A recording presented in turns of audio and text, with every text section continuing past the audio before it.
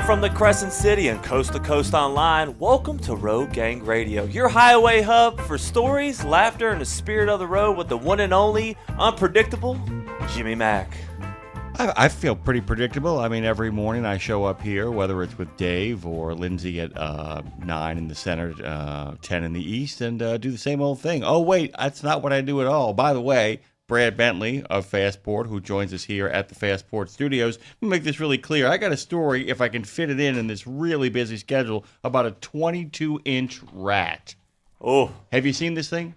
Thankfully, no. It's in a bag, dude. They actually have pictures of it in a bag. It's been making the rounds. I'll dig into that in a little bit, by the way. There's a backlog of nominees over at the FMCSA. A lot of people, a backlog of nominees across the board for the Trump administration because for some reason they decided to call an early recess. I don't know what's going on over there.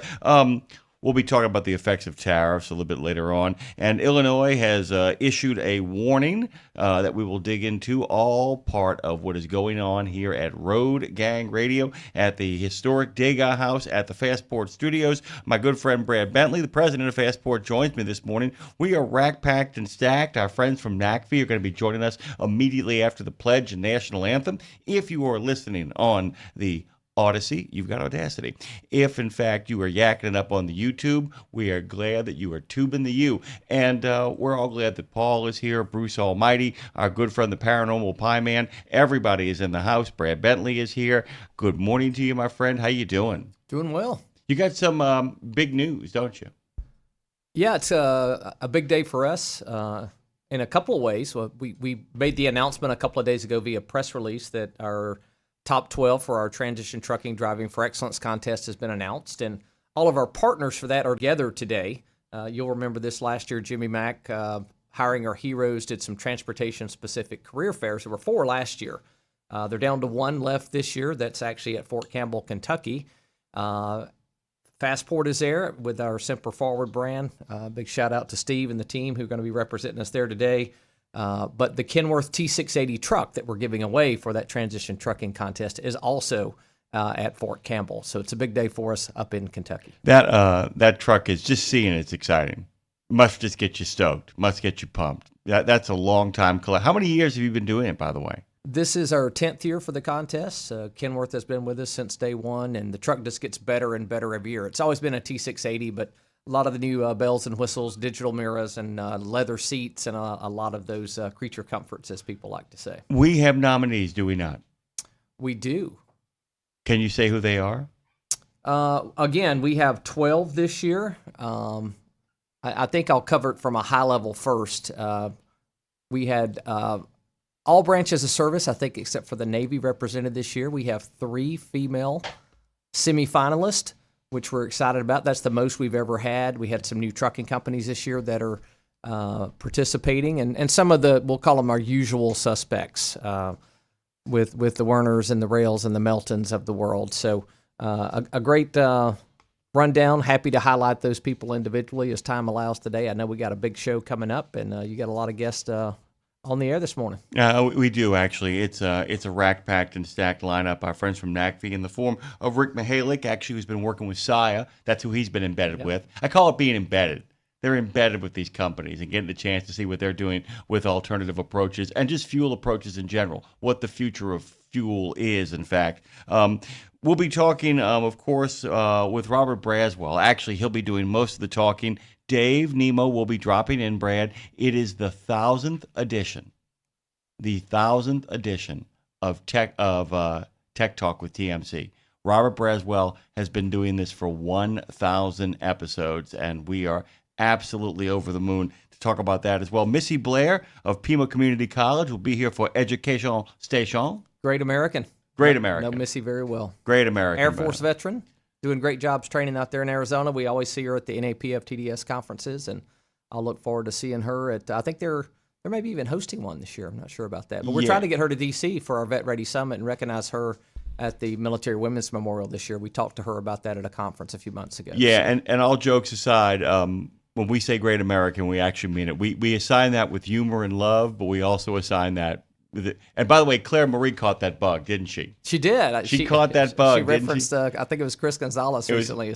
Yeah, because we're actually working it out with Gonzo, who Dre got a chance to have breakfast with. Gonzo, of course, runs a spectacular organization. He's got a great story about teaching. What is you teach a man to? What is he? You give a man a fish, he can eat for a day. You teach a man to fish, he can feed himself for the rest of his life. Yes. And there's a story that Chris has about gardening that's going to change a lot of veterans' lives. A really kind of great story. We'll get him on later, though. But when Claire read Chris's full bio, she just wrote back a single sentence.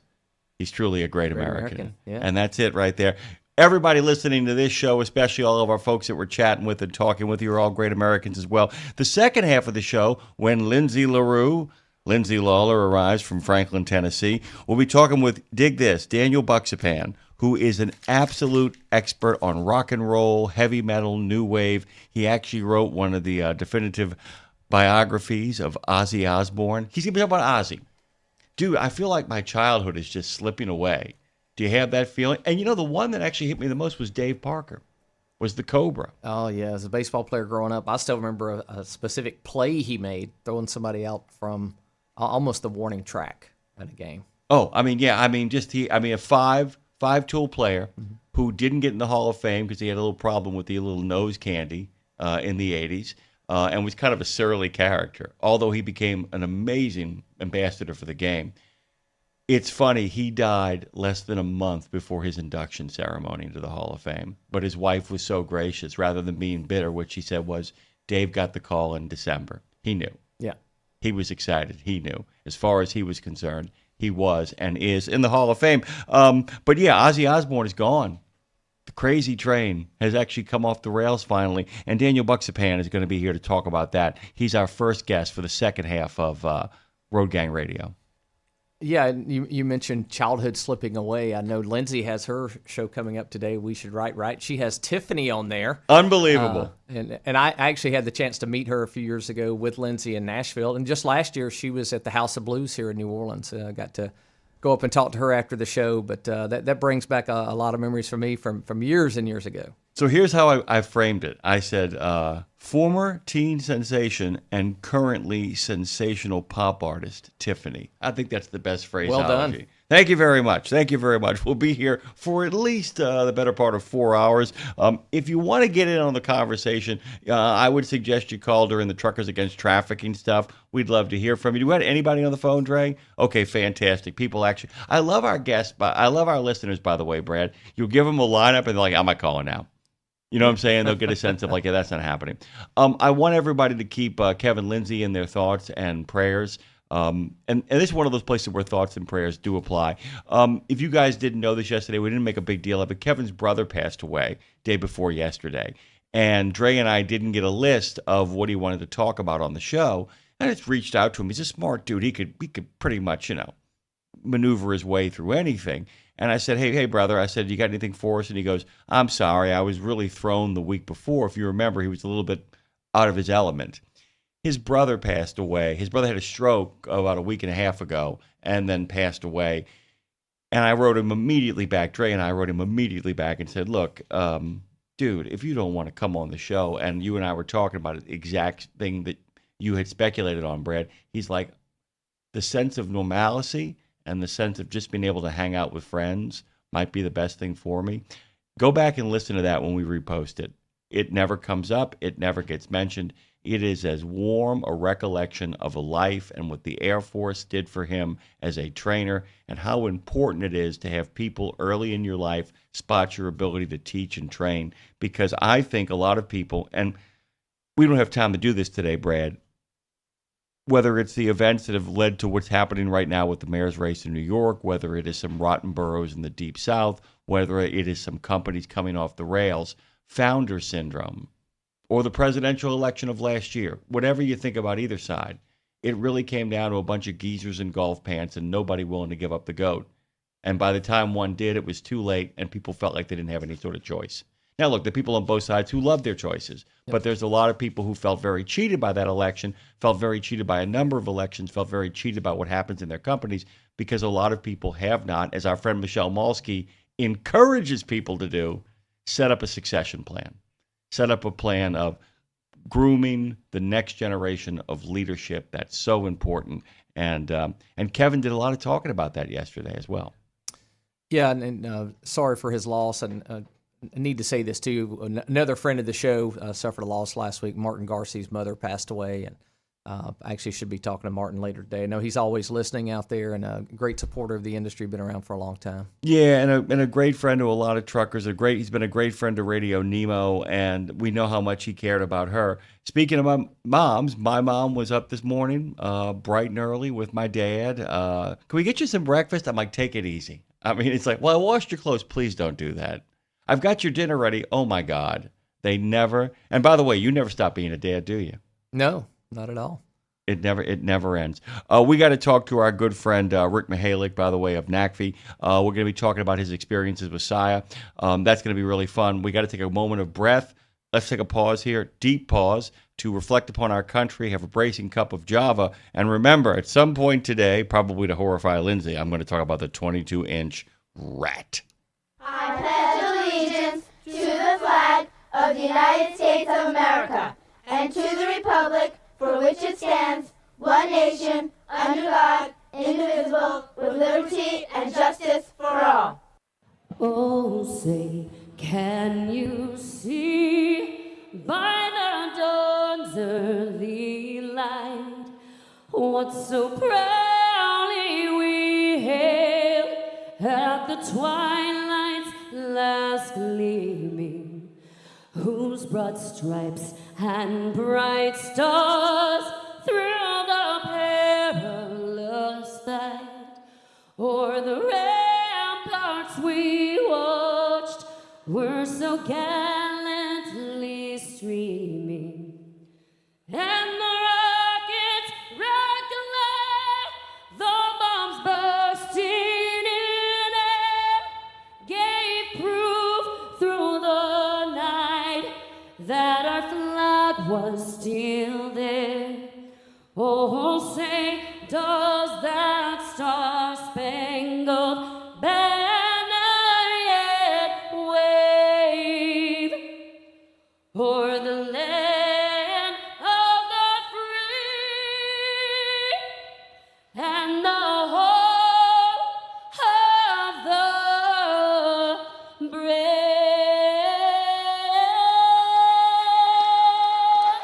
Let's wake up and get our day started with a cup of Java with Pastor John, brought to you by the Bennett family of companies. It's Wednesday, Wednesday, Wednesday, Wednesday. Good morning, good morning, good morning. I tell you what, I woke up this morning, I was so anxious to get on and share this with you.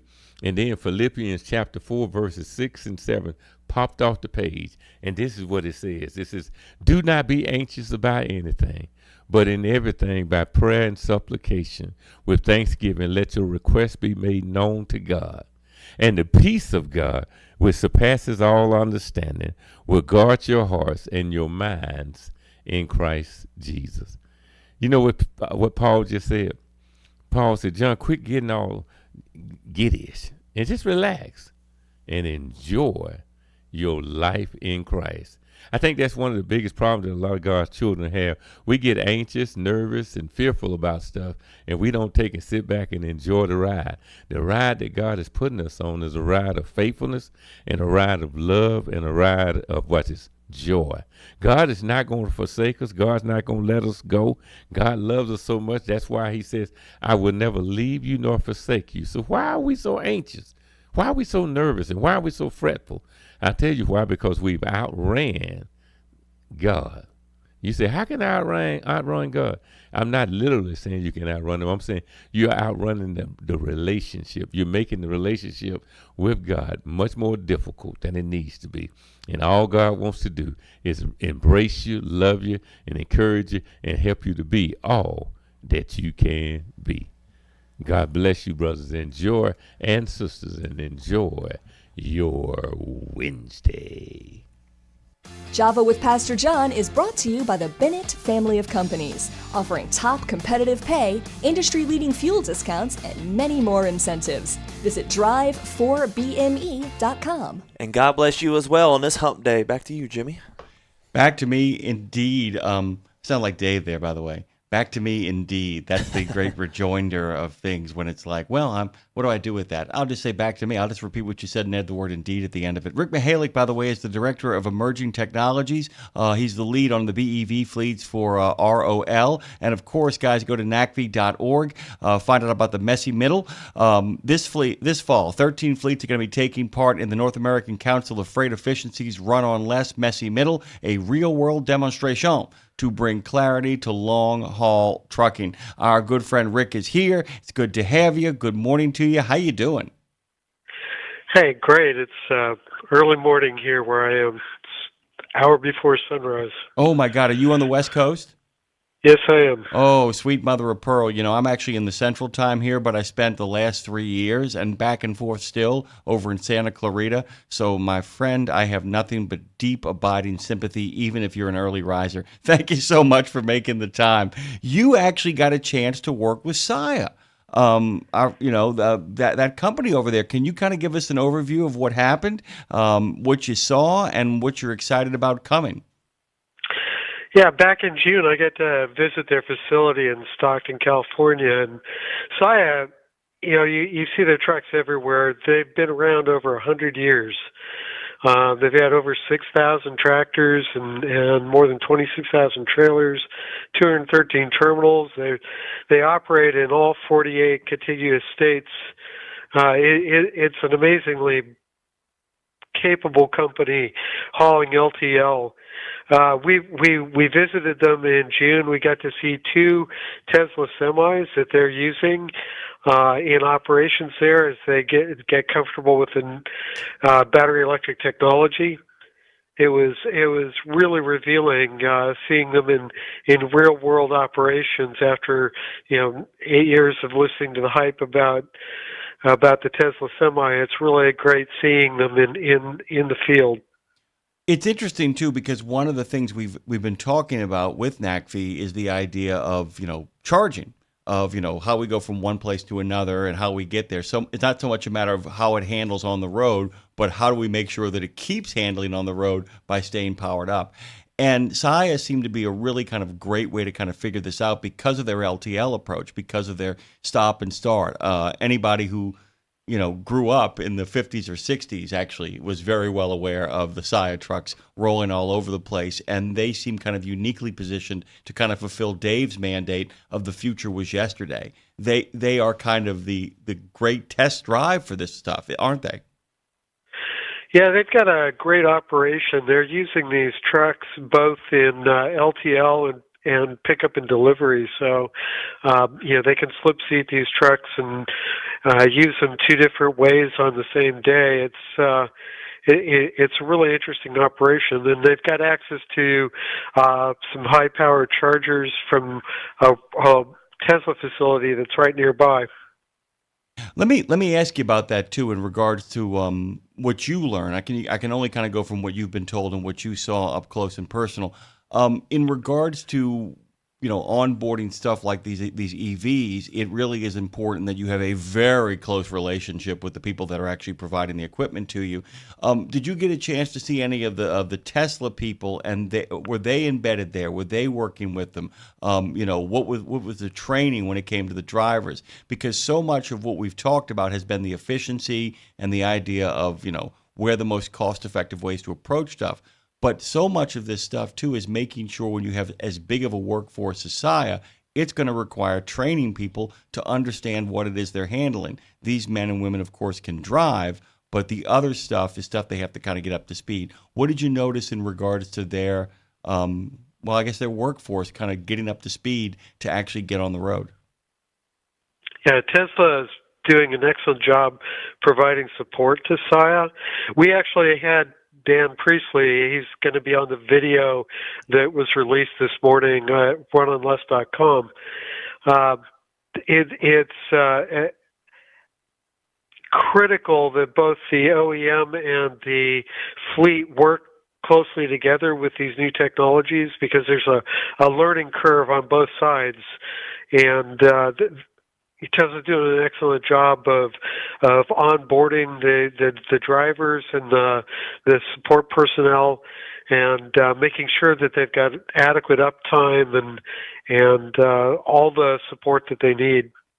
Well, and we talk about all the support that they need. So, kind of tell us about your own personal experience. We've talked, you've alluded to it a little bit here, but can you talk about once again, remind our listeners what the rides felt like, what you saw in regards to the efficiency and productivity of going from place to place, and from your own kind of vision of things, what seemed to be more kind of ready to go? The local deliveries, the idea of those last few miles, or the over-the-road stuff? Yeah, what's interesting about the Tesla vehicle is it has a very long range for a battery electric vehicle, and so they're using them in operations that are going several hundred miles at a time. Drivers are learning about regenerative braking. That's the recovery of the energy when they're slowing down, and there's a learning curve to driving these battery electric vehicles. You get more efficient with time because you get familiar with how it operates. They're also using it in pickup and delivery, and so they'll make 10, 15 stops during the day inside of an urban duty cycle. The drivers absolutely love these trucks. They're very maneuverable.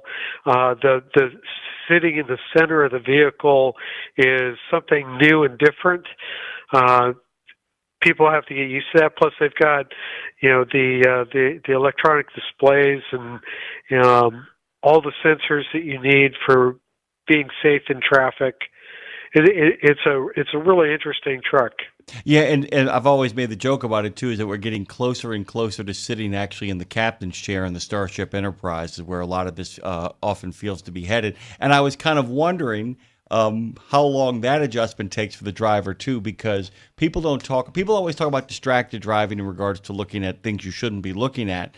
I've often kind of wondered how long it takes a driver to kind of, adjust to being in such a cool atmosphere. I'm going to put it as basic as I can because that can be an incredibly distracting thing. We've all been in a brand spanking new shiny car with all new bells and whistles, and it can be overwhelming. Did you find from being inside those cabs, from getting a close look at that stuff, where you're like, I can see how you might get transfixed by the new technologies?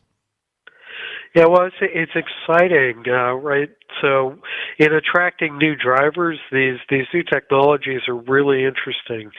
The drivers I talked to said that it took them only a couple days to really get comfortable driving them. If you're used to driving a conventional truck, it's a big change to get, as you said, into the Starship, into the center seat, and with all the technology wrapped around you. But the visibility is tremendous in these vehicles, and the additional technology with all the sensors and the software that's on board. It's a very easy transition to learn how to drive these things. Well, yeah, I can imagine that too, given the fact of where the seat is positioned, not just in regards to where it's positioned at the center of the cab, but how you can actually see that we've always said that truck drivers feel like they're up, but there's a design about certain trucks where you still feel like I'm up, but I'm down low. This really kind of positions you up high where you really are on the bridge of a ship. And there really is something that has a similarity to both a spaceship, well, at least the futuristic version of a spaceship, after all, it is Tesla, and actually being in some kind of boats. And that gives you a really wide breadth of vision for safety for the road. So, like I said, I can only talk about the experience from your eyes, but what are you looking forward to when we get to the fall? Well, when we do the run-on less in September, what we're going to do is get data from 13 different vehicles in these different duty cycles, and it's going to be really interesting to see how they compare. We're hoping to show that they all work very well in each of their applications. The messy middle is all about choice. And with natural gas and battery electric and fuel cell and renewable diesel, it's choice. You can pick whatever solution fits best for you. And the other thing is, too, and it's like I said that one of the exciting things for me is going to sound crazy, though, is some of this is going to fail. And I don't mean that these people are going to fail or that you're going to fail, but some of this is going to be like, you know what, this doesn't work for us. Some of it is going to be we may have to try something else. And that's what the data is for, to kind of figure out, is this more efficient? Or, like I said, you may get the numbers back and be like, well, that's not too much better, but we can see now from operating this stuff that we can exponentially make this better. The real exciting thing after the drives themselves is you guys being able to go through the data and begin to make projections and kind of immediate reads of what is going on there, correct? Yeah, every fleet's unique. I always say that there's no average truck, there's no average driver. Each of these fleets has to try these technologies out and make sure that they're right for what they're using them for. But more importantly, they have to make sure they're not buying a technology and putting it in the wrong application. And you get this firsthand experience with these trucks. You very quickly learn that they can do more than you thought they could do. Everybody we've met in the last several years that drive these battery electric vehicles find out that they can actually do more with them than they expected. And it's just great seeing them on the road finally as production vehicles. Rick, we are out of time. I'm so glad you got a chance to come in here and talk about your experience with SIA. Our good friend Rick Mihalik, of course, is the Director of Emerging Technologies and the lead on the BEV fleets for the ROL. Guys, I want you to head over to NACFE.org and find out about this. Lots of good stuff over there, lots of great information. Rick, thank you so much. I'm going to give you one final shot. If there's anything else you want to add before we shuffle off this radio coil, I wanted to give you a chance to say it. Yeah, go see the videos that we have at runonless.com, and you can see these trucks and how they're operating. The messy middle, we're going to keep on talking about this over the course of the next couple of weeks. I cannot wait for the results as well. Thank you, Rick. Thank you. Road Gang Radio continues, by the way. It continues on YouTube. It continues at RadioNemo.com with 365. It continues on the Heart of I. It continues on the Tube of You. It continues everywhere that radio can be found and continue and expand across platforms across the way. Don't forget, Trucking with a Wider returns tomorrow and on Friday. And there is a new edition of We Should Write. A new edition of We Should Write with, former teen sensation, currently sensational pop artist Tiffany, going to be joining Lindsay for one of her in-depth conversations. VJ Mariolia is going to be joining us, talking about Bitcoin.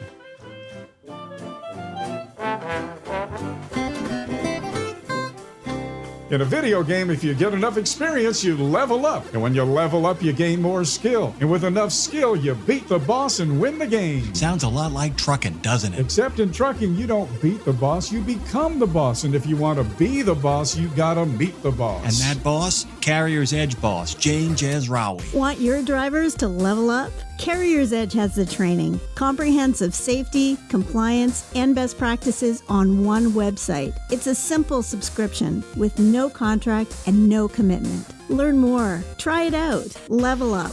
CarriersEdge.com. Hey, come on! We're starting the game! All right, I'm coming. Wait for me. CarriersEdge.com.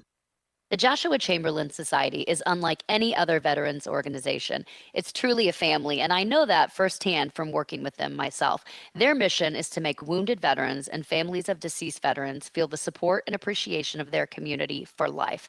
Our veterans' injuries are permanent, and so is the JCS support. From monetary assistance like paying utility bills or college funds to helping our heroes find purpose, JCS is a family that surrounds and supports the heroes who have sacrificed so much. Learn more and make your donation at chamberlainsociety.org. That's chamberlainsociety.org. 17 Sapp Brothers Travel Centers are known for great food, hospitality, and mom-approved showers and restrooms. But don't forget the service centers. Sapp Brothers ASC certified technicians can repair nearly any issue in shop or roadside, including axle repair. Dig into your free steak dinner with your oil change. That's a Sapp Brothers tradition to thank you for your business. Tires? Sapp Brothers will beat any competitor's advertised price on tires. And download the Sapp Brothers app for exclusive promotions in the shop, restaurant, and store. Your spot under the coffee pot is waiting for you at Sapp Brothers. The mission of Wreaths Across America is unwavering. remembering our fallen heroes, honoring those who are currently serving, along with their families, and most importantly, teaching the next generation about the value of freedom. And you can join our mission with a $17 donation that sponsors a fresh Maine Balsam Remembrance Wreath. Each wreath will be laid in honor of a veteran who gave the ultimate sacrifice for our nation. To sponsor your wreath, please visit wreathsacrossamerica.org. That's wreathsacrossamerica.org. This is Road Gang Radio, and you're rolling with Jimmy Mack live from the Fastport Studios in good old NOLA. Fastport.com, nationalapprenticeship.org is where you should go if you want to find out workforce solutions. They're also really darn good, by the way, our friends over there at onboarding veterans into your life and into your companies. And they got a great Vet Ready Summit. Plus, they've got a Transition Trucking, Hiring Our Heroes series of events coming up. Brad Bentley joins us this morning. We'll be talking to VJ here in just a second. By the way, when we get to that conversation, it's going to be about understanding Bitcoin and, maybe clearing up some. So yesterday we talked about immunology. I thought the doctor was terrific. Today we're talking about Bitcoin. We want to make sure that you understand what it is and are able to make informed decisions about it. I know many of you actually have Bitcoin, have made investments in that. Others of you want to take the plunge. Others of you actually want to know what it can do for you in regards to supply chain, blockchain, and all other kind of groovy stuffs. We'll be talking to VJ in just a second here. But I want to talk to Brad Bentley here just for a few moments before we actually begin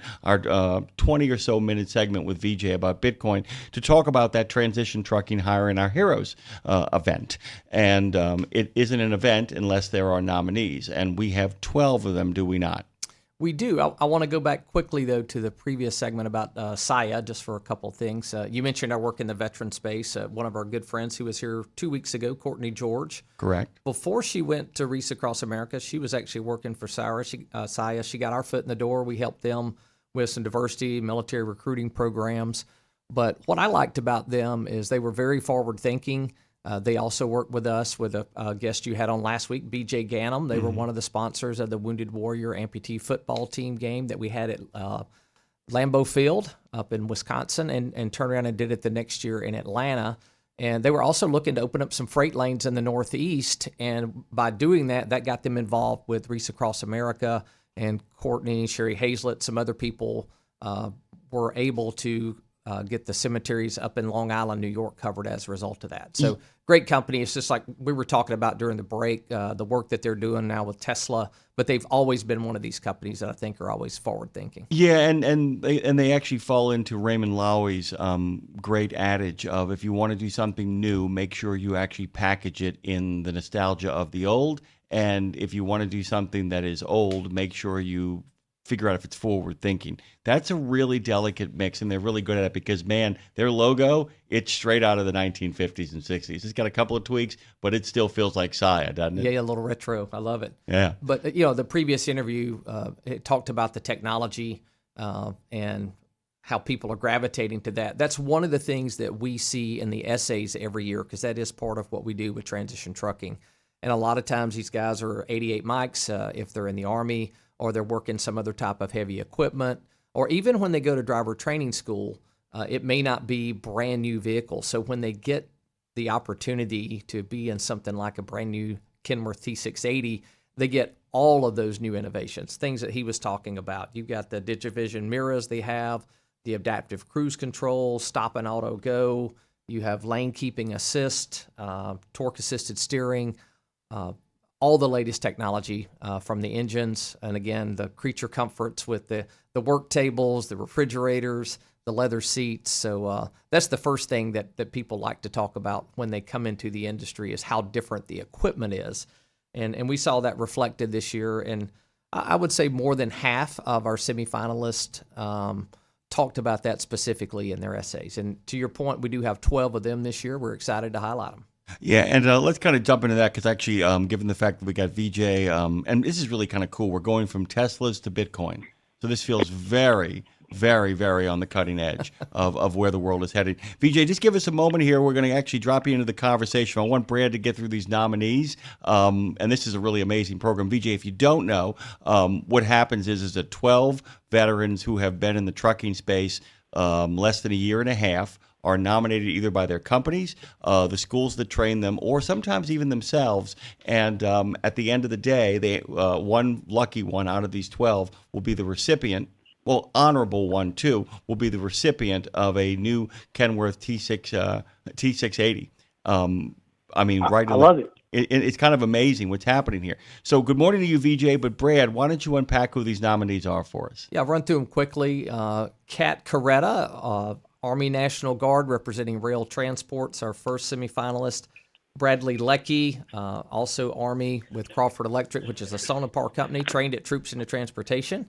Federico Hudson, Air Force veteran, and I actually met his wife at an event at Joint Base Lewis McGuire-Dix Lakehurst last week, which is a crazy story.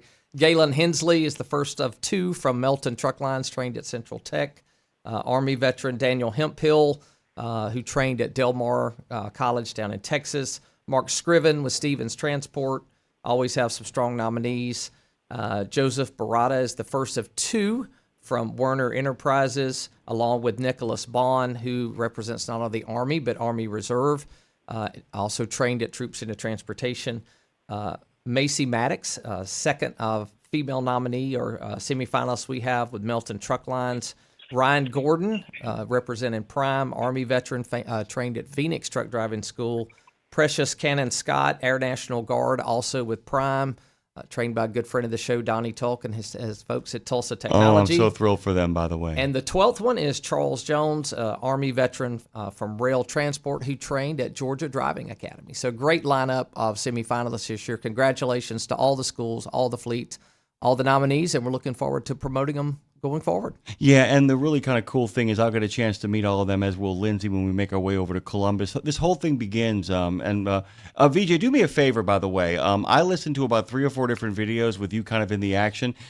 Tell me, like I said, and I was given a pronunciation guide, but I want to make sure I get this right. VJ Marolia, right? That's perfect, and I'm actually very impressed that you got it on the first try. Well done, sir. Well, thank you very much. It's like when you come from New Orleans and we say Burgundy as opposed to Burgundy. You have to learn how to pronounce things properly, by the way. The other really kind of cool thing, VJ, is we go to Columbus after that. We start in Columbus at the Veterans Museum and Memorial. We then make our way over to the Chillicothe plant, where we get a chance to see one of those T680s up close and personal. They then announce the 3 to 4 finalists that go to Washington, D.C. in December, and then the award is given out at the Chamber of Commerce. And we always kind of use this as our bellwether. The first female recipient, Ashley Leyva, when she won it, her daughter actually figured out that she'd won it before she did. So the photo is of her daughter reacting while Ashley is still praying. So the daughter has figured out there's nobody left. You know how they always do the second, the runner-up, and then you realize you're the last person standing. Process of elimination. I love it. Yeah, and so watch this transition, Brad Bentley, by the way.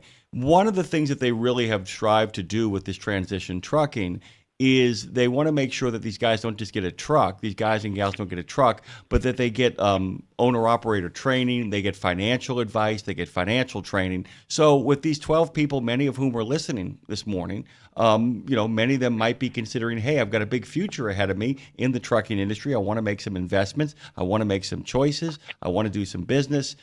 Bitcoin might be one of the things they're looking at, and I think it sets you up really nicely to talk about this. We're so thrilled to have you this morning. And good morning to you, by the way. Welcome aboard. Good morning, and thank you for having me. So can we just kind of start off, like I said, let's imagine, a lot of our listeners know of what you speak. I know of what you speak, but there's some folks out there who are just kind of getting into trucking, just kind of getting into their own finances, who have heard a lot about Bitcoin. And one of the reasons you're here is to kind of dispel some of the myths and rumors, but also talk about its stability, what it means for potential future growth. So kind of give us your kind of 30,000-foot view of Bitcoin, and then we'll kind of go from there into your particulars. Sure, perfect. And I think the best way to do it is to kind of discuss not only what people like about it, that own it and are continuing to buy it, but let's also discuss who is staying away from it, who is advising against it, and what is their reasons for doing so. So first, what is it? So digital money is the goal. However, it's acting more like a digital commodity. What's the difference? Well, currencies are supposed to be not very volatile, right? In fact, that's what the central bank's job is. One of their two jobs, keep maximum employment and keep prices stable. They have failed miserably at keeping prices stable since the creation of the Federal Reserve, 1913. Dollars lost over 98% of its value. So the thing that I think everybody can relate to, doesn't matter what side of the aisle, doesn't matter where you live, as long as you're in the United States, you understand that we have had a ridiculous amount of inflation, and it's not going away. All these talking heads on TV keep talking about the rate of inflation coming down. That just means that prices are going up at a slightly slower rate, but it's still well above where it's supposed to be, and it's making it very, very difficult for a lot of people. And so if you think about the purpose of Bitcoin, it was to protect against inflation. There is a lack of trust in many of the biggest institutions, and that includes central banks. And it seems as if the people that are making the mistakes are getting bailed out, and that necessitates a creation of a lot of money, and that creation of a lot of money makes prices go up. And there is a really nasty effect where those that are closest to the largest institutions and the banks, inflation is going to affect them last. Inflation is going to have the least effect on them, but it's really going to affect the people that get the money last, which is the consumer. So after that money goes from the government institutions, the central banks, to the other contractors, and those contractors will hire other people, and then finally you get your paycheck, and by that time everybody's already raised their prices. Okay, and so Bitcoin has a limited supply. If there's one thing that I want people to take away from this, and if there's one thing that I think is very strong, is that there's never going to be more than 21 million of them.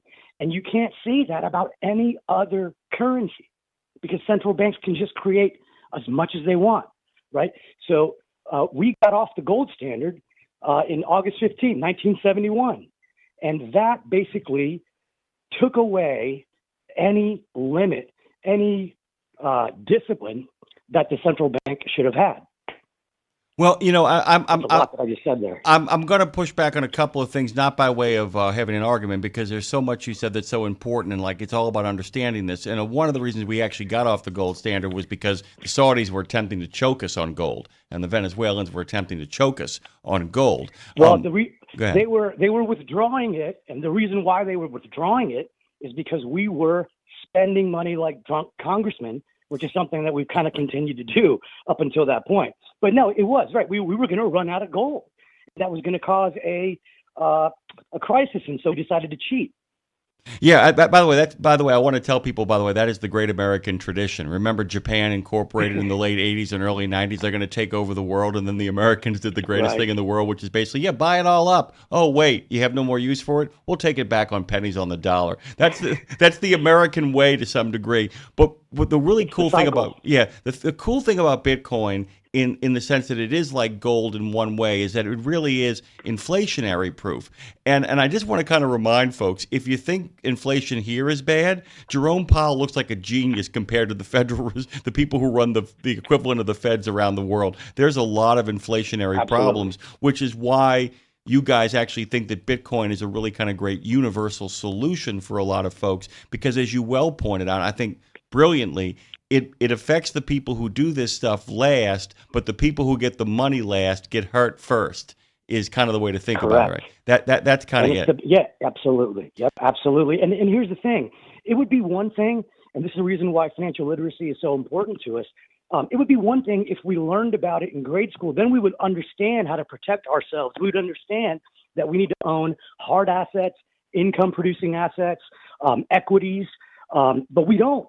We don't learn about any of that. We don't even know what a FICO is until we already signed up for the credit card because we wanted that free T-shirt at the football game. And so it's really sad, almost criminal, if you think about what we're doing to our own society. And it can be easily fixed if we just give them the information early. By the way, if you guys are just joining us, VJ, you can find out more about what he does at two places. You can go to rpcapitalsolutions.com. You can also go to VJ Hedges on the tube of you. Make your way over there. It's VJ, and then it's all underlined, but make sure it's VJ space Hedges, and check out him over there as well. Let's talk about the beginnings of Bitcoin, by the way, about who created it, and is this a person or is this a team? Sorry, that's the first time I'm reading for your notes. I know the answer, but it's kind of a fun story. Yeah, well, I mean, do you really know? Because I'll be honest with you, I think it's still a mystery. I mean, so basically, for our listeners, after the great financial crisis, we could call it the subprime meltdown. Lehman Brothers went under. All the investment banks that we kind of grew up with for generations, one by one, they all just either got bankrupted or bought out by a bigger fish. And that's kind of when all hell broke loose in the financial markets. And so a white paper was published. And the author of the white paper just means kind of like an independent research paper. That's not really like sponsored by anybody except for whoever is writing it. And it's kind of a way to test your ideas against the criticism of the public. So he wrote a white paper. He wanted to create digital money where you did not need a third party to intervene. You did not need a trusted party. The network, the blockchain, if you will, would do everything for you, and it wouldn't cost like fees like the banks charge. His name was Satoshi Nakamoto, and for a while he was posting on the Bitcoin blog, the website, and it's allowing other coders to kind of help improve the system. But then one of the people that was in charge of it, he actually met with the CIA, and that was not something that Satoshi Nakamoto was happy with. He's been MIA ever since. In other words, we haven't heard from him. And so there's a lot of rumors about who it could be. Some people think it's more than one person. And I would love to know, Jimmy, who is it, man? Well, I think there really is this Satoshi Nakamoto, but I do think though that he's the one that actually stepped into the fire. If that makes any sense, I think it's about 2 or 3 dudes who actually kind of came up with this. I don't think that. Now, look, Alexander Hamilton proves that one really brilliant guy sitting behind a desk in isolation can actually dream up an entire economic system. But I actually think this was probably born of about 2 to 3 guys kind of pitching it out there. Nakamoto took the first step forward and then kind of realized maybe I should take a step back for a little bit here. That's kind of my speculation. When I say I know, that's what I think is going on. That's what I think. I'd love to hear your spec. And that's a great example. That's a great example that you used with Hamilton as well. More people should learn about that story. Don't worry about watching the play. That's probably too expensive. Just go read the actual book that Ron Chernow wrote that helped inspire the play that Mr. Miranda. It's so good. I tell people all the time, really if you ever really want to, I really hope that Chernow at some point writes a book about Ty Cobb, because Chernow has proven how brilliant Hamilton was and what an honorable man he was. He's proven that Grant was not a drunk and actually a pretty darn good president until his misunderstanding of finances unraveled him. I would like him to see do Ty Cobb, because Cobb has been labeled a racist, and we now know that was simply a guy who hated him, did that to him after he died, which is like one of the most awful stories. We're getting in the weeds here. I did that to myself. Hold on, you got to bring me back on, talk about baseball one of these days. But before I interrupted you, keep going. By the way, speaking of baseball, I got a chance to meet a guy this week at the Texas Trucking Association who works for Fleetworthy, did 6 weeks in the major leagues. And ended up, I got to tell you, there's all kinds of, we've been talking about Dave Parker this morning as well. VJ, really quickly, I want to make sure we get enough of this stuff in. Our friends are thinking about maybe investing in Bitcoin. What are you telling these truck drivers, many of whom have the resources, many of whom have worked very hard? Most of them are small business owners looking to diversify their portfolio. As a financial advisor, as a guy who sees what's coming, what would your recommendation to them be? I would say that when you look at your long-term portfolio as a pie, it needs to be a piece in there. Now, what I don't want people to do is think of it like a lottery ticket. It's not a lottery ticket. it's going to be volatile, right? It is a digital asset. And so assets go up and down in value. And if you're in this for the long term, I think it's going to go up in value. Why? Well, let's just keep it simple. Prices are dependent ultimately on supply and demand. Well, I already told you the supply is going to be limited to 21 million, right? What's going to happen to demand? Well, let's see. We just got new legislation, okay? That's going to free up a lot of pent-up demand. We have all these ETFs taking in billions and billions of dollars. It's going to be allowed in retirement accounts. Fidelity is now allowing it. That's one of the biggest financial companies with distribution in America. And so, and that is before we even talk about tokenization. Now, tokenization is the process that we're all going to witness over the next decade or two, where all our assets, whether it's our homes or our companies or even our cars, anything that can produce a cash flow, it's going to become a token. It will create liquidity. It will create opportunities for people that never had the opportunity to take ownership before. It's going to be very exciting. So if you're in it for the long haul, so to speak, pun intended, Nicely then, done. you want to own some. Thank you. Let's end on a good note then. Yeah. Vijay Marolier is a seasoned fund manager, author, and frequent contributor to Wharton Business Radio on our former platform, That Which Will Not Be Spoken. Commonly quoted in Bloomberg, CNBC, Barron's, and Wall Street Journal's Market Watch, Vijay covers a wide aspect of capital markets, economic trends, and is a major advocate for financial literacy, as you can tell. Guys, let's all make a point, everybody listening right now, just go over and subscribe over at Vijay Hedges on the same platform if you're listening on YouTube. He'd love to have you over there. There's a lot of great content, and from what you hear, a lot of articulate and really, common sense, down to earth, and yet not simplifying it, telling it like it is. Vijay, thank you so much. You're welcome back anytime, my friend. Thank you, Jimmy. It's an honor. We're going to continue our conversation here with Brad Bentley of Fastport. Don't forget, Dave Nemo is in the house. He's lurking around. He is going to be here to honor Robert Braswell on the 1,000th episode of Tech Talk with TMC. Big congratulations to Robert. Big congratulations to Dave. We were making the joke the other day. Brad, you know this, on other platforms, not just our former one, I've been noticing a lot of things recently. The trucker has started at the top telling you what day it is, the National Day of. Mm-hmm. I notice our good friend Jeremy Remmer is having conversations about books. I'm thrilled about this, by the way. I want this happening more. We want this happening more. There's a great South Park episode where they're trying to come up with an original idea, and every time they try to, one of the kids goes, "Simpsons did it." Yeah. Simpsons did it. And I sometimes feel like that with Dave Nemo, that I hear people, I got this great idea for a new piece of programming, and I kind of go, yeah, I got a different title for it, but Nemo did it. I have to tell you, though, what you guys are doing with transition trucking, I'm making all kinds of great transitions today. That's something incredibly original. Where did you get the idea for the model? It was really listening.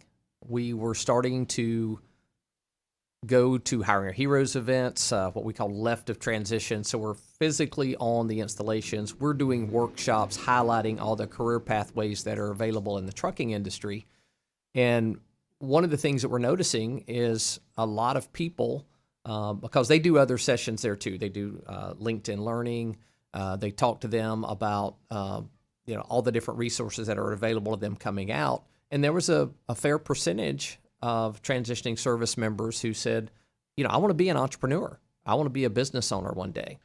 So at the time, my slide deck, the presentation, I was highlighting some people that maybe those soldiers weren't aware of who were veterans, like a J.B. Hunt, for example, coming out of World War II, and talking about the success they had in an industry, becoming an owner. And the more we got into this, we're like, what if we gave them an asset that could literally change someone's life? I mean, and by the way, we talk about Truck Driver Appreciation Week, and there are folks out there, I'll give you for instance, who are doing great work, like, our sponsor, Sapp Brothers, actually has real kind of benefits for Truck Driver Appreciation Week. I mean, stuff involving real discounts on Toyo tires, all that kind of stuff. But a lot of times it's just a lot of T-shirts and lip service, and even some of the prizes people get. there ain't a substitute for cold hard cash or a genuine bona fide asset, is there? It's really kind of putting your money where your mouth is. Yeah, and we were sitting in a conference room, Lowell, Massachusetts, which is where I'd moved to work for Fastport. And I had previously worked at Randall Riley. We had a Trucking Stop Rookie program, and it had a cash prize. So we said, we could do something similar to that, focused on veterans. And it was really our CEO, Bill McLennan, who was Marine, said, let's take it a step further. What if there was a piece of equipment involved in this? And we started looking at the different manufacturers that were out there. Kenworth made the most sense to us. They're American-owned brand, more than 100 years old now, et cetera. So we approached them, and I'll never forget the day that we got the call that they had their internal meetings, and they had agreed to donate a T680 as the grand prize for this contest. So that kind of started it. And again, this is the 10th time they've done that. We're very grateful for that partnership, both with Kenworth and with Hiring Our Heroes. But we have tried to take that a step further, to your point earlier about these men and women who become business owners. That's how we got OIDA involved. They've stepped up with their Truck to Success program to make sure these people are ready when they get the keys to that truck to go out on the road and be successful. We've also tried to get them help in a lot of other areas, some temporary insurance.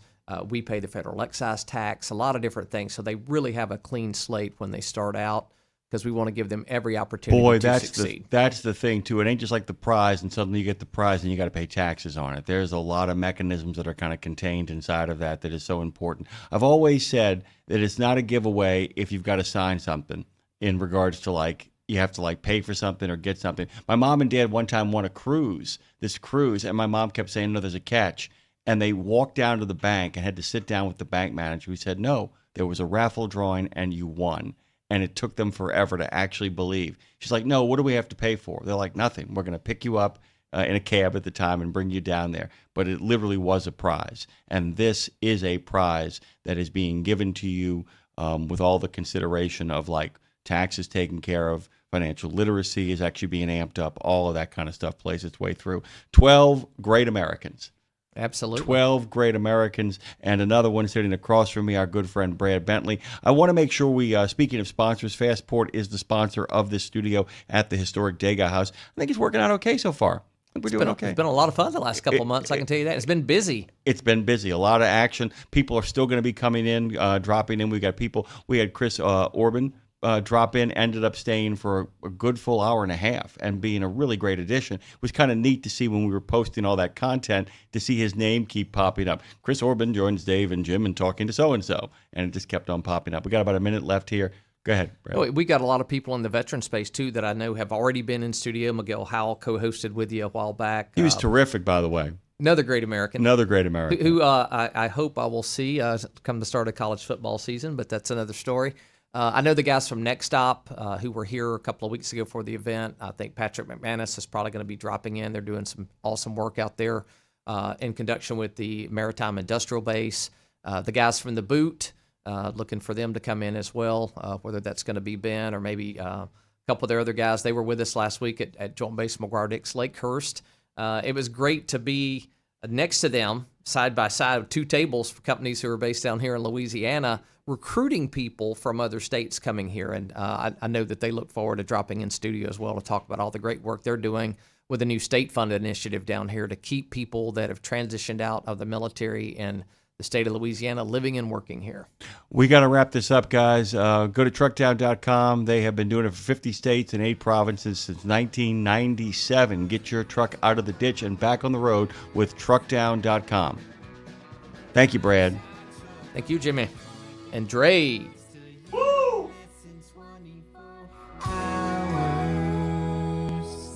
Okay, you've heard the horror stories of how folks have lost their life savings when the market tanks. Is there a way to invest and make money without risk? Believe it or not, yes. Since 1995, Americans who cannot afford to lose their investments have used fixed index annuities. You get guaranteed income and protection from market downturns. It's a win-win for you and your future. To learn more, dial pound 250. Use the keyword Truckers Wealth to get in touch with them today. Pro drivers, say hello to your perfect fuel stop, Racetrack. perfect as in hello, everything you need on the go. Oh, hi there, dedicated truck lanes. What's up, hot and delicious grab-and-go food? And hello, cat scales, clean restrooms, and large, easy-to-maneuver lots. Racetrack has what you want so you can get in, get out, and get back on the road, turning miles into money. Next time you need to stop, say hello to the fuel stop built for pro drivers. Racetrack, whatever gets you going. St. Christopher Truckers Fund provides free health and wellness programs for drivers to help prevent some common medical conditions seen in the industry. These programs include diabetes prevention, Rigs Without Cigs, a tobacco and nicotine cessation program, Healthy Habits for the Long Haul, a 12-week total body wellness program, a vaccine voucher program that includes free flu, shingles, COVID, and pneumonia vaccines, and GPS, Get Preventative Screenings. That includes free at-home cancer screening tests. These programs are available to Class A over-the-road semi-truck drivers. For more information or to register for a program, visit the St. Christopher Fund website at truckersfund.org. The Joshua Chamberlain Society is unlike any other veterans organization. It's truly a family, and I know that firsthand from working with them myself.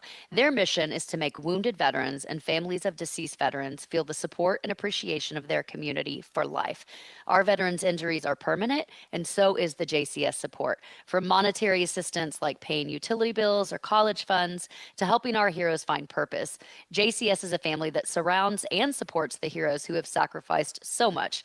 Learn more and make your donation at chamberlainsociety.org. That's chamberlainsociety.org. Live hard, drive hard. Shady Rays has got you. If you want a pair of sunglasses that keeps up with your adventure on the road, Shady Rays has got you. If you want to keep your eyes on the journey ahead with a price point right for your lifestyle, Shady Rays has got you. Premium polarized sunglasses with a lost and broken protection program and 30-day risk-free returns and exchanges. Drop in that code RadioNemo at ShadyRays.com and get a 35% discount and make sure you can see where the action is. They got you at ShadyRays.com.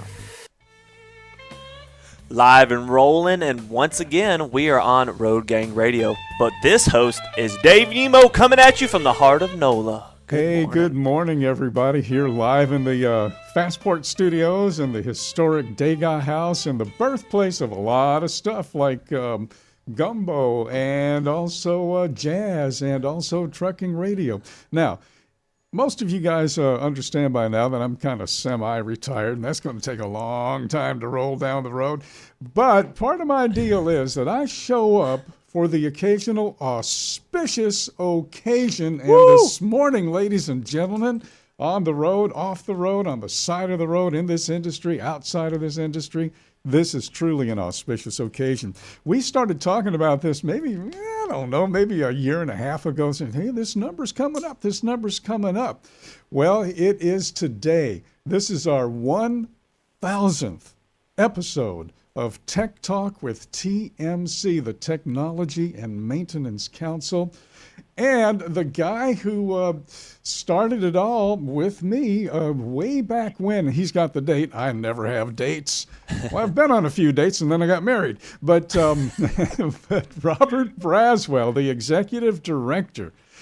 And when Robert started, he wasn't the executive director. He was just a young sprout. He was the technical director of TMC, is with us this morning, along with one of our longtime and dearest friends in the industry or out of the industry, one of the pioneers of Tech Talk with TMC, Derry Stewart. Robert, good morning.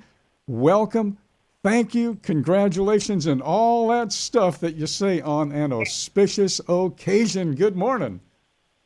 Well, good morning, Dave. It is great to be back here for the 1,000th episode of Tech Talk with TMC. It's been a great ride, and it's all thanks to you for having us on the program to get a chance to share this information with our listening audience. You know, ordinarily we would just share information with our members that come to TMC meetings, but this gave us a whole new venue to share the information, the institutional knowledge that our members create, and hopefully improve the industry.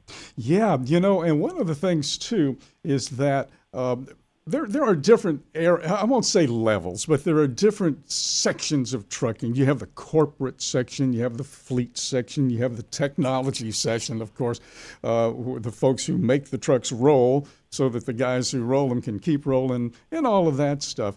But our listeners, by and large, have always been the men and women behind the wheel. Now, a lot of them own their own trucks or aspire to that. Some don't. Have made a great career, as company drivers throughout the decades. And you guys really opened up a world of opportunity, of inspiration, education, and knowledge, and also camaraderie by opening up a special, really cheap, and the price has never gone up, for the small fleet membership category at TMC, the Technology and Maintenance Council, meaning from 1 up to 100 trucks, $150 a year. You get everything. You get all of the manuals. I still have my old big library manual that kind of makes that thing is so big, my bookshelf is bowed where that book is, Tell us a little bit about that, and what was our date on the first show ever? Now, let me just say this. We sort of had a soft opening in a sense, because we kind of tried this out with 2 or 3 guys, Derry being one of them, to see, hey, you think this is going to float? You think this will roll down the road? Let's see what happens. And the next thing you know, it happened. And the next thing you know, here we are at program number 1,000. Take it away, Robert. Well, it all started back in September of 2004 when we were doing our fall meeting in Nashville, Tennessee. That was the time was your backyard. You were broadcasting the program from there. And we were invited to come by to the studios through an intermediary of both of ours, which was John Hawkins Benton of Bendix, I believe it was, and Al Cohen from PSI. Yeah. And so you invited us and myself and Dave Verherk, who was our general chairman at the time, to drop by. And we did 2 hours or 3 hours with you on the program. And we thought that was really cool. It was like we were in this little house in the middle of nowhere in Nashville. It was like Mayberry meets Star Trek. It was like really cool in that studio. And that was great. We did that for that day. And then, a couple months, 3 months later, I got a call from you. Said, hey, we're going to be in town at NOMA down at the SiriusXM studios. Why don't you come by? We'll do a couple of shows. And so we had Tom Cuthbertson, Susan Chandler, and Peggy Fisher happened to be in town at the time. We all did, I guess it was a pilot for Tech Talk with TMC. That was in April of 2005. And the first official show was June 14th, 2005. And that was with Brad Van Riper at the time with Truck Light. It's funny you say a little house in Nashville. That little house in Nashville was built in 1940. And we were Mayberry there, and here we are in a place that kind of represents the French Impressionist art movement of the late 19th century. The Edgar Degas house, where he actually lived and painted for a couple of years here. He painted 18 of his works here, and this is where Degas actually became an Impressionist. He never liked the term, but he was kind of given that term because he painted stuff that didn't exactly look like it, but it kind of felt like it more. I mean, we won't go down that road, but history is abounding here with us on the radio and with you guys being with us here on the radio. So it's been a multifaceted adventure. Absolutely. And, this would be 1,000 shows. If I do 3 more, I'll have passed Jack Benny's record for his program. And that was one of the longest running radio programs ever. So he did 1,003, they tell me. So. Hey, listen, I'm old enough to remember Jack Benny's program. Jack in Rochester, right? That's right. Yeah. So, good morning, Derry Stewart. Well, good morning, Dave, and good morning, Robert. And it's great to be on the 1,000 show. I'm really, really proud of that.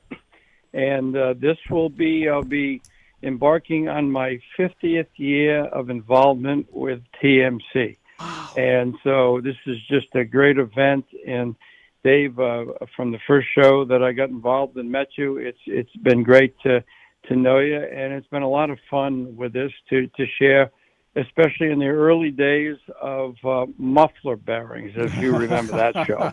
Yes, indeed. I certainly do. Yeah, that was our first show with Derry. You know, we had a caller call in and says, "Yeah, I'm having a problem with muffler bearings." Of course, we know that's just a gag, but we had fun with it. And of course, you know, the blinker fluid thing went on for a little while too.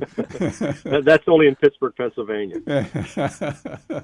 You know, we've had so many different shows, especially in the early days when the drivers would call in and ask questions, and then you know, we did follow up on quite a few of those after the show.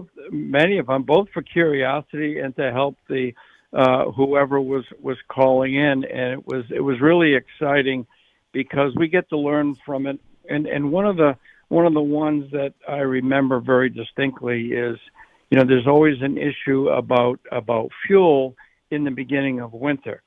And, you know, we talk about it at TMC, at Shop Talk and Fleet Talk about fuel. And one of the, I was telling the story of call it very basic pieces of fuel management. And an owner-operator called in, and he verified, as an owner-operator for years operating in Canada, then northern U.S., what he did to operate, which was exactly what we had been talking about at many shows and at many TMC sessions. So that was one that I remember very, very distinctly. And if he's listening, I want to thank him. And that show was about what, Robert? Maybe, I don't know, 15 years ago? It was a long time. It's a long time. Give or take. You know, another one that comes to mind, too, is what we get advice from the listeners about what things to study. And with respect to visibility, for example, one time we had Jerry Hubble on the program, who's our visibility expert, had been on the show many times, and they were trying to figure out, well, what are some things we can do to improve? And the driver said, well, figure out how to make the windshield wipers not reduce my visibility out of my rearview mirrors because it's throwing the water over on the rearview mirrors. I was just thinking of that, yeah. Yeah, that's a classic one. We actually acted on that, and then there were the designs that you see now in the modern vehicles, the aerodynamic designs. They were improved, so not only do they save fuel, but they also make sure the water doesn't go on the rear-facing mirrors. So, and let's go back to the big arenas where we all get together 2 or 3 times a year. Super Tech, we brought Super Tech to the radio, and my first impression of Super Tech was quiet intensity. I mean, you could hear a pin drop, and if there wasn't an engine running, you could hear a pin drop because these guys and girls in there were just working on those puzzle stations, the challenge. I forget the exact term here. I forget a lot of stuff nowadays, but it's just an incredible way to expand the horizons for a lot of folks, I think, not just on the driving side of things, but on the tech side, because the guys on the tech side are having a problem recruiting people, getting young kids interested in things like that. But TMC, you guys have really overcome a lot of those hurdles in terms of kind of getting the word out to these kids that, wait a minute, this ain't your granddad's truck anymore. That's true. You know, the National Technician Skills Competition, which you're referring to, is also celebrating its 20th year this year. And they started in 2005, and we're going to be doing our 20th rendition of this event at our fall meeting in Raleigh, North Carolina in September. Maybe we'll get to the 1,000th year of Tech Talk before it's all over. That session within TMC, Dave and Robert, you know, it has brought such credibility to the importance of the mechanic now known as a technician. And, you know, the skills that they have, most people don't realize that this is a trade that requires a lot of electrical type skills and all the way back to the basics. But it has really brought it to a level that has brought real professionalism to the industry. The technologies that have advanced us and our reach here at RadioNemo, Road Gang Radio, has metamorphosized, if you will, and has been improved upon in terms of the stuff that we have now. All of our gear is much smaller than it used to be. I remember back in the 1980s when I was going out to the truck stop remote broadcasts at midnight, I used to have a hand truck to bring in all the gear I needed. We used to have to drop 3 long-distance telephone lines, one to get the program to the truck stop, one to get the program back to the studio, one for me and John Parker, the late, great John Parker, the Dean of Truth, back at the studios here in New Orleans at that time. And all of that kind of stuff, just all of that equipment just kind of reduced in size to where it's almost in a suitcase now, and you have a radio station in a suitcase. The same is true on the trucking tech side too. Not so much things are smaller, but I remember a time when a representative from one of the big OEMs, and this goes back a lot of years, and Derry, you probably can relate to the decade here, but he says, well, there are 6 computers under the hood of that truck. And it's like, wait a minute, there's probably 600 computers under there now. So we have all kind of just gone with this technological flow into the future. And it's been a remarkable, as you say, it's been a remarkable ride, Robert. Yeah, and you think about, you're talking about how making things smaller in terms of radio gear. Well, just think about the explosion of extra technology on the truck. There's tons more capability on the vehicle. The vehicle is now becoming self-diagnosing, almost self-aware, probably will be self-aware when AI fully kicks in. And the trailers are now smart. They weren't smart back when we started the program in 2005, and now smart trailers are just about everywhere. So it's really revolutionized the industry has over the last 20 years, and it's going to be exciting to see what the next 20 years brings. Yeah, it has really the technology level and the computers and all the controls within it, and with AI coming, it certainly will help the diagnostics part of the vehicles. But we got to remember that the basic part of the truck has not changed. There's still tires on it, there's still brakes on it, there's still the mechanical aspect of it, whether it's batteries and certain things within a vehicle that sometimes we tend to forget, and we get overpowered by the level of technology and the computerization. But there's still a very strong basic level of understanding of those mechanical skills. And we can't get lost in the technology to where we forget what the most basic pieces of that, and that's where the technician comes in. He now has to be an electrical genius, okay, and not forgetting where he started with basic PMs and brakes and those type of repairs that are critical to operate on the highway today. That blinker fluid is not going to fill itself. So interestingly enough, Dave, we do a survey every quarter at TMC asking, what is your top 5 concerns that keep you up at night when it comes to equipment issues? And the number one issue the last quarter was diagnostics, and it speaks right back to the issue of vehicle complexity, if you ask me. We asked them from a list of possible 85, 90 choices, what keeps you up at night? This time, for the first time, diagnostics was number 1. But to Derry's point, technician shortage and tires were numbers 2 and 3 respectively. So, it all comes down to, if you don't have the boots on the ground, so to speak, to fix the truck, but that's what's required. You can diagnose it all you want to automatically. Telematically is great, but until the truck can fix itself, the technician is really the key element here into making sure that the rig is ready to roll. Rick Mahalik. At one time, Dave, what was really important in the mind of fleet managers was oil, filters, and grease. That is no longer the most important part of the truck. The key part of the truck today is batteries and electronics, because it doesn't take much to set off an ECM or something on a vehicle, or a control module, cab control module. So the electronics, in my opinion, has gone way up the ladder of importance, along with managing the cooling system because of EGR and stuff. So once that oil was the primary concern of fleet mechanics and fleet managers, that is, in my opinion, has fallen down on the list, because the quality of the lubrication products are so good.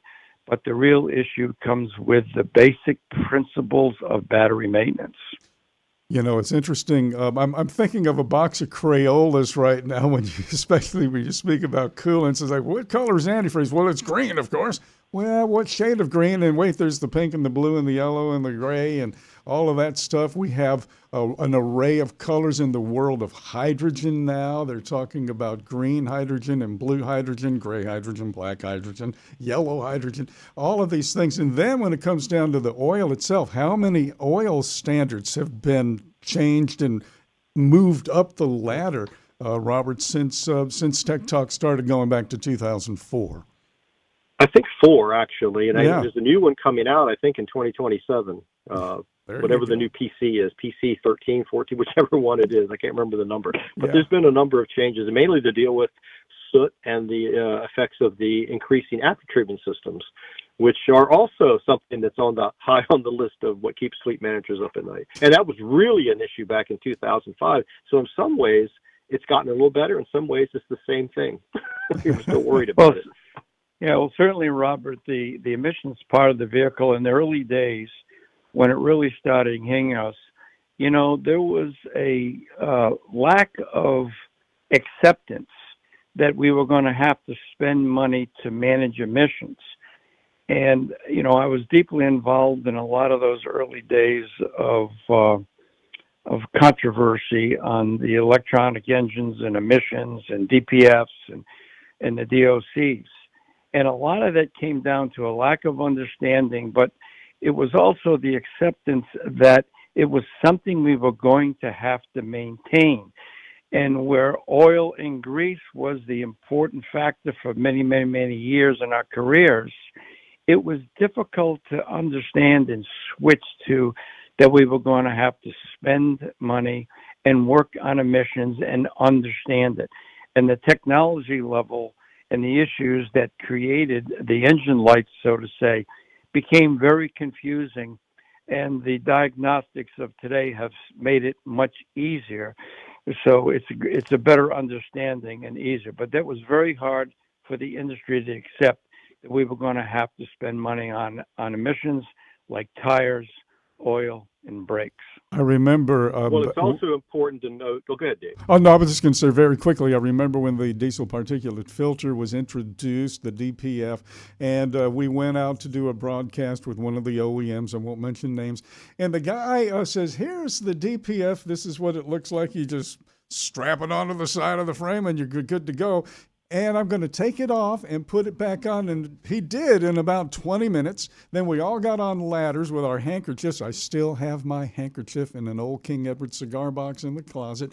We stood up there on the ladder, held that handkerchief over that exhaust pipe for as long as we could stand the heat. And he says, now smell it. And it smelled like a freshly ironed shirt. I mean, it was wonderful.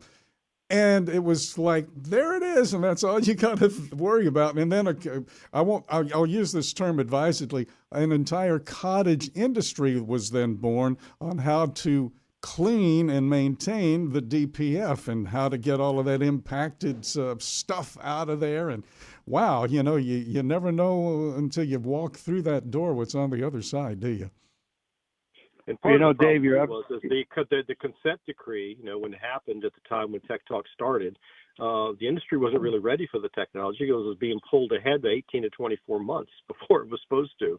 And so that's why people were cutting holes in their hoods, trying to figure out how to deal with the increased heat on the hot side of the engine, because things like belts were, failing prematurely, hoses, even the washer fluid tanks were boiling because of the increased heat nobody expected. Like the Wicked Witch of the West. I'm melting.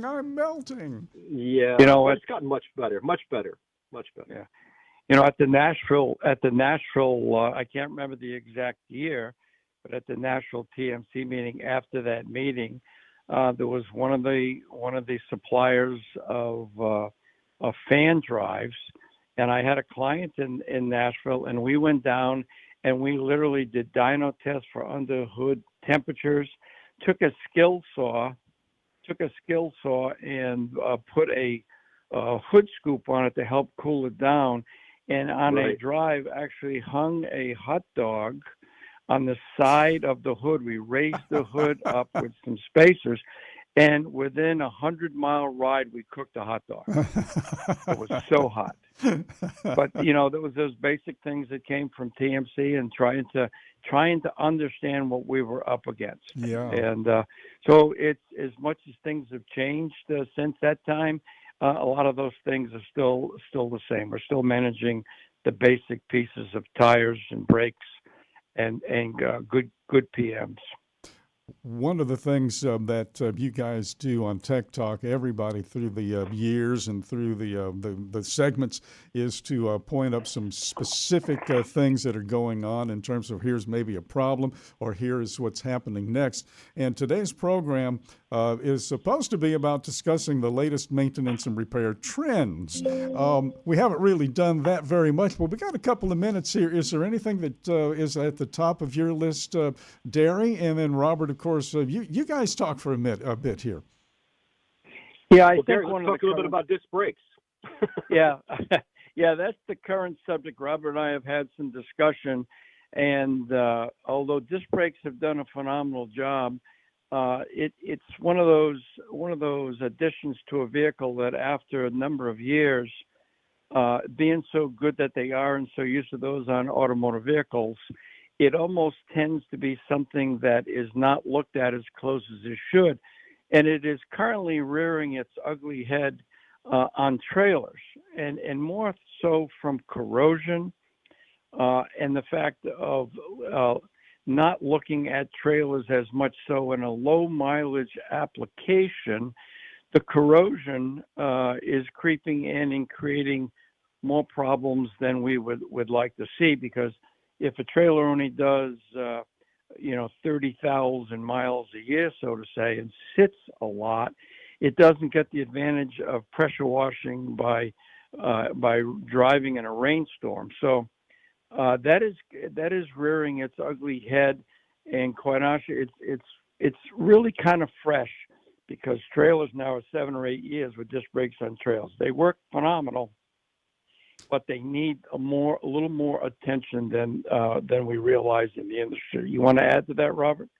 Well, yeah, and here's the other thing too. We're finding out that if you weren't very good at maintaining S-cam brakes, you're probably not very good at maintaining disc brakes because it does require maintenance. It's not maintenance free, and if you put them on the trailers, like you say, it's almost like you can't do set it and forget it.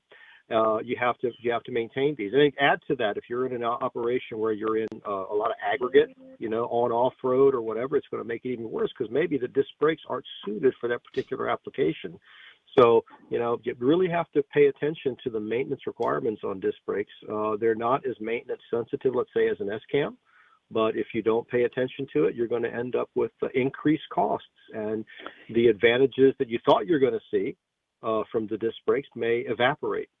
Gary, you mentioned corrosion, and corrosion was the topic of contention for a lot of episodes of Tech Talk. I'm thinking Roy Gambrell and his photo albums that he brought into the studio. Oh, my goodness gracious alive. Roy really is the godfather of rust jacking. Yes. And we talk about him from time to time at the meeting, that and his real issue, because rust jacking was real, his real issue was that nobody was seeing it or looking close enough, which is the exact same thing that is happening to disc brakes on trailers, that it's kind of a forgotten component because it does operate so well. But as time goes by and corrosion, and then now with the brake pads, the copper being taken out of the brake pads, the pads are not getting the life on trailers, even though there was a little survey done that Robert and I talked about that said that they were doing much better. On trailers, it really doesn't. And then if it gets into the rotors, and the majority of the manufacturing rotors are inboard, you can have a labor catastrophe, downtime, and an expense that far exceeds proper maintenance on drum brakes. It seems like it went like a flash from 2004 to 2025. This went by like a flash from 9 o'clock in the morning to 9:30. So, as we always would ask at the end of each Tech Talk, Robert Braswell, Who's on deck for next week's Tech Talk, episode 1001? Well, next week we're going to be talking about right to repair issues with Edward Coe. He is the executive director of the CVSN, and we're looking forward to a great discussion on what you need to know about impediments that may be there that help you, that prevent you from fixing your truck. If we started listing off the roster, that's all we would have done. But I just want to say to you, Derry, and to all of your compadres, you and Robert, Jack Legler, the whole gang, thank you so much for a couple of decades of some incredible information, camaraderie, and good programming. And we are looking forward to 1001 and beyond. Tech Talk with TMC.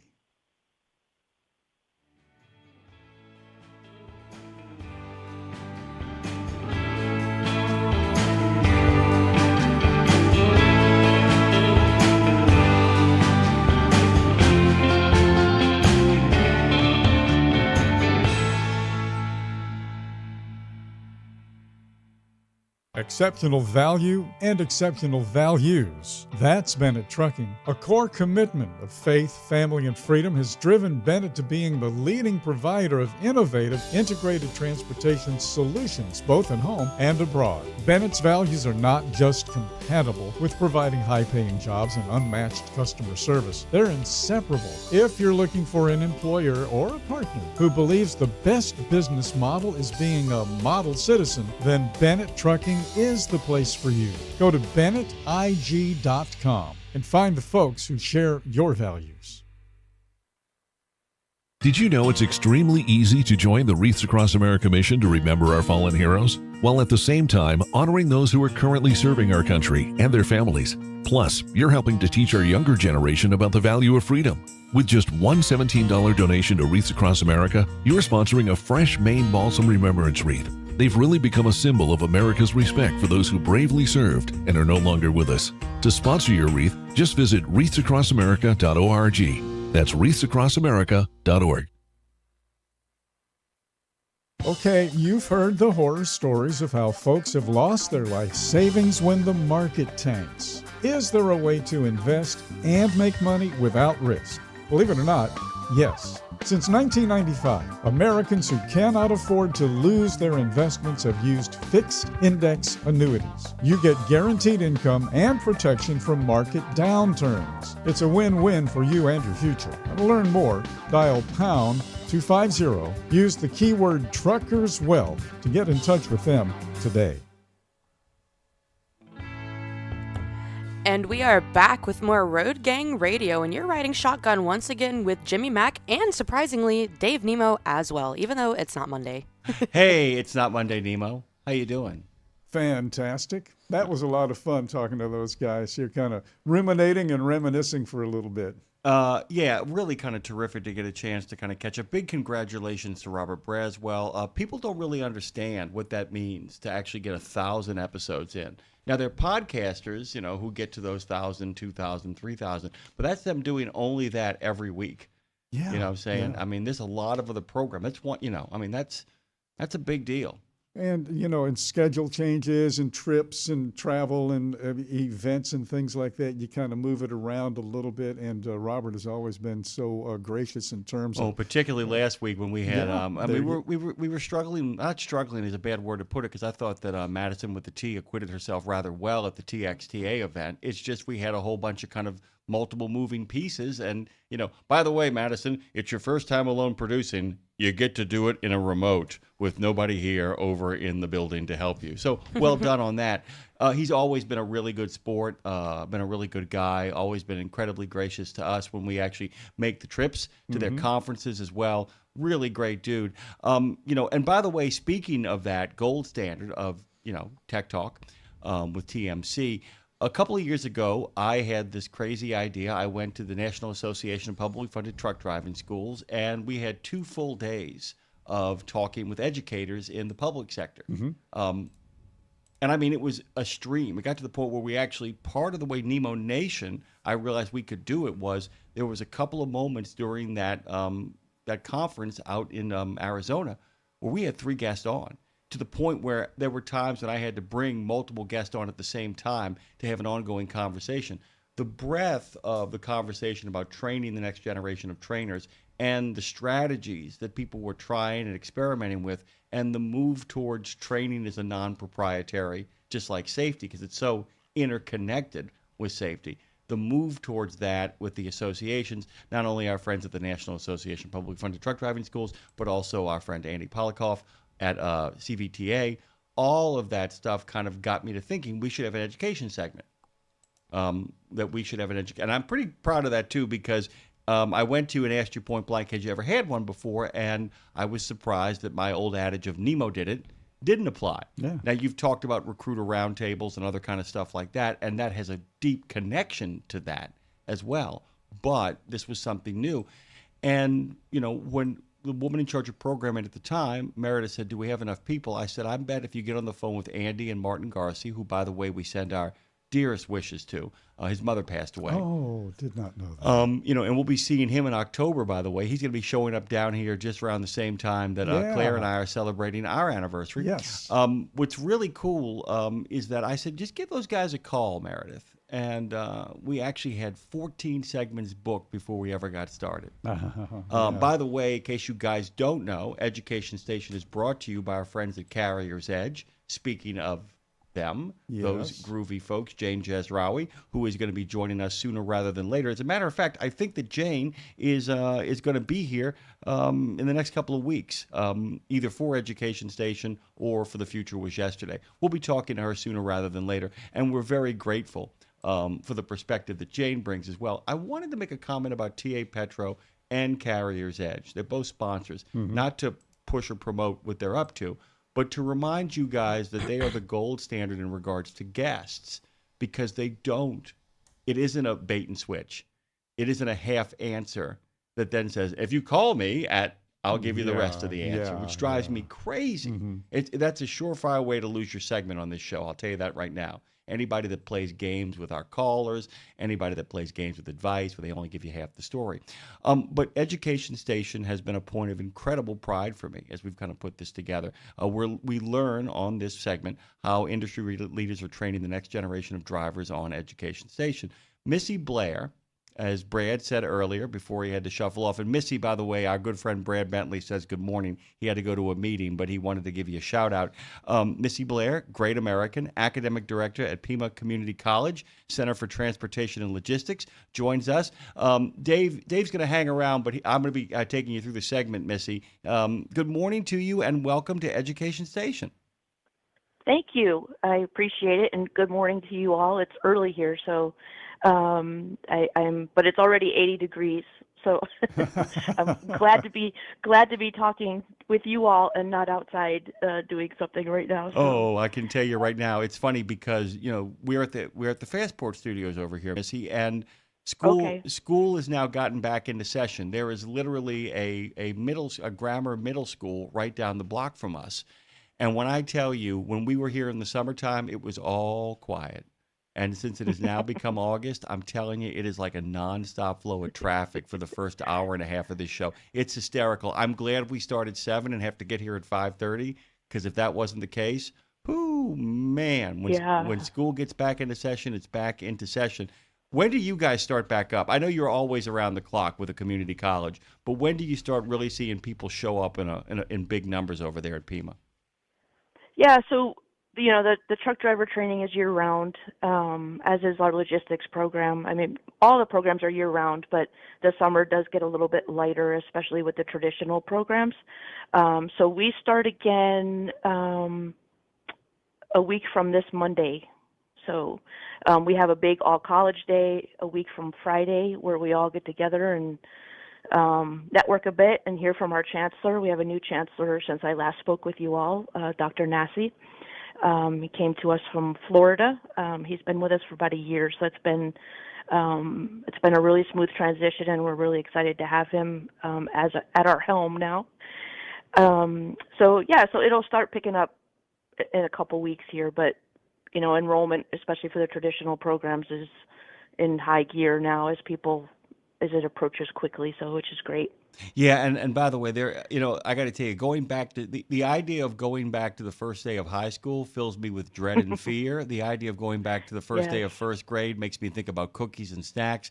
But few things bring a joy to me than the first days of college, the first days of programs, even like the ones that you guys run over there. The idea that it's people who have made a choice to start a new life, to begin a new adventure, and to actually receive the training. And as you well know, some of them, of course, are following a more traditional route, deciding not to go to college, quote unquote, per se, but to, maybe learn a trade or a skill. But other people who have been working, say, in McDonald's, working at a grocery store, working behind a desk, who are saying, you know what? It's time that I actually had that adventure. I'm actually going to read what you sent us, Missy, because I feel like we can talk about all of this stuff and get people really kind of jonesed about what it is you do. Networking, collaboration, transportation training, upskilling for autonomous vehicle technology and trucking, motorcycle safety and traffic survival school instructor, program management, presentation facilitation, and building relationships within the community. One of the women in trucking's top women to watch in transportation for 2019. I actually just described you, but in describing you, I'm also describing what people who go to Pima in regards to pima.edu/truck driver are going to get when they get into that program. Is that fair? Yes, it is, and that sounds like quite the LinkedIn version of my of my bio. But yes, and that's what I love the most about community colleges. We get people from all over the spectrum. Some have been in school before, some have not been in school forever, and so we meet them where they're at, right? And so it's always a different day every day. It's so I love that when they've made the decision to return to school after so many years and they step on campus and they're petrified, right? I don't love it for them that they're petrified, but I love it for us that we're able to help them through that. And I would just say to anyone who's listening, if you haven't been in school for a while, go to your local community college, explore your options, and it's just the community colleges are just such a. I know I probably have a bias. I do have a bias, but even before I worked here, I realized the value of the community college for the community. So. And by the way, here's the catchphrase: "We'll help you steer clear of your fear." I mean, that's basically it. That's right. Yeah. I mean, that's really what it kind of comes down to, and that's such a crucial thing too, because a lot of people don't understand that there are some people who actually are still holding the job and then driving to the community college. Most people who walk on, I'm biased to community colleges because I think they're great. That's my bias. And the idea of you're a fry cook, let's just say at McDonald's, and it's time to actually start a career. And you just don't see, managing McDonald's as part of the future of what you want to do. You still have to have that job because you got to make that money because you're taking care of some people, you're taking care of yourself, and then making your way over to the community college. Missy, this is not going to be as explosive as it's initially going to sound. I want to talk about English proficiency, but I don't want to talk about English proficiency in regards to the people who actually don't know the King's English and are really starting from scratch. I want to talk about the idea of what you're seeing over the last couple of years in regards to soft skills, because we've talked to so many people who say that the diesel mechanic shortage, that a lot of the shortages that are happening in the trades are not happening because people don't have those skills. It's because people don't have the soft skills. I had one diesel technician, well, he was more than that. He's actually a supervisor, who said, "Jimmy, I got guys who can fix this stuff. They can't write the work order." And I was kind of curious if you are starting to see people searching for skills deeper than just the drive from point A to B in regards to what you're seeing at Pima. Am I making sense, by the way? You are, absolutely, yes. And yes, 100%. That's also, we're not just teaching, hands on the wheel and driving a truck. It's communication. Sometimes, people come in and, the first week or two, it's stressful for them and they're ready to quit. Right. And so I think that's the thing that we see in our program is that confidence, and which may not be the soft skill you may have been thinking about, but I think the confidence and the resiliency that we we really have to kind of almost be a counselor, right? And say, okay, like where are you struggling? And just there's a lot of that wraparound services that we provide. As you were talking about, almost 70% of the college population attends school part-time. And so, we only have about a 30% that attends full-time because of what you were saying with the jobs and, the child care, parent care. There's so many issues that our students face. And so there's just many areas where we have to, try and help them through any life experiences where they may be struggling with those soft skills that you were talking about. And if we can't do it within our own department, we have so many resources within the college that we're able to help them get connected with, and that's also a main piece of what we do. We have to be aware too of what's happening within the college so that we can help students, serve them the best. I wanted to ask you this question because it's one of I call it the 30,000-foot overview. Let's talk about the program itself, the idea of what the program delivers, the staff, what the resources are. Because I want to accomplish two things here. I want to talk about how you actually handle staff and how they actually engage with the students. But I also want to give our friends out there listening, many of the truck drivers who are thinking about maybe taking a detour into training, maybe going back to a local community, to talk about what it is you have in regards to staff, how it is you handle the incoming students, and then what you're looking for when you're looking to have people train people and how you train those people. Yeah, it's a great question. So we have. So we serve about 100 students an academic year. So with that, we have 3 full-time staff instructors, is what we call them. So they're salaried. And there's many different models across the nation. As we've learned through, I heard you mention the National Association of Publicly Funded Truck Driving Schools, which is a mouthful. There's many different models on how schools do it. The way we do it is we have 3 full-time staff instructors salaried. We also have 3 part-time now that kind of fill in for vacations, any kind of sick time. But we also do have them fill in when we can, to fill in if we have some overflow of students. They'll come in and also teach, a full class for us. Right now we're moving to more of a we were completely online for our theory portion, and we have one instructor that does that with a backup instructor. And then, of course, we don't teach online for the behind the wheel, of course. So we have. I'm Missy. Although I do want to have a conversation at some point about instructing people. This is really where it's going to get fun at some point in regards to practice reps, not in regards to the real deal. But that's going to be a really fun moment when you actually sit down in the simulator and the screen comes up and your instructor, whether it's Missy Blair or Donnie Tulk, you're going to have a headset on and your instructor is going to be talking to you like a dispatcher as you run the simulation. And I think at some point we're going to end up there, but that is a tool as opposed to the real deal. That's the same thing that a flight simulator does. But go ahead. I'm sorry, Missy. I get excited about that weird stuff. Yeah. I totally, and I'm sure people who are listening, at least half of them right now are staring or cussing at the radio like, no, we can't do this online. So we're not there yet, obviously. So it's okay. So that's, so we have the 3 full-time, 3 part-time staff. We have a staff of 3 full-timers in the office because we do have more than the CDL program. So, and then one of the full-timers in the office is strictly student services. So we're very lucky to have a dedicated student services person for 100 students.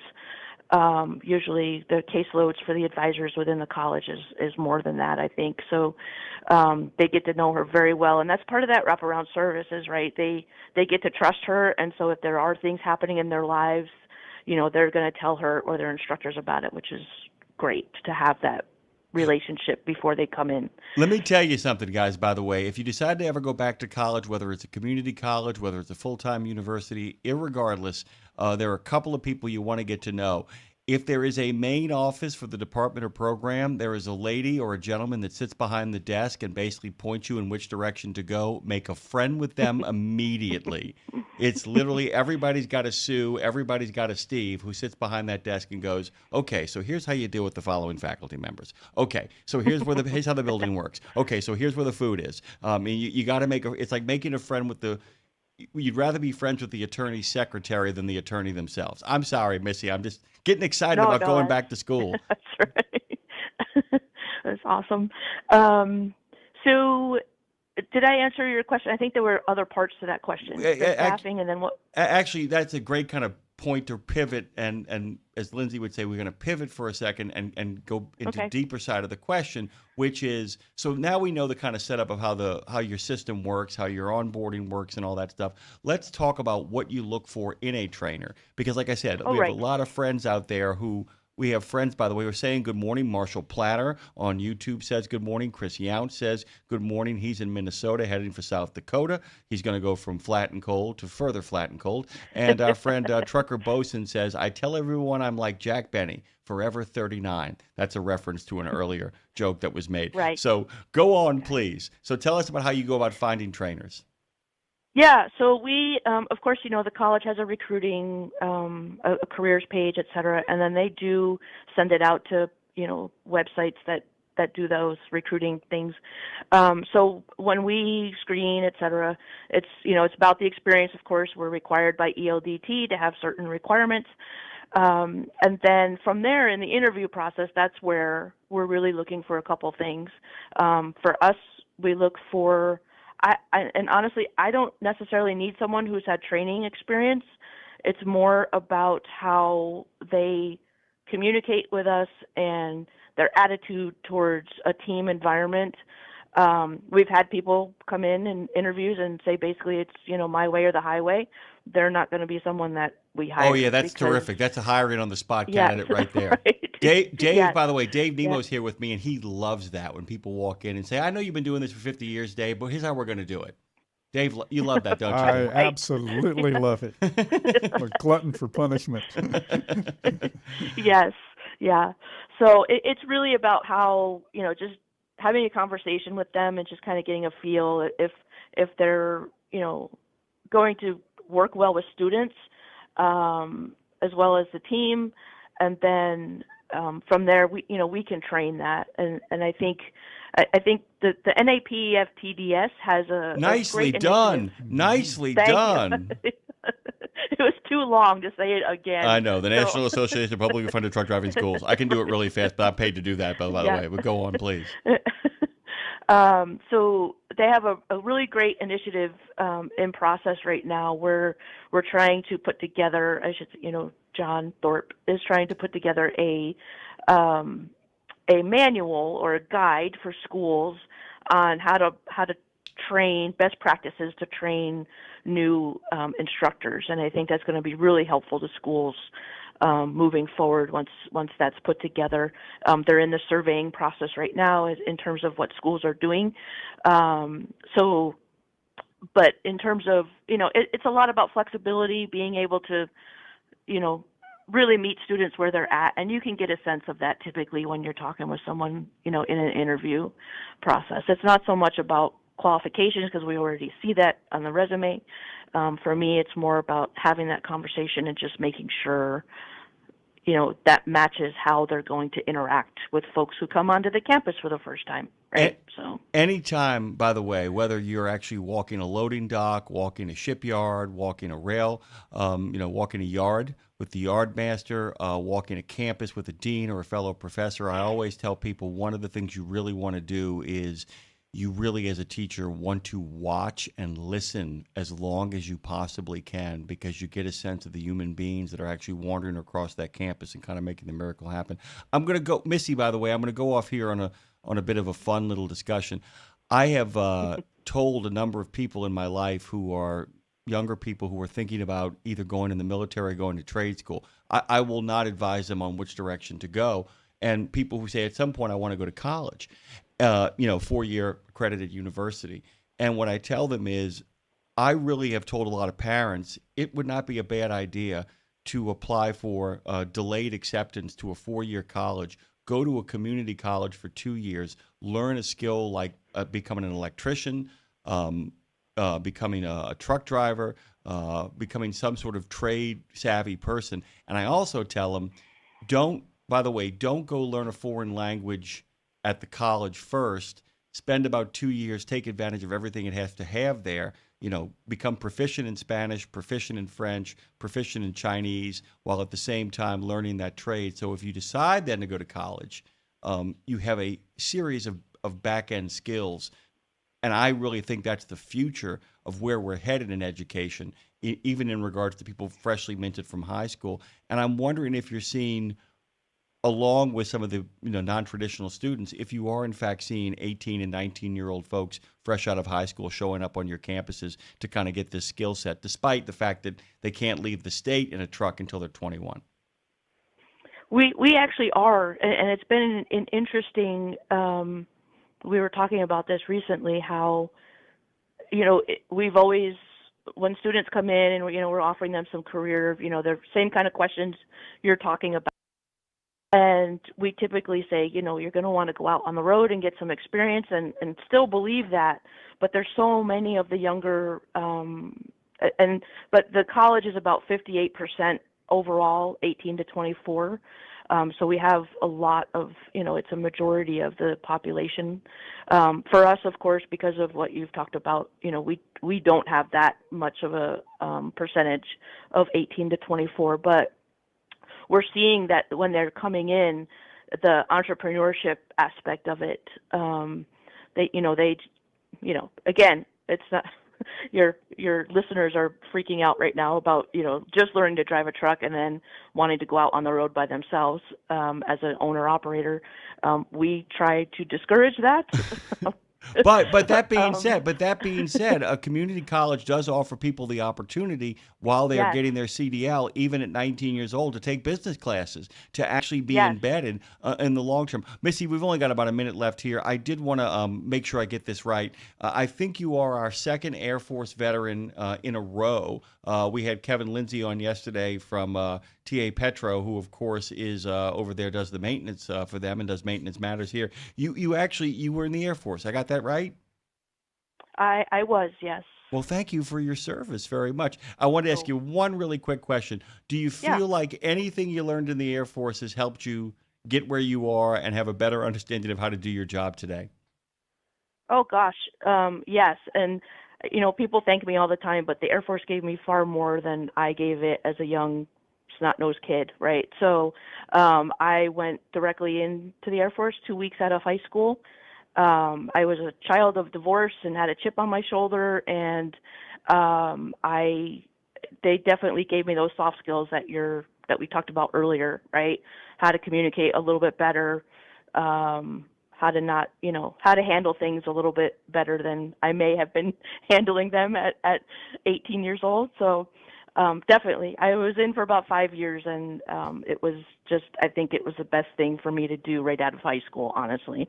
I think it was the best thing to actually have you on Education Station today. I can't tell you how much we appreciate you. Guys, go to pima.edu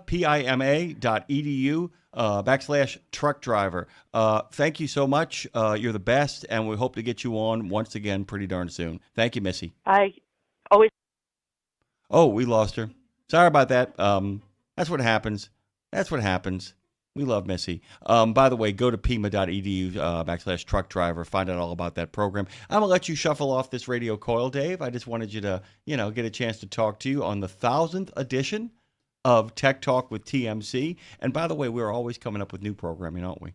We're figuring out new stuff. The best is yet to come. The best is yet to come. Actually, truer words have never been spoken, because our good friend Lindsay Lawler is going to be joining me, and she's the best. We got a great lineup, by the way, guys. We're going to be talking some pretty great books. One about Ozzy. Ozzy just passed away. We got Daniel Buxapan is joining us, and he is a rock and roll author extraordinaire. Written books on new wave written books on heavy metal. He's got a couple of books about Ozzy. We'll be digging into that. And Lindsay's going to be coming up and joining us as well, co-hosting with me as we make our way down the road. Don't forget, We Should Write with former teen sensation and currently sensational pop artist Tiffany is going to be joining her at noon in the center, 1 in the east, on RadioNemo.com, the Tube of You, the Book of Face, the Heart of I, and on we go. Hey, guys, go to ShadyRays.com. They got your back. Make it like a rock star. ShadyRays.com.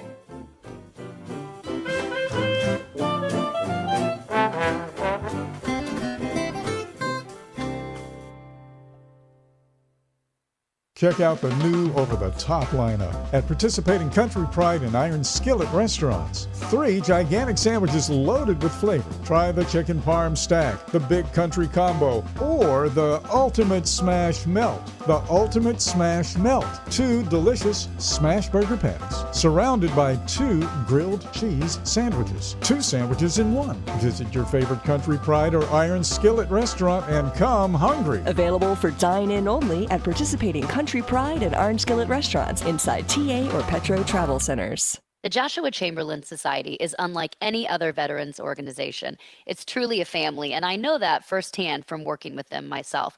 Their mission is to make wounded veterans and families of deceased veterans feel the support and appreciation of their community for life. Our veterans' injuries are permanent, and so is the JCS support. From monetary assistance like paying utility bills or college funds to helping our heroes find purpose, JCS is a family that surrounds and supports the heroes who have sacrificed so much. Learn more and make your donation at chamberlainsociety.org. That's chamberlainsociety.org. Exceptional value and exceptional values. That's Bennett Trucking. A core commitment of faith, family, and freedom has driven Bennett to being the leading provider of innovative, integrated transportation solutions, both at home and abroad. Bennett's values are not just compatible with providing high-paying jobs and unmatched customer service. They're inseparable. If you're looking for an employer or a partner who believes the best business model is being a model citizen, then Bennett Trucking is the place for you. Go to BennettIG.com and find the folks who share your values.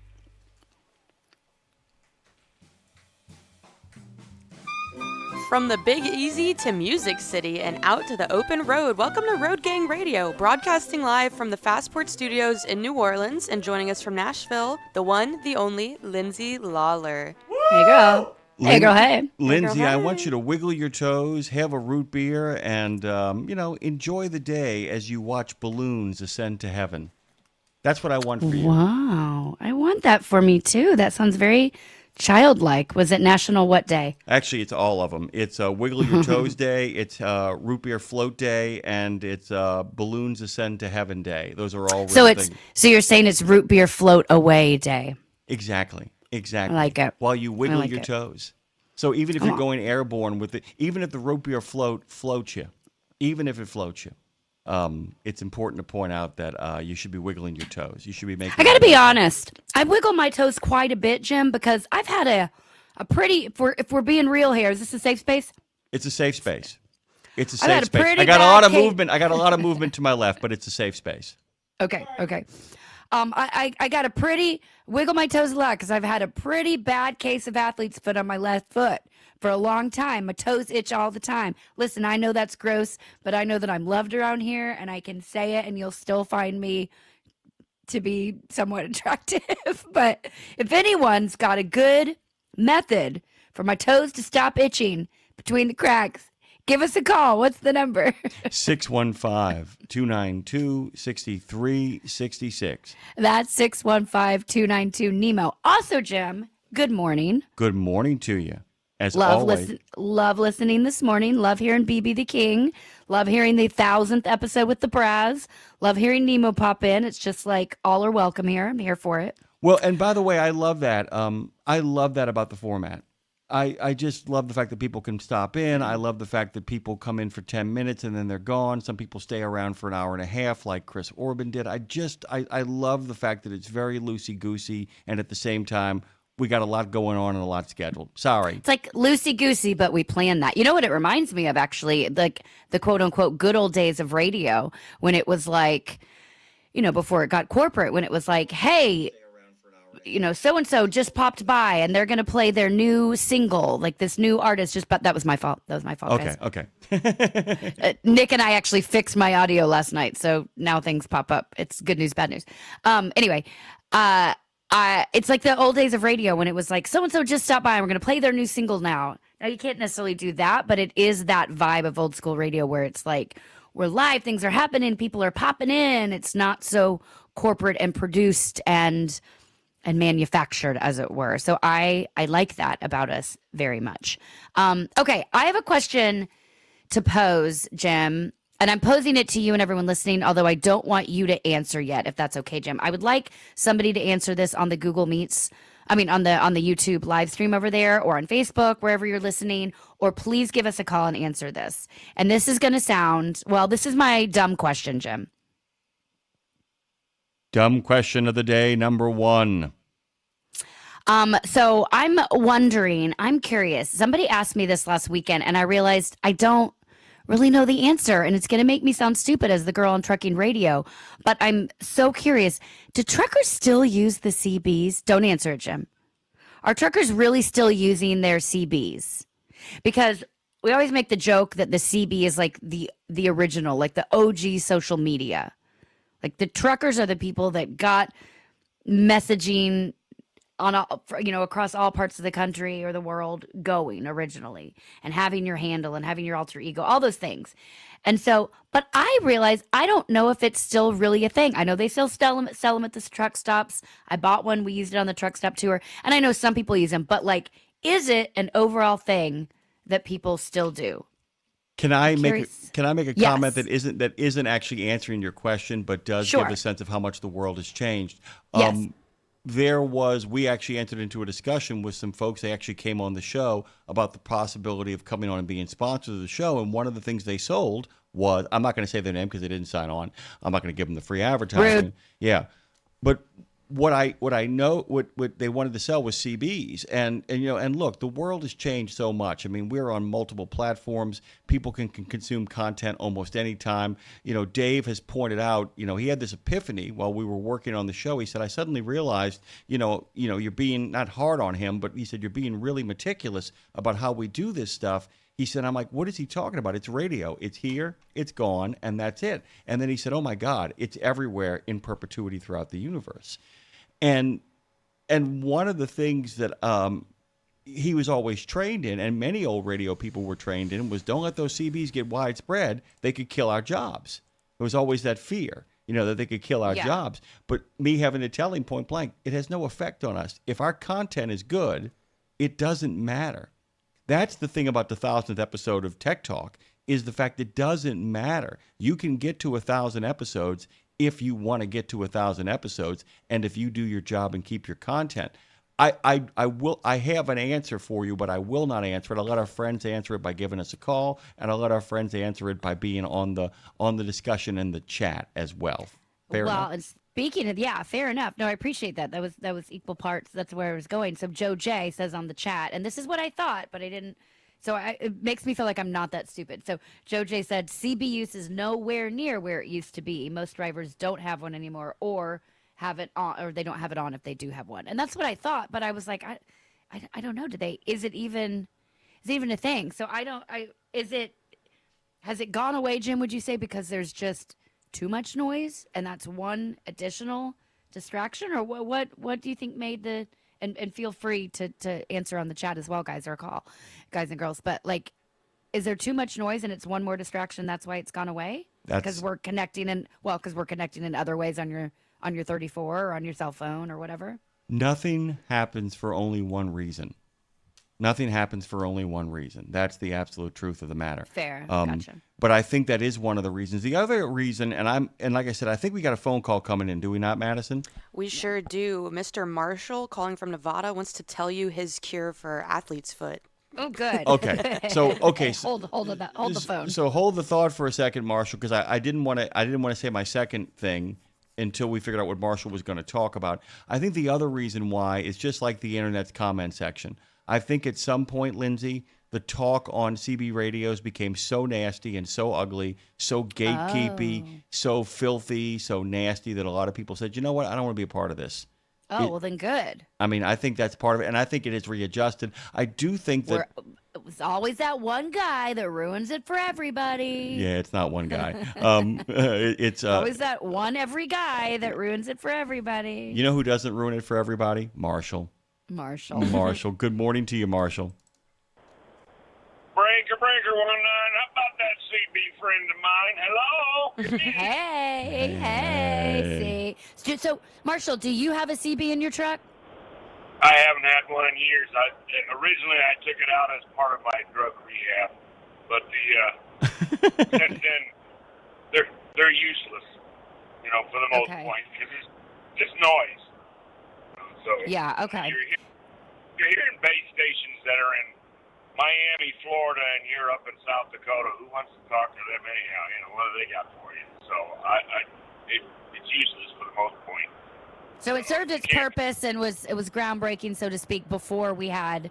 I mean, obviously, CB radios were invented before we even had cell phones. You guys were having to pull over and call someone on a payphone, So I guess they served their purpose before we had far too many ways to communicate. I guess is that fair? They were fun in the 70s, and then you could get crazy with them later on in the 80s, and they had machine guns and phaser weapons to them. It would put off all kinds of noises. And there were clubs and groups and stuff. You ran special lights. I ran a green light in my windshield all the time because I was a chicken hauler. So it's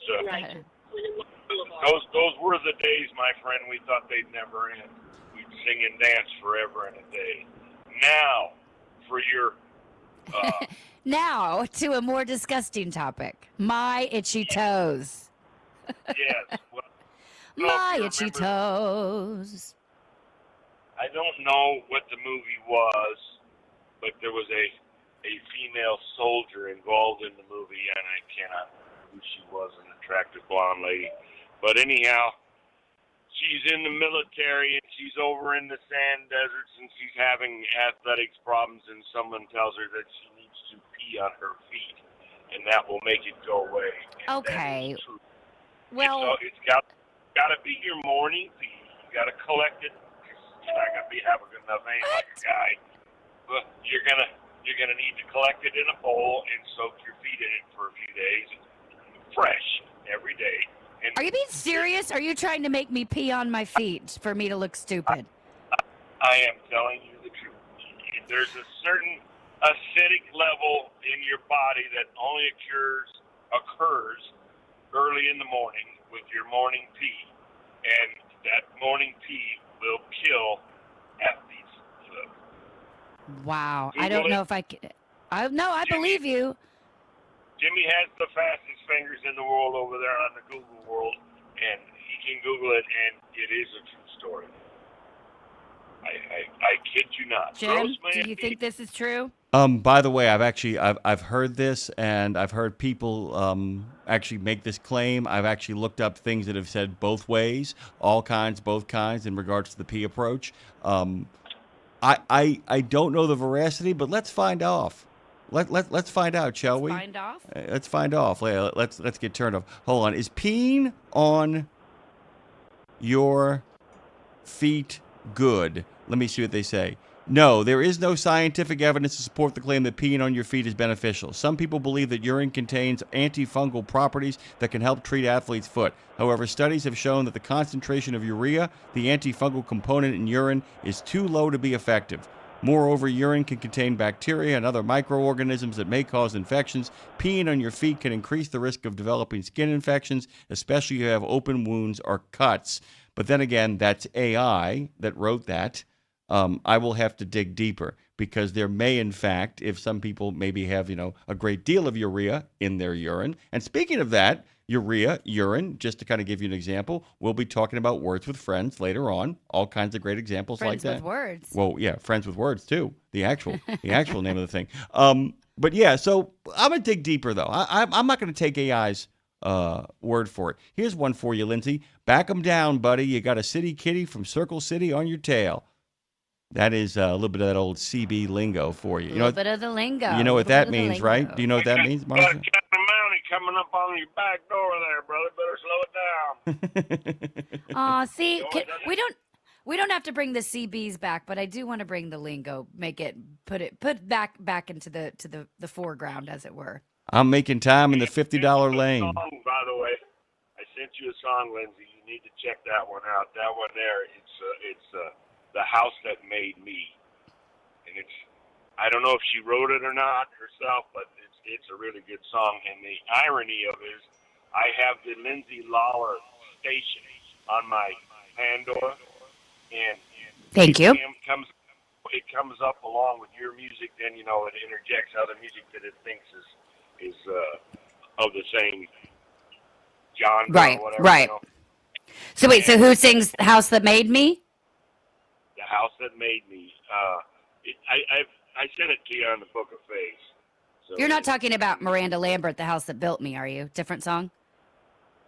Could be. I don't know. It's all about. You know they say you can't come home again. That one?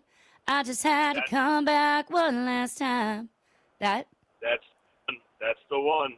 Oh yeah, it's so good. She did not write it, as a matter of fact. It's one of the few songs she's recorded that she did not write, but it was a huge hit. It was the country song of the year and a number one for her, but she didn't write it. But it's a beautiful song. I actually sang it in church right after my dog died a couple of years ago.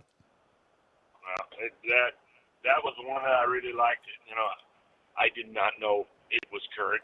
Me, I'm about 5, 6, 7 years behind everybody else. That's all right. Came out 10 years ago. You're doing just fine. There you go. I'm right on. No, it's a great song. Marshall, thank you for sharing it. Thank you for calling. Thank you for the tip. We're going to research a bit more. Thank you for the CB lingo. And keep listening. We love you, brother. And hey, tune in at noon because Tiffany, 80s, I think we're alone now speaking. If you're behind the times, then you'll be perfect to catch up with our 80s star who will be on at noon today. All right, I'll do it. Take care, guys. Love you, brother.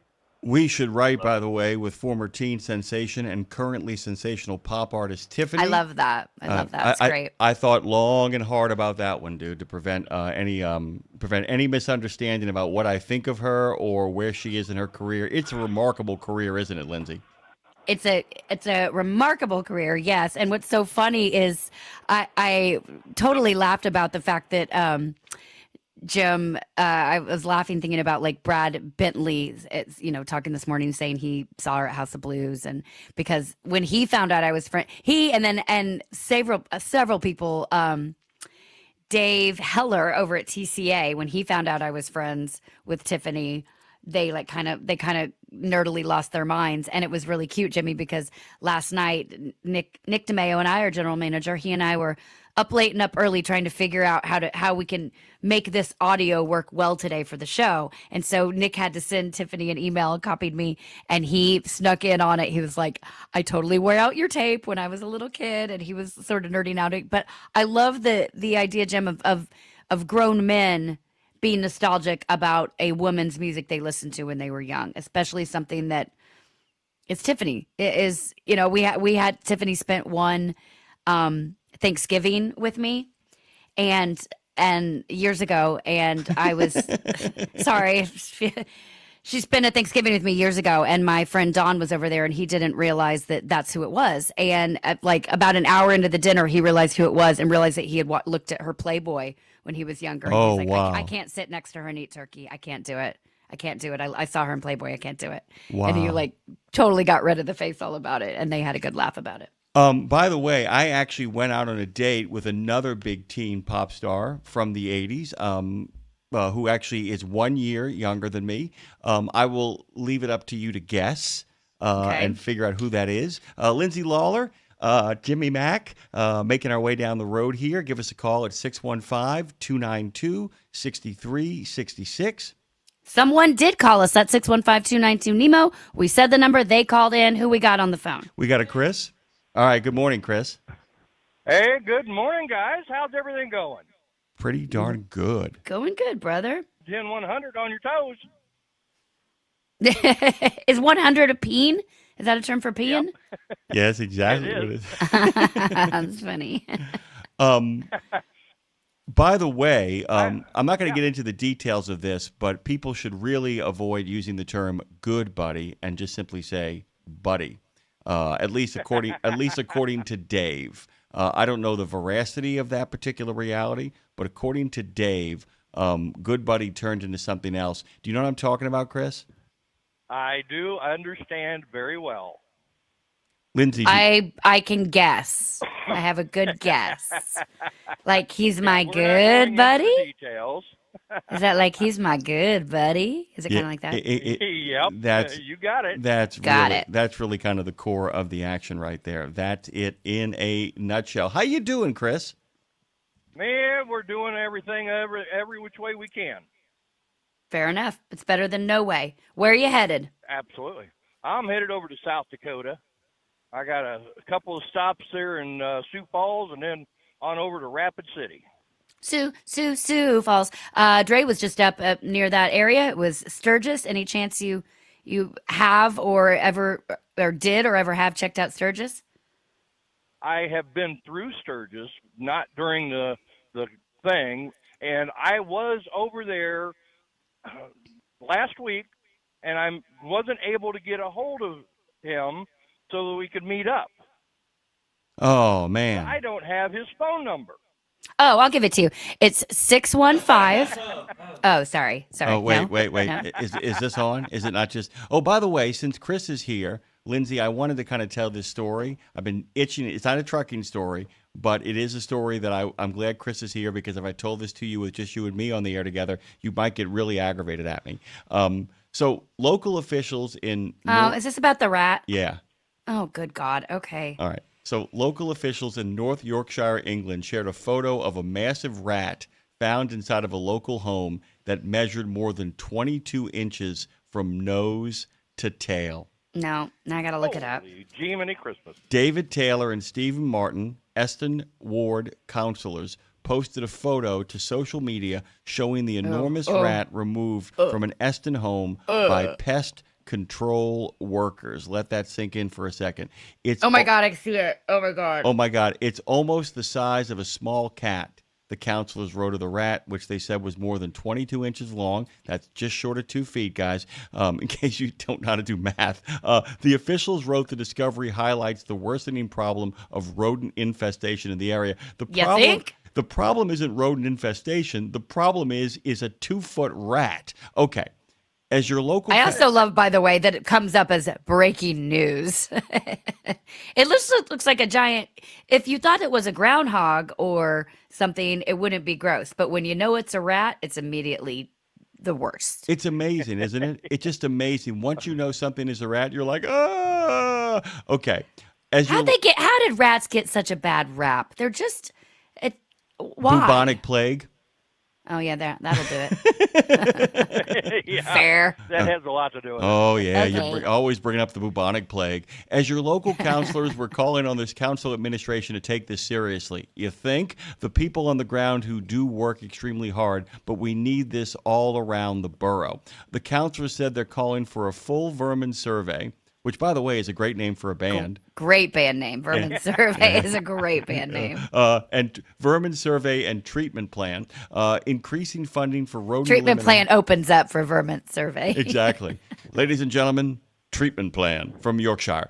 Increasing funding for rodent elimination and a partnership between local authorities, pest control specialists, and property owners. By the way, all of those would be kind of like peak early 80s new wave and punk rock band names. Yeah. Rodent elimination, local authorities. It could be like an anti-police kind of thing. Oh my God, this is a festival. You just put on a festival. Thank you very much. With a 2-foot rat in the middle of it.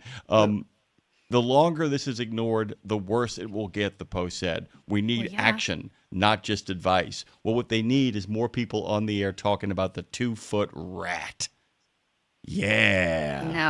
No, I don't want to talk about it anymore. Well, you know what? You're in luck, because that's where the story ends. Good. I had a little tiny mouse run across my foot in my studio a few weeks ago, and I lost sleep over it. So I can't imagine. If a 22-inch rat walked through my garage, I would lose my ever-loving mind. I wouldn't be able to go out there again. I know that sounds stupid, but I wouldn't. It doesn't sound stupid at all, because if there's a 22-inch rat, he might have friends. He ate it. Sounds like he ate his friends. Yeah, exactly that. By the way, I saw the movie Together just recently. The opening scene, after the opening scene when they move into the house, there's a scene with a rat that will give you a real sense of where the movie's headed. I'm telling you, Lindsay, don't go see it.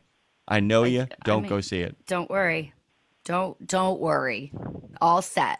But by the way, I think I may have found your perfect horror movie podcast, Lindsay. Chris is still with us, by the way. It is 3 women who have a podcast called Don't Watch Alone, and they all watch horror movies together.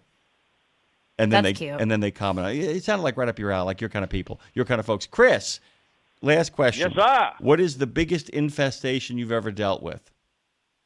Oh. Road Gang Radio. Oh, no, sorry. Cockroaches. God, I hate them things with a purple passion. Twice over on Sunday. Oh my God! Ugh. Yuck! Yuck! Like, what purpose does a cockroach serve? Because there's certain things you're like spiders. They take care of this. Bats take care of that. Everything has like their place. What purpose does a cockroach serve? I don't know. Food like none that I am aware of. Wait a second, Same. guys. Food for things we actually need, just like mosquitoes. Okay. They are food Okay. for So things. we other actually things need. are eating them. My only problem with roaches is after everybody else has shuffled off the planet, those sons of beeswaxers are actually still going to be here, and that makes me angry. You got that right. It's not fair. That's why I kill any of them I run into.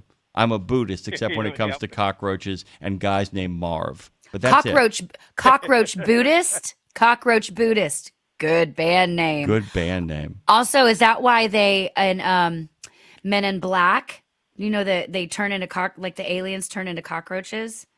Don't they say? Isn't there? yeah, am I making this up? Is there a myth that cockroaches are aliens? Or am I making that up? Actually, all right. So, Chris, hang on for a minute because Lindsay, you've actually just what I've called Lindsay opens the door accidentally and learns to regret it. Okay. So, H.P. Lovecraft story, Shadow Out of Time.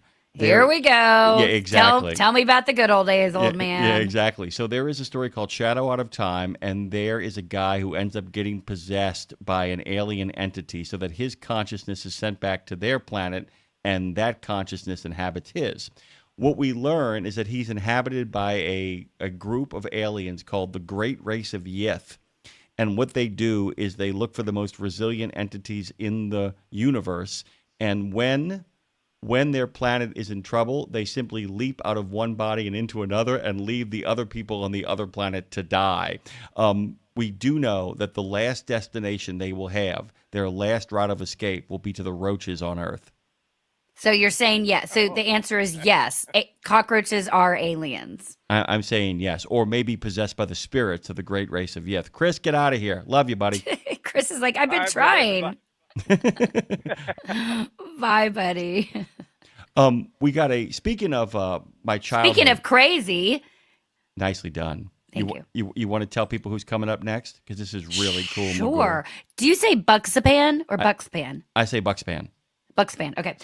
Yeah, Ozzy, as we all know, we lost the great Ozzy Osbourne a couple weeks ago. And so our guest joining us here in just about 5 minutes, Daniel Buxapan. He's a brilliant author and an expert really in heavy metal and just rock of the ages, I'll say.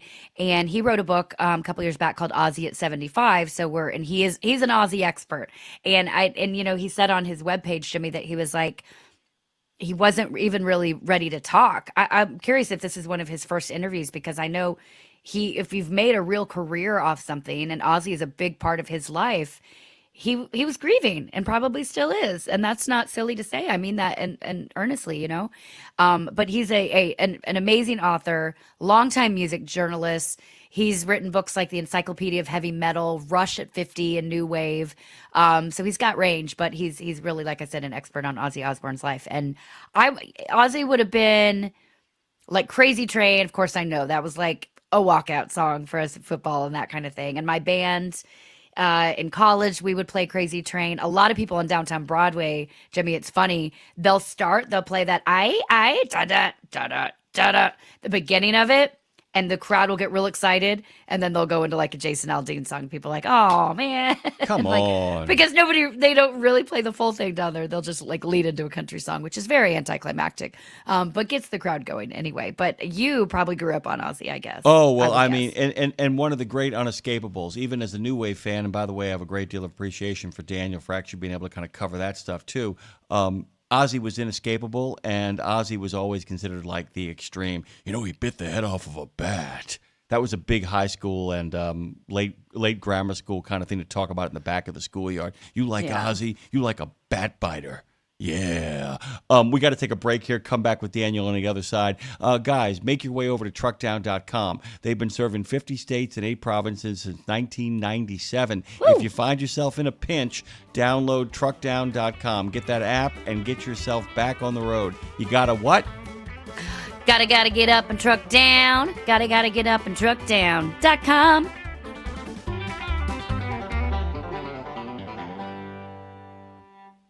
Check out the new over-the-top lineup at participating Country Pride and Iron Skillet restaurants. 3 gigantic sandwiches loaded with flavor. Try the chicken parm stack, the big country combo, or the ultimate smash melt. The ultimate smash melt. 2 delicious smash burger patties, surrounded by 2 grilled cheese sandwiches. 2 sandwiches in 1. Visit your favorite Country Pride or Iron Skillet restaurant and come hungry. Available for dine-in only at participating Country Pride and Iron Skillet restaurants inside TA or Petro Travel Centers. The Joshua Chamberlain Society is unlike any other veterans organization. It's truly a family, and I know that firsthand from working with them myself. Their mission is to make wounded veterans and families of deceased veterans feel the support and appreciation of their community for life. Our veterans' injuries are permanent, and so is the JCS support. From monetary assistance like paying utility bills or college funds to helping our heroes find purpose, JCS is a family that surrounds and supports the heroes who have sacrificed so much. Learn more and make your donation at chamberlainsociety.org. That's chamberlainsociety.org. Exceptional value and exceptional values. That's Bennett Trucking. A core commitment of faith, family, and freedom has driven Bennett to being the leading provider of innovative, integrated transportation solutions, both at home and abroad. Bennett's values are not just compatible with providing high-paying jobs and unmatched customer service. They're inseparable. If you're looking for an employer or a partner who believes the best business model is being a model citizen, then Bennett Trucking is the place for you. Go to BennettIG.com and find the folks who share your values. Back to the conversation that drives America. This is Road Gang Radio. Let's rejoin Jimmy Mack and Nola and Lindsay Lawler in Nashville, live and rolling. Hey guys, we are back. Welcome back to Road Gang Radio. Thrilled to be here. Lindsay Lawler, thrilled to have her here. A really quick reminder. Thank you for having me. Oh, my God. It's a pleasure to be invited. Well, to be invited to actually co-host the show with me on a rolling regular basis 4 days a week and to actually have your own show that's going to be at noon today. We Should Write with former teen sensation and currently I think we're alone now. And currently sensational pop artist Tiffany, following up Timothy Howells and, of course, Fred LeBlanc. A lot of content is beginning to build up over there. Sooner or later, Lindsay Lawler. Jim, I'm booked until almost November on We Should Write. How exciting is that? I am over the moon delighted. And by the way, we got a lot of great stuff cooking up for you, both in terms of the trucking sector, where we make a living, and, of course, in the lifestyle section, where we make a life here on Road Gang Radio. Were you an Ozzy fan? I mean, like I said, were you? Yeah. I mean, if I'm being honest, so like I said, like Crazy Train, I knew from being in sports and cheerleading and stuff, like Crazy Train is, obviously Crazy Train. But I didn't really, then I fell in love with Ozzy when he was on the Osbournes on the reality TV show, which a lot of people did. But I didn't just fall in love with, I fell in love with him on the reality show. And then I went back and started listening to the catalog. And then I married a guy who's 8 years older than me, who was definitely, knows of Ozzy very well. And so So I feel like I kind of got to see a lot of the worlds. I found him from cheerleading and reality TV, but then being a musician myself and being both in LA and Nashville, I got to really understand really more about the life he walked, I think. And so I'm really excited to talk to Daniel, this author, next about it. And because, man, Jim, I'll say this, one of my biggest regrets might be not getting to interview Ozzy Osbourne on We Should Write, because talk about, I just, so much of his life, early life was such a struggle, and I would just be so curious to know the inner workings. And I think we know it a little bit just from listening to the music and from the creativity that he had on stage, but no one knows more about it. I'm just rambling here. No one knows more than our next guest, Daniel, who's joining us. He is someone who's spent, Jim, the better part of the last few decades diving deep into the deep end, really, of rock history. Not just the shallow parts. Daniel Buckspan, he's a longtime music journalist. He's an author of books like The Encyclopedia of Heavy Metal, Rush at 50, and New Wave. So, like I said, clearly a man with range. But today, we're talking about, in honor of the great Ozzy Osbourne, who we recently lost, talking about Daniel's book, Ozzy at 75, which takes this weird, wild, legendary ride that was, and it somehow still is, Ozzy Osbourne's life, which is interesting. I want to talk to him about writing about, this a real legacy when he was still alive, because this book was written when Ozzy was still living. So now, obviously, the timing of the conversation carries a little more weight. We just lost Ozzy, and whether you knew him as the Prince of Darkness, the front man of Sabbath, Black Sabbath, the bat-biting madman, or the sweet mumbly dad from MTV, where I fell in love with him, he left a mark, a pretty permanent mark around here, perhaps a blood-stained mark, Jimmy, but that's another story. So today we're going to talk about Ozzy's legacy, what it was like to write this kind of tribute while he was still alive, and probably ask some big life questions. But please make welcome to the show. Again, I'm really excited to dive deep with Daniel Buckspan, author of Ozzy at 75 and an all-around encyclopedia of rock. Good morning, friend. Good morning. Lindsay, I just want to kind of jump in here and say, and maybe kind of start the conversation this way. By the way, the book is beautiful, and I think thank you. and I think it both with the writing and its layout in particular, it does honor to him. Look, I mean, with the idea of having page after page of text, which by the way I have no problem with. Lindsay and I read everything everybody sends us, but the thing that I really enjoyed most about it was I felt that you need a sense of the showmanship. You need a sense of being able to compare pictures of the showman with the human being. You need a sense of the fact that it's larger than life and twice as ugly, with a heart so big that people aren't even aware of the size of this man's heart.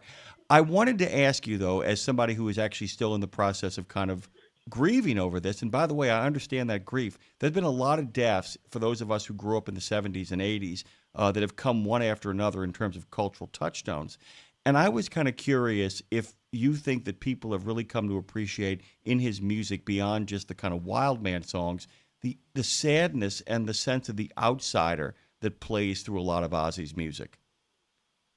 I think that was always there, and that was always kind of a feature of his music, whether people realized it or not.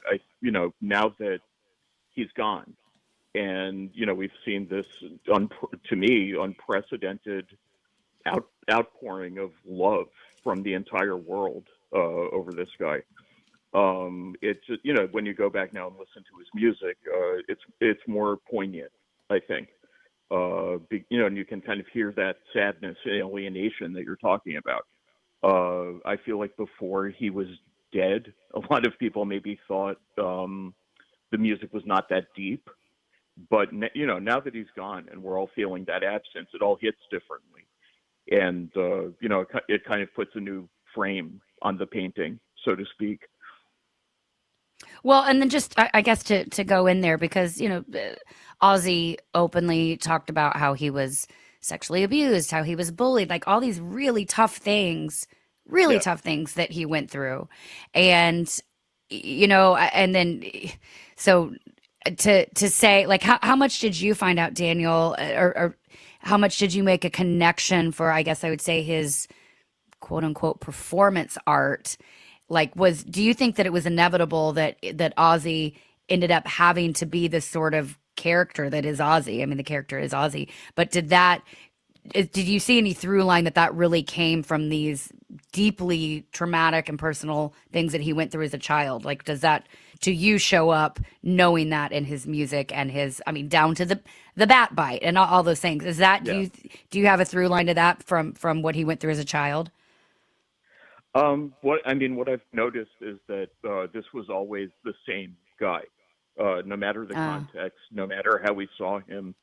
And, he grew up, in abject poverty. And, and he had he had some really traumatic experiences when he was young. And, he coped with it and he lived with it. But, I have to imagine that it shaped his approach to a lot of things.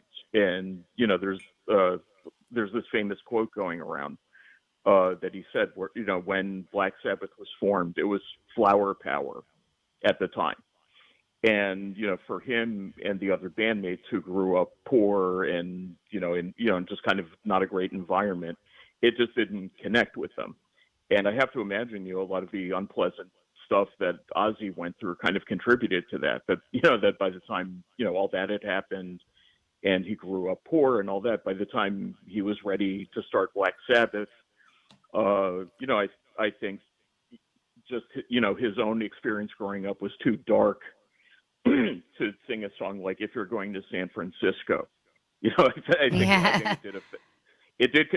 think it did kind of spill over into the music somewhat. Just the darkness of it and the heaviness of it and everything. That came from somewhere, and it was unprecedented. Nothing sounded like that before Black Sabbath. It just didn't. That just didn't exist. And I have to imagine that was coming. At least somewhat from like maybe a place of pain or just a sense of like, wow, the world is dark and the world around us, like a song like War Pigs is still completely relevant 55 years later. And, they wrote it at 1970 and it was just kind of based on how they grew up and what they remember. Because they were Birmingham was shelled by the Nazis every day, and so they had to grow up in the aftermath of that. That contributed also. So the whole upbringing that Ozzy had and they had, I think was a big contributing factor to the music that they made. For sure, absolutely. I wanted to follow up with that in regards to a content, to a style actually giving way from content. And, you make a really good point, the idea that, we've actually talked about the Summer of Love on this show and that whole kind of giant movement out to California. A lot of that movement was done by people who had the means and wherewithal to get bankrolled by their parents to do that. And I was kind of curious. You talk about the idea that nothing sounded like that. Nothing sounded like Black Sabbath. Where is the tipping point in that? I'm always fascinated by how a sound develops. In regards to where can you kind of pinpoint that? There are a couple places in your book you talk about it, but where can you kind of pinpoint the moment of, I've always said there's a moment during the album Metal by Pink Floyd, echoes during Pink Floyd during the song Metal, where they turn into Pink Floyd. When does Black Sabbath become Black Sabbath? When is the moment somebody looks at somebody else and goes, oh my God, I think we got something? Black Sabbath basically starts the minute you put the needle down at the beginning of their first record. Like literally, the song Black Sabbath on the album Black Sabbath, literally when you put it on with the rain sounds and, the tolling bell and, the ominous guitar chords and everything, they arrive fully formed. They didn't have to develop over the course, like Pink Floyd is a good, they took quite a while to get to the point of, Pink Floyd becoming Pink Floyd, like they did on Metal. I think that was like 5 or 6 albums or something like that before they got to that. Black Sabbath, just, the second you press play on that first album, it's, they have, it's all figured out pretty much. I actually think there's some Beatles stuff, like on the White Album and Abbey Road that kind of points the way, like, because there's a few kind of like really heavy things on those albums. Oh yeah.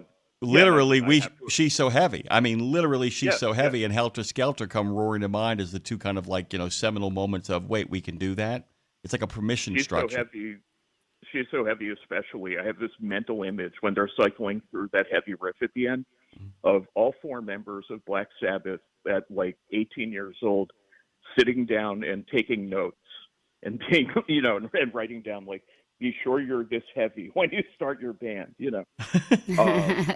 Yeah, I mean, it was a continuum. Maybe starting in the mid late '60s, that sound started to maybe develop a bit, but Black Sabbath just ran with it, and like to a degree, really no one else had. And when you listen to that stuff today, it still really stands out and is really different from anything out there.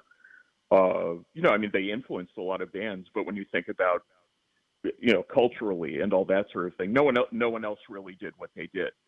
And I would say, even though they're massively influential and every heavy metal band cites them as, the whole reason they got started and everything, I would still say nothing sounds like Black Sabbath. And it was completely original when it came, and it was fully formed when it came. And to this day, there's nobody really doing exactly the same thing. So, they really invented something, Wow. in my opinion.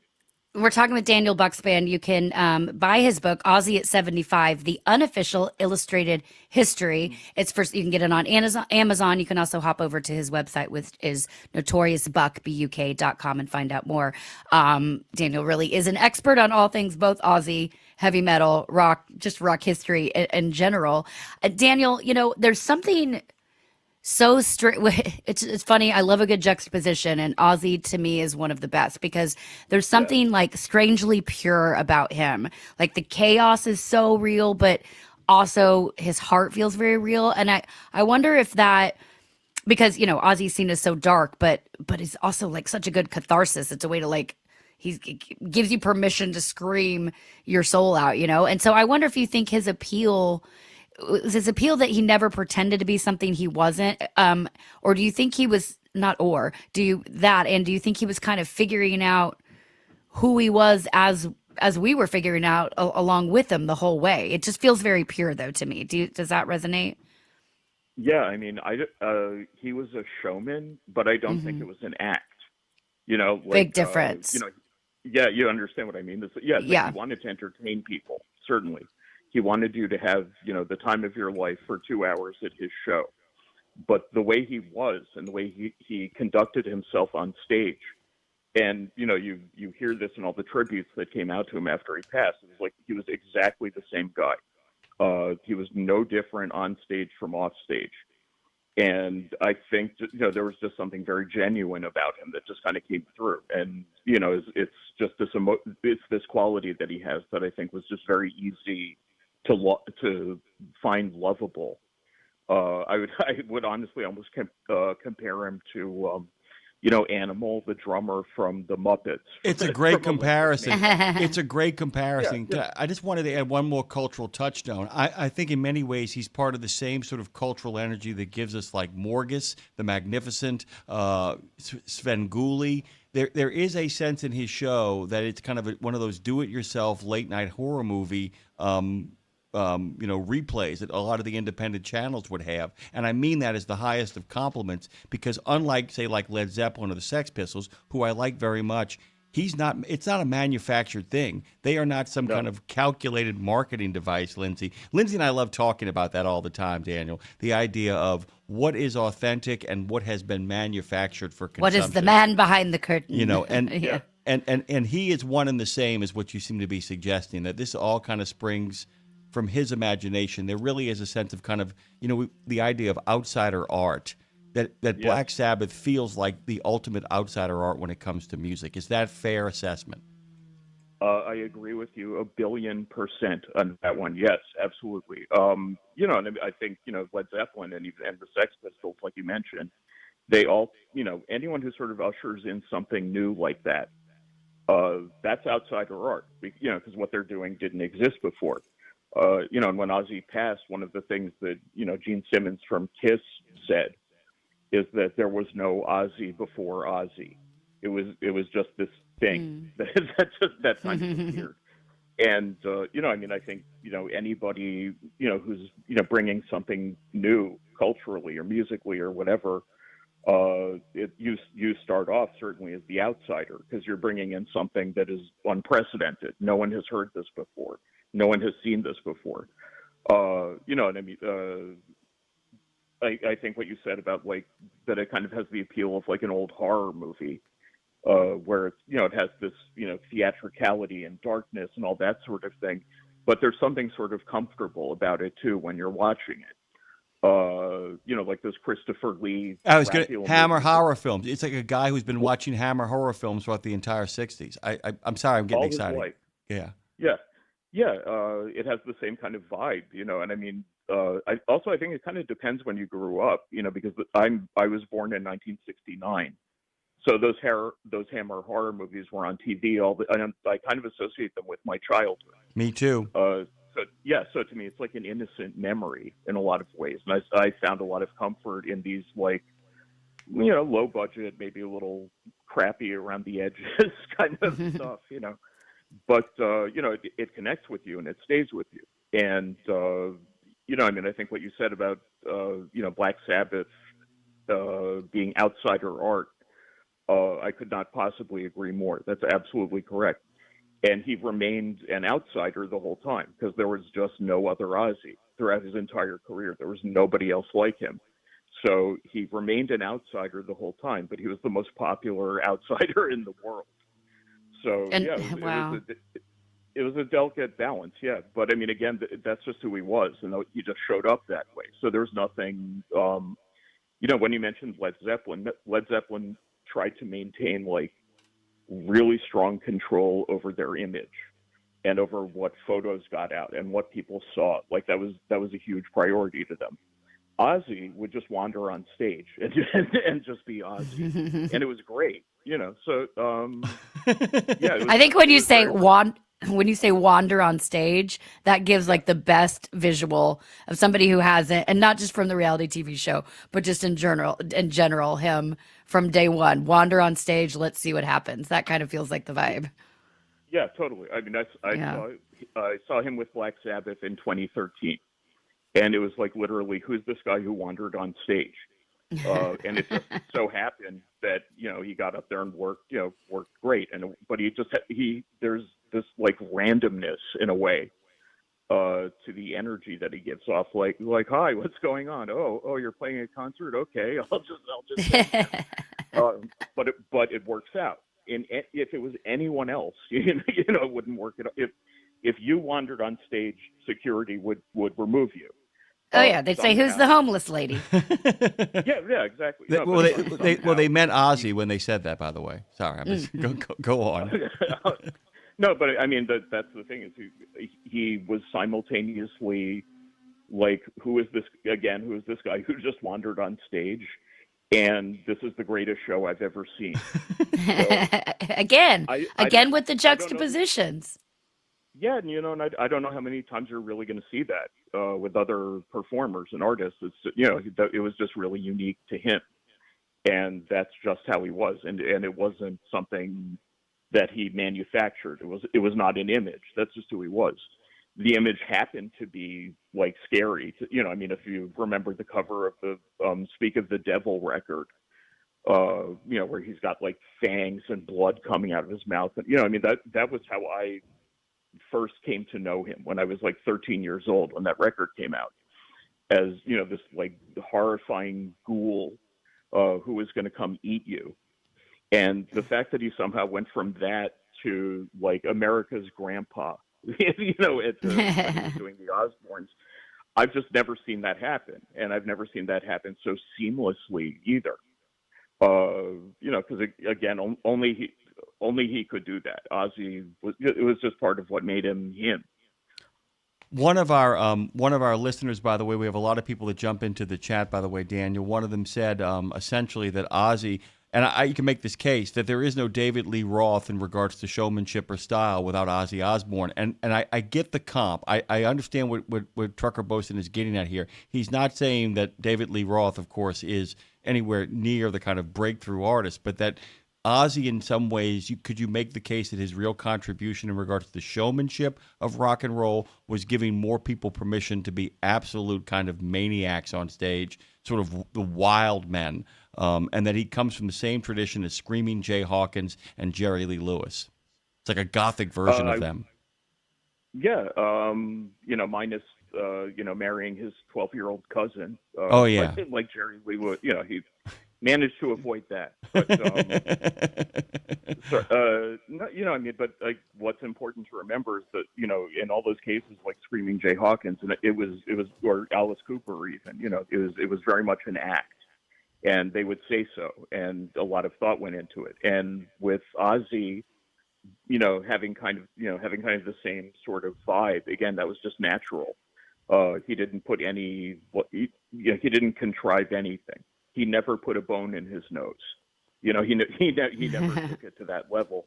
David Lee Roth and people like that, I can't draw a straight line from Ozzy Osbourne to David Lee Roth, but I think Ozzy Osbourne definitely gave, frontmen permission to push it a little further and, see what else they could do in that role, rather than just stand there and, stare at the floor and be Oasis. Yeah. When you talk about the permission piece, I'd be curious your take on permission, not only for other artists that follow after him, like David Lee Roth or whoever, fill in the blank, but also for his fans. There was, I think, his fans or anyone who just kind of, even if you passively consumed his music, permission to be who you are. Because Daniel, the vast majority of our audience are over the road truck drivers, and Ozzy really played for the working class kids, the people who felt misunderstood, who felt alone, who were pissed off, who need an outlet. He never lost that real scrappy blue collar kind of energy, I feel like, on stage.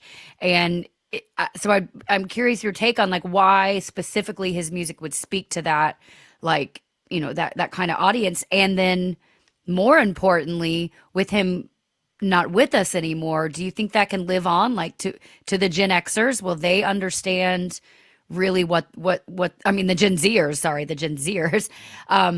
really what this is? Will they, with we him get gone? it, Lindsay. Us I Xers was get about it. to say, no, Gen Zers. Do you think anyone will that energy be able to be still understood with followers now that he's gone? Well, I mean, to your first point, again, he came from a working class background, and I think that was a huge part of who he was. And honestly, I think part of why he died when he did, he reminded me a lot of my grandfather in a lot of ways, who was just a working class guy who would not dream of ever missing a day of work for any reason. And I think Ozzy, on some level, because he was raised that way and grew up that way, could not let himself die without clocking in for work one last time. I know that sounds a little weird, but my grandfather retired and then a week later went back to work because that was just how he was raised, and you go to work every day. That was the mentality. Yeah. And that's the mentality that Ozzy and the other Sabbath guys came from, where it's like, I can't miss work. I've got to clock in, So, I mean, that comes through, I think.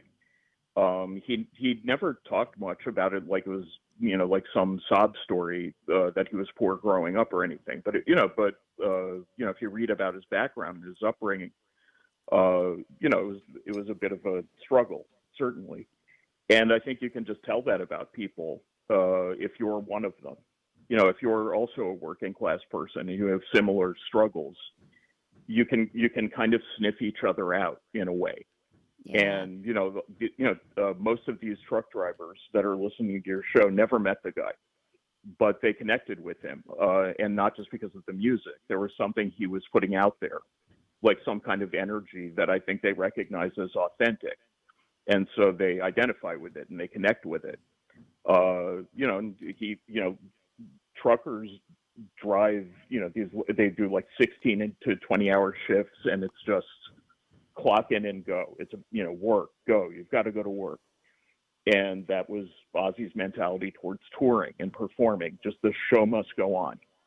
And I really, I think, working class people tend to connect with that and tend to recognize that in each other. I've completely forgotten your second point. If you would refresh my memory, I would. No, I think you hit it. You hit them both actually in that, just how the connection there, because it's a feeling just from the working class or however you've grown up. So you actually answered them both in it. So thank you, Daniel, for that. Yeah. Again, the book Aussie at 75. You can find it on Amazon or at notoriousbuk.com. Jim. By the way, you can also find Daniel over at the Book of Face. Let me spell his last name for you guys. You're going to want to know it. A lot of you guys. This book, by the way, Aussie at 75, is like somebody going up in the attic and finding 3 or 4 boxes full of all the ephemera you thought had been lost, and all the pictures you thought had been gone, and all the great correspondence you thought was no longer there, and then putting it in front of a table, all nicely ordered for you to open up and just enjoy. Really is beautifully laid out, and it's a nice piece of writing as well. Notorious BUK.com. Daniel Buckspan. You can find that at BUKSZPAN.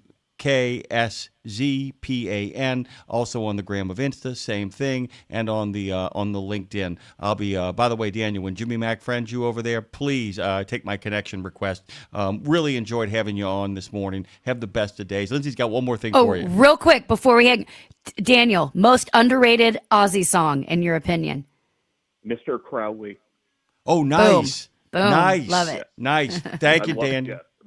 Yeah, you're welcome. Anytime. Fantastic. It was great. I'd love to have him back. I want to talk about the other books if he's still listening. I will come back anytime you want to have me. Yay. Thank you so much. Sold. And by the way, we should actually have a two-parter. By the way, we'll get in touch with Claire and get him back on so we can get to the other half of Ozzy's life. You know, the part where he actually turned out to be a pretty interesting dad after a very strange first marriage. Okay, we got to take a break here. We're going to come back on the other side. We got a wonderful guest coming up, by the way. Martha Barnett, Words with Friends. The book is wonderful. The podcast is wonderful. The words are great. And it turns out that the Greek gods still talk among us. And a lot of other great stuff, actually, in this book as well. Ozzy with a Shady Rays. Go to shadyrays.com.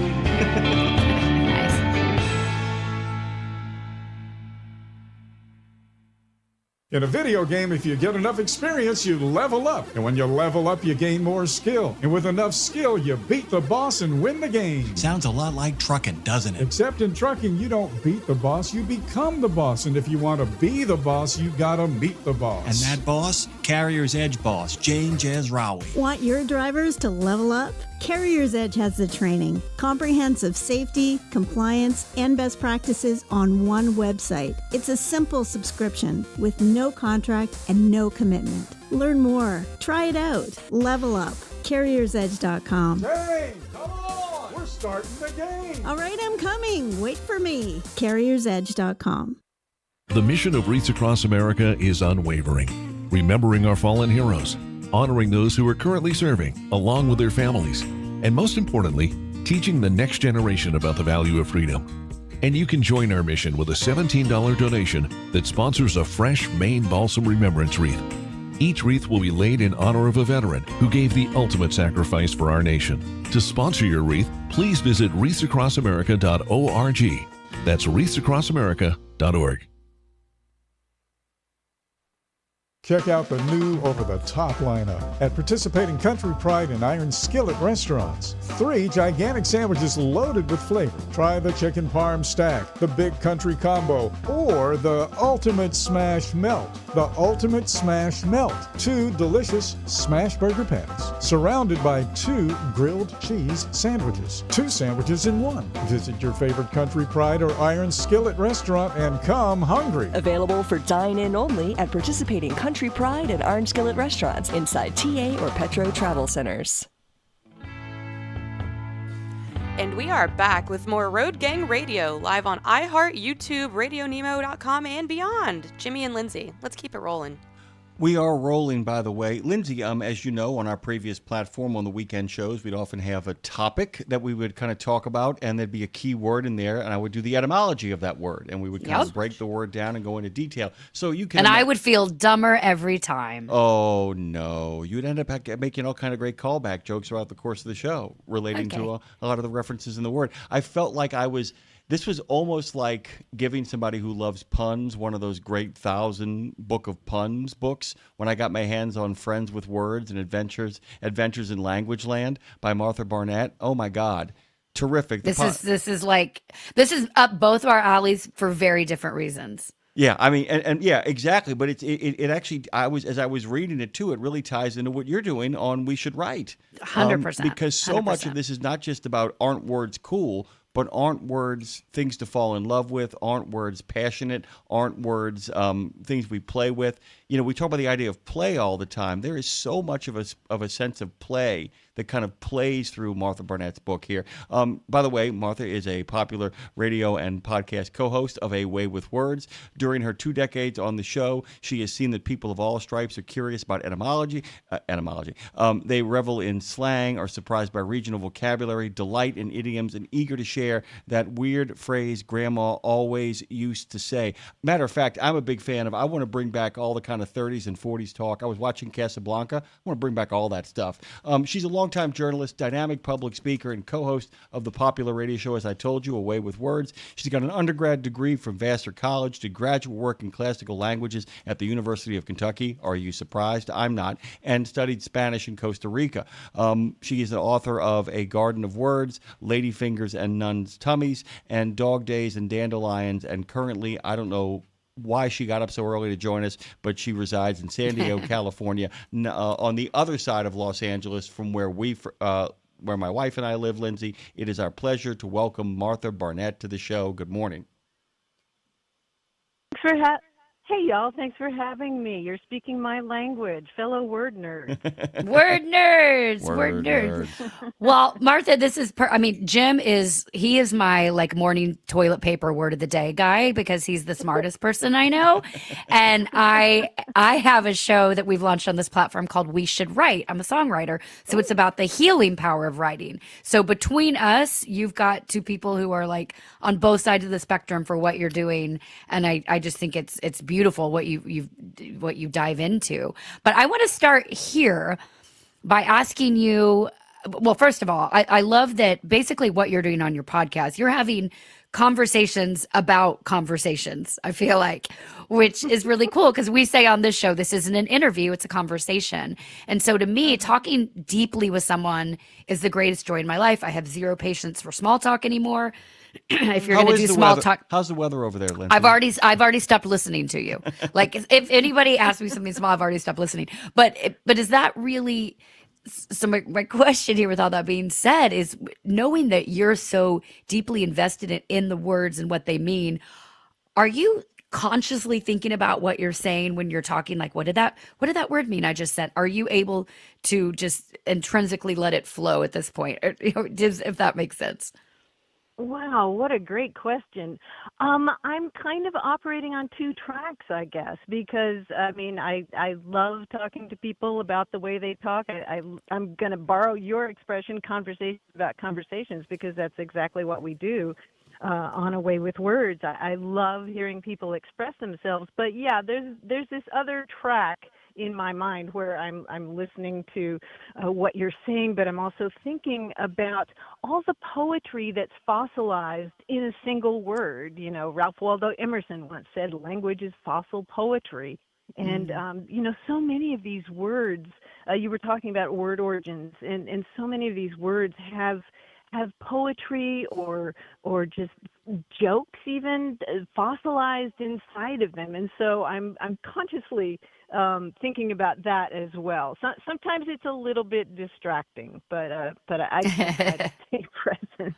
It's like the word psychologist, Jim. It's like, can a psychologist ever have a real conversation, or are you judging my brain? It's like, is she judging my words? But in a good way, of course. Well, and see, you say psychologist, and of course I'm going all the way back to the ancient Greek word that gave us psychologist, which is the Greek word psyche, which gave us the word like psyche and psychologist. And what's really cool is that in ancient Greek, the word psyche, could mean spirit, but it could also mean butterfly. How gorgeous is that? What? Yes. Wow, I love that. A little spirits fluttering around. Isn't that gorgeous? See, That's awesome. Welcome to my brain. I like it. No, I love it, by the way. And before I actually get to a couple of details from the book, and by the way, spoiler alert, guys, I'm going to give away how the book ends. One of my favorite words in the English language is actually in the last chapter. And I went, oh my God, I feel like this book has been written specifically for me. What's the word? It was. Thank you very much. I appreciate you so much. It just, the idea of that, the whispering, the susurration is just so wonderful, because it's not onomatopoetic, but it kind of is. But one of my favorite things so if you read the gospel story about the prodigal son, there's a moment where it says the father runs madly from the house to embrace the son. He sees him coming, and there is no word that they can translate it with, meaning that they have never really quite figured out what word to use for the madly. It's like wildly, with deep passion. There is no word for the original Greek that is there. And I just think that is absolute, that the idea of being Scarlett O'Hara and Melody watching, Ashley come down the road and racing for him, it's wild abandon. And the Greeks had a word for it and we don't. And I always kind of love the fact that, that English is always kind of like, well, we don't have a word for that. Let's make one. And I just love the energy that plays through the book of people taking bits and pieces of other things and kind of saying like, well, if I combine this with that, because we were talking about Schadenfreude yesterday, and Lindsay and I were making the point that we're saying that taking joy in the joy of others should be called Santa Freud, in honor of Santa himself. But I wanted to ask, as you wrote this book, because it's not just a delight in words, it's partially a memoir of the construction of a delight of words as well. And I kind of want to talk about the idea of that balance that Lindsay's always talking about people are trying to achieve. How do you make sure that you're writing the story of your love affair with words while at the same time still making enough room to go through some really cool things about words? Are you following me? Yeah, what a good question. Nobody's ever asked me that. Well, I just felt like the books about language that I've really liked always have an element of memoir in them. There's a wonderful book called Word by Word by Corey Stamper, who's a lexicographer. She writes dictionaries for a living, and what made it really interesting was that she did share her own story. And language is just so personal for all of us. If you hear a new word that you've never heard before, you start to wonder about it. And I guess I couldn't. The books I really like about language share personal stories, and I just I realized that there are a lot of stories that I hadn't shared on the air that I don't know. We're part of this bigger story. That's such a good question. Well, and this kind of goes back to Jim's point on like the prodigal son. Like, there's no word for that feeling, that what was happening in the moment, and it leads me to wonder: do you think the words come first, or the feeling comes first? Like, I'm just curious if is the emotion behind the words or the other? Because does language shape feeling, or do we shape language through what we feel? Is that a chicken before the egg kind of thing? Yeah, I guess it's a little bit of both. And I'm making a note right here to look at the story of the prodigal son to find out what the Greek word is, translated as madly. That fascinates me. But does the feeling come first? Well, what's interesting about language is that we're always trying to make sense of the world. All this sensory information that's coming at us all the time because of the way that we take in the information that surrounds us every day. I mean, it's kind of bewildering unless you break it down into manageable pieces. And different people speaking different languages have tried different ways to do that, and that's one of the things that really makes me feel connected to other people. When you realize that they've confronted, say, a feeling, and they're trying to figure out, well, how do I describe that? How do I, one of the most one of the most interesting calls we ever got on the show was from a fellow who had just left the military, and he was looking for a word that was exactly between utter euphoria, just absolutely thrilled, euphoric, and abject depression. He was struggling with some feelings that he had while serving in the Army. And it was so interesting because that call, more than any other call we ever had on the show, prompted the most responses from people. And I think it's because people were trying to, put that feeling in a box, trying to draw a line around it and define it. And I mean, it's not interesting. I mean, what would you say for halfway between depression and euphoria? I mean, that's fascinating. I always talk about the hashtag balance, or that the juxtaposition of the two. I mean, honestly, the first word that comes to mind is content or settling. Neither of those are right, Well, because no. it's Yeah, I know. Yeah, exactly. It's like, Edwin O'Connor wrote a novel called The Edge of Sadness, where he actually takes about 3 or 4 paragraphs to actually explain that feeling. The idea that, that sense of it's like it's almost like I know what it could be, and I know what I'm not. Like, I know what I want to be, and I know what I'm not fully, but I feel closer to this, but I want that. It's like that. I don't know. It's like that. For me, it'd be that moment of like, it's choose your own adventure right here, because I think about this on a daily basis when I'm in a bad mood or a good, like something's really gnawing at me. I'm like, this is on me now. I can lean left or I can lean right. Which way do I want to look? So maybe it's like, maybe there's not a word for the in between. It's just, do you want to look left or look right? I don't know if that's a little more. I maybe need to go to therapy to dive into that. But. Well, and by the way, go ahead, please, Martha, go ahead. Well, I was just going to say, and if you had a word for that, what would that do for you? How would you feel? It might make it worse. It might because then now I've labeled it something as opposed to chasing it. You know what I mean? Or chasing. I don't know. I think once we label something, we're stuck in it. Boy, that's really interesting. What were you going to say, Jim? The thing for me is that if you go back to a show like Rectified, if you go to the end of the movie Bull Durham, if you look at O'Connor's Edge of Sadness, I think one of the reasons why it actually causes an immense struggle for people is that it is the stuff that monologues are made of.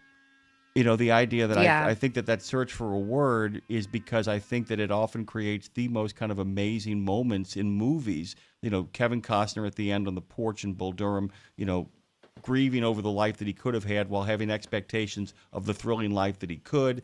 The idea, there's a line from the movie show Rectified where he says, a lot of people have done me wrong over my life, but more people have done right by me, and that's what I'm going to hang on to. And oh my gosh, that's it, Jim. It's like monologues. When you don't have a word, you give a monologue. It's exactly monologue is it. the search for the word. Exactly. That's while what the audience figures it out. That's actually brilliant. And that's what an ellipses is. Ellipses is the breakdown of the word. I'm looking for the next word. I know that I can, if I get to the next word, that word will be the word, and I keep on searching. I think you're onto something there. Really is groovy stuff. Really groovy stuff. Can I share really quickly something from the book to give people a sense of how wonderful this is? The English adjective lupine means wolf-like or ruthlessly predatory, from Latin lupus or wolf. The flower called lupine is so named because it thrives in poor soil, giving the impression that it wolfs nutrients from the earth. Actually, the opposite is true. Lupine is a nitrogen-fixing plant, meaning that it enhances the soil by converting nitrogen into a form that other plants can use. And all I could think about after I read that thing, Martha, was that's the story of the werewolf. Everybody thinks he's a bad guy, and it turns out, just like Sirius Black and just like so many werewolves in the movies, he's the one that jumps out of the woods and stops the vampire from killing us. And I don't know why, but the book constantly makes you think in those ways because it keeps taking you both away from the word and back to it. Sorry, I got excited. I just wanted to kind of play with that. But you really play in the book, don't you? The idea is to play and have a good time with words. This is about being an intellectual kid to some degree. Fair? In a candy store, yes, in a verbal candy store, because language is all around us, and all these stories tucked inside words, like that's a great example. Lupine, from the Latin for for wolf, and that's why we named that disease lupus, because it's so wolf-like in the way that it attacks the body. It's like sort of like being a kid in a candy store, I guess. Okay, I've got here's a random thought. Shocking. Random thought of the day. Thank you. I want to talk about wedding vows and meaningful language. Wedding vows as it pertains to words. What is your take, Martha, on wedding vows as they pertain to words? Should we write our own? And there's no should in your opinion, but should we write our own, or do the traditional words for wedding vows still hold up?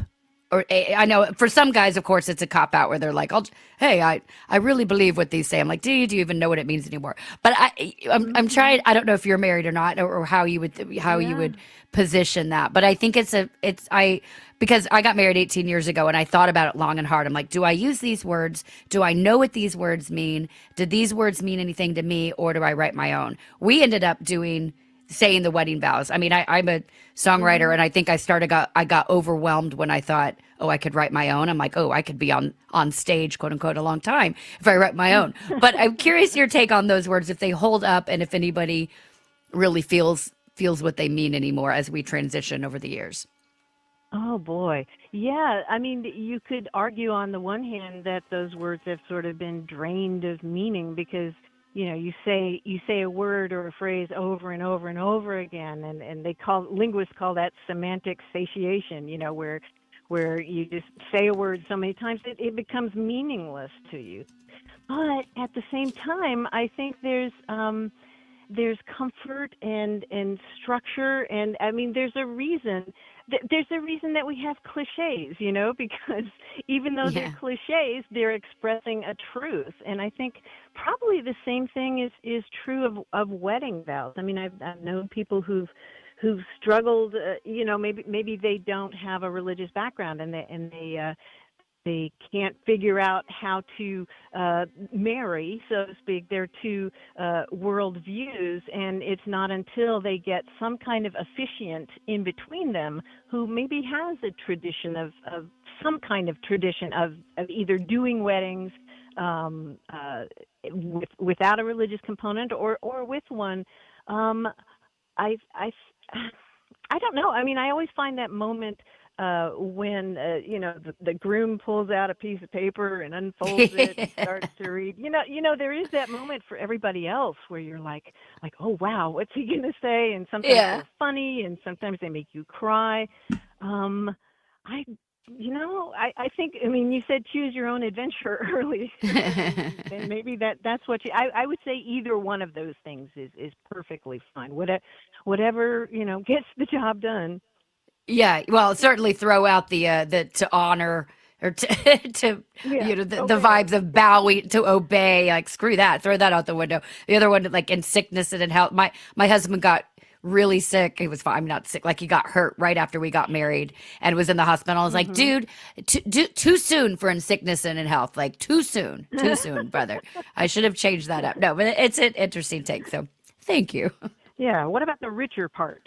Yeah, let's go with that one. For richer and richer. Yeah, yeah. How about that? For richer in perpetuity throughout the universe. One of the things that I kind of wanted to talk about it from your standpoint is sometimes we just like the way words sound. There's a Wallace Stevens poem called "The Emperor of Ice Cream," and I just love when he says, "In kitchen cups of concupiscent curds," and concupiscent curds. Is that coffee?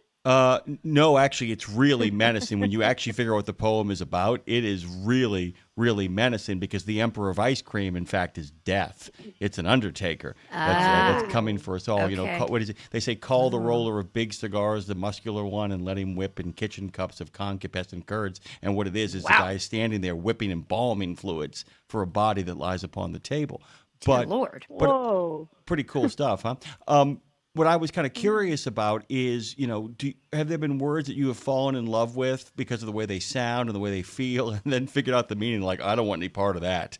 I don't want that anywhere near me. And I don't know if that makes any sense. But words that actually, I mean, you love words, but you love these words because they kind of make you kind of cringe, make you feel kind of uneasy? I'm trying to think of a word that makes me feel uneasy.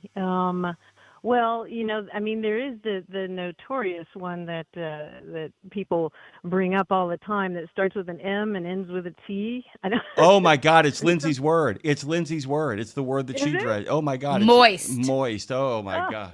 It's the worst. You said it. You said it. This is. It's terrible. But you It's terrible. managed I don't know to say why, it. but it You is. said- What do they call that when they, expose you to whatever you're phobic about? Aversion therapy. Yeah. Thank you. Yeah. It's yeah, strange, you like- managed. My friend here, but my friend who's staying with us and helping do some work on our house right now, the word Band-Aid makes him lose his mind. Like it's because it's the strangest. I mean, like it's, and I know him very well. He's not a dramatic person. If I say Band-Aid, he like falls down into a fetal position. It is the weirdest thing. I know why, Martha. I can tell you why, because I know when you say the word Band-Aid, he can picture that Band-Aid and it's moist. It's bloody and moist. Yeah.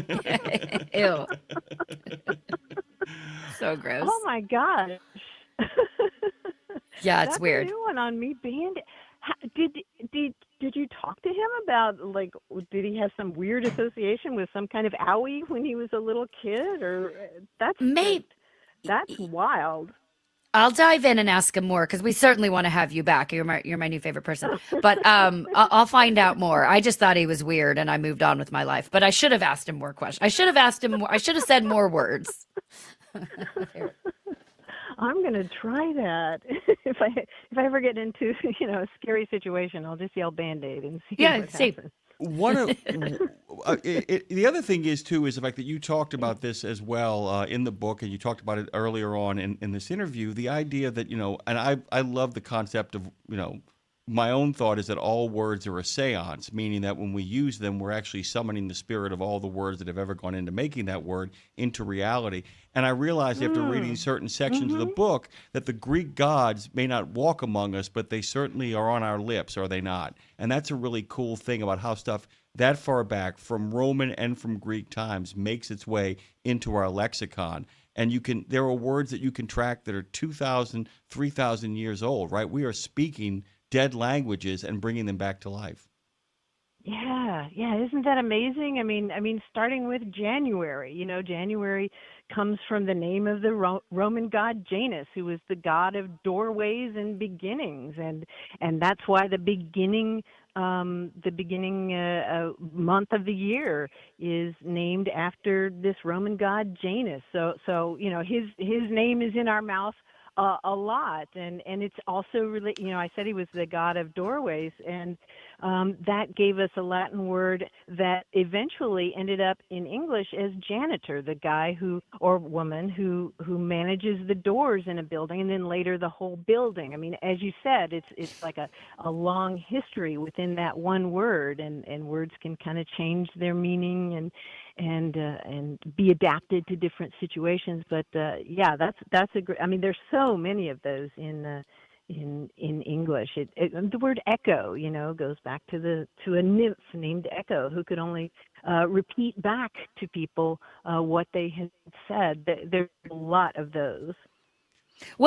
And you've talked a bit about like language and empathy. I guess you write about being curious, not furious, when someone uses English in a way that you're not used to, which is me. Sometimes I ask Jim sometimes, I'm like, please tell me if I'm using a word incorrectly, because I'll know what I'm wanting to say. Like I've mixed up, what was it? Brevity and levity, I think, Jim? Brevity and levity was your mix up. Yeah. Yeah, I would mix up brevity and levity. And I feel that, I feel like having that mindset of, as you said, curious, not furious, could heal more than just language barriers and make people not feel so nervous to speak out or say the thing. I'd rather say the thing wrong than not say it at all. You know what I mean? And so I'm just curious your take on that, when people, like, maybe to give some people permission to, because people say supposedly, and it makes, that's just a wrong word. That's a little bit different. It's a 5-year-old word. It's a 5-year-old word, which makes Yeah. it kind of magnificent. You're like, oh my God, you're reverting back to childhood. You're speaking like supposedly and frustrated.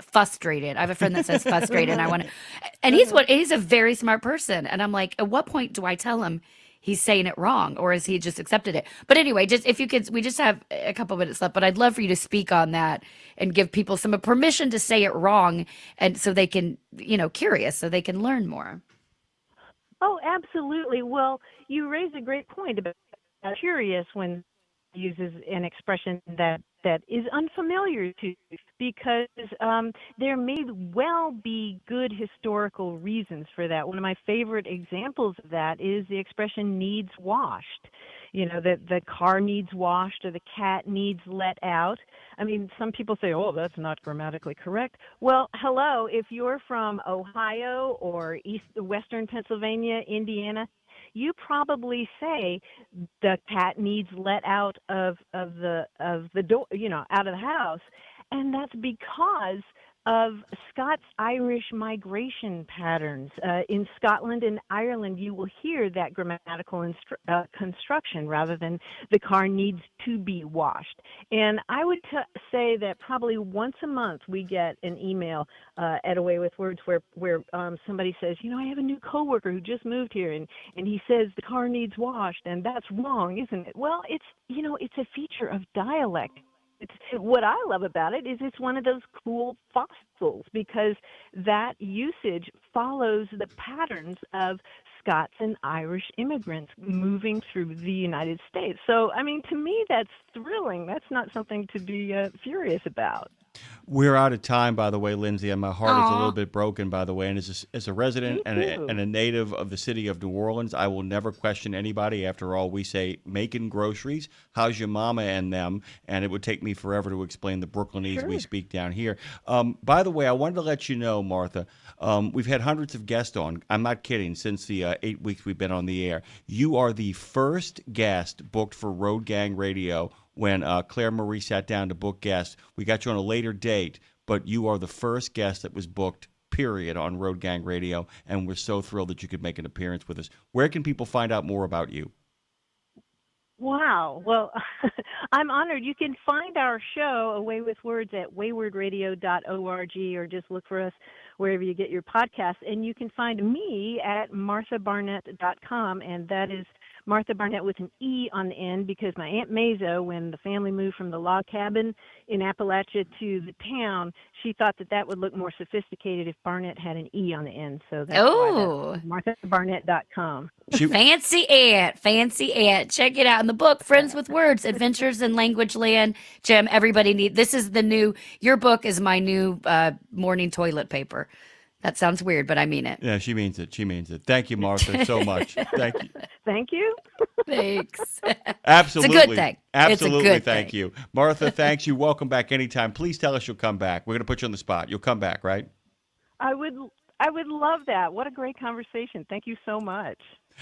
Speaking of great conversations, Lindsay, and you're welcome, Martha, we will have this up in the next day or so, and you guys can check out anything you missed. We're going to go to the other side of the break here. One more half hour to go, and don't forget, our good friend Lindsay Lawler is going to be talking to once and future star, and star right now, Tiffany, on I Think We're Alone Now. We Should Write, right? Right.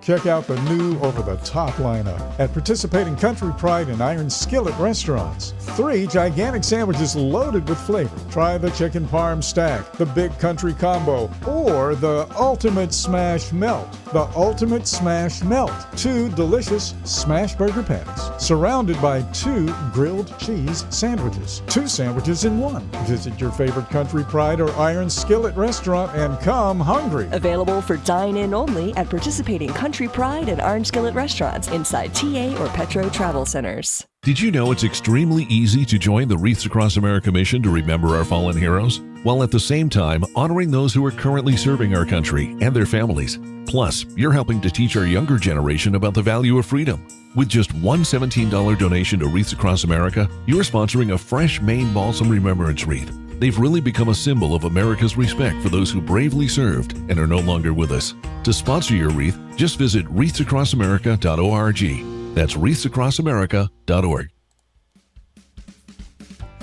Live and rolling once again, this is Road Gang Radio, broadcasting from NOLA to Nashville. Jimmy, Lindsay, where are we? Where are we, by the way? I have no clue, ever. Same. You mean like in general or like literally? Because I don't ever know where I am. One step ahead of the sheriff is where we always are and where we remain. The wheels have come off, but man, we are still absolutely, positively rolling. 615-292-6366. That's 615-292-NEMO. I'm hoping my husband and Todd, the guy who doesn't like the word Band-Aid, I'm hoping that they're listening right now while they're out there working and are going to call in. If you're listening, call in. What's the number, Jim? 615-292-6366. That's 615-292-NEMO here on NPR. Because my husband and I battle over certain words, and I'll wait to say what they are to see if he actually calls in. But do you and Claire, or you and anyone in your family, probably you and your New Orleanian family, and Claire's from there too, so kind of say the same things. But do you have people close in your life, like friends and relatives, Jim, where you say a different word and have a discussion over who's quote unquote right or wrong? No, but we do have discussions over words, and we do kind of revel in the way people in this town, like I said, there's a coffee shop not too far from here. Not the one I go to, except on occasion when I'm trying to race to work because it opens before the rest of them. I make the joke that it is more, if you want to see what the city of New Orleans is like, you go to this particular coffee shop and you can see people from all stratas and all different neighborhoods and all different colors. We do take enjoyment in the way certain parts of town say certain things. And there are people, Lindsay, I know, who drive me crazy by saying on tomorrow. And it used to make me nuts. It'd be like On tomorrow. I haven't heard that. Yeah, as opposed to, we'll be talking to you tomorrow. They say we'll talk to you on tomorrow. I've never heard that. And and by the way, we finally figured it out. Somebody explained it to me. Said, yeah, they say like I'm talking to you on Monday, I'll talk to you on Tuesday, I'll talk to you on Wednesday. They're simply putting tomorrow after the preposition on.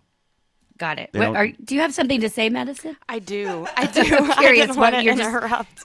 doing fingers into the camera. I'm curious what's happening. I had an argument with my roommate the other day who has lived here longer than I have about the word calliope, because we don't even have know a that word. street Calliope? called Calliope. I don't know that. So people from New Orleans say Calliope. Like that is, and I was like, you're saying that wrong. And she was like, no, I'm not. I No, was she's like, not. yes, you are. It's Calliope. And we went down a whole rabbit hole about like the origin of the skewed pronunciation specifically in New Orleans. So there's a musical instrument called a calliope on like these on the steamboats. Yeah, the and it's riverboats, referenced in and Bruce Springsteen's song, which was made famous by Manfred Mann, called Blinded by the Light. The calliope crashed to the ground, and he was blinded by the light, wrapped up like a through deuce. dialects and stuff, people in New Orleans say Calliope. Same thing with there's a street called Burgundy. It's not, because I was like Burgundy Street, and they were like, nope, Burgundy. Burgundy. I was like, okay. And by the way, I can explain Calliope and I can explain Burgundy in a way that makes perfect sense, because if you were French, you would say Burgundy. And if you were French, you would say Calliope.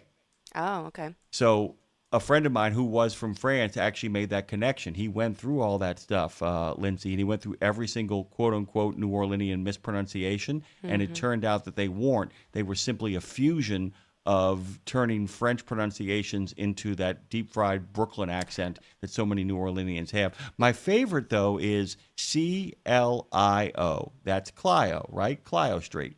Do you know that there are people in town, because of the way it's laid out on the sign, that say CL10? I didn't know that one. Well, they're just dumb. Yeah, I mean, they are, No, and that's why he went to jail that day. There was a guy who told the judge, he said, I live on CL10. He's like, what are you talking about? He said, CL10. And the attorney went, he means Clio Street, Your Honor. And the judge went, that's it, guilty. And just kind of moved on from that point. I mean, that's just kind of it. Yeah, I mean, Burgundy and Calliope. You've never heard of a calliope, though, Lindsay? It's a type of bird, and it's musical musical Oh, my instrument. God, look it up. It's really beautiful.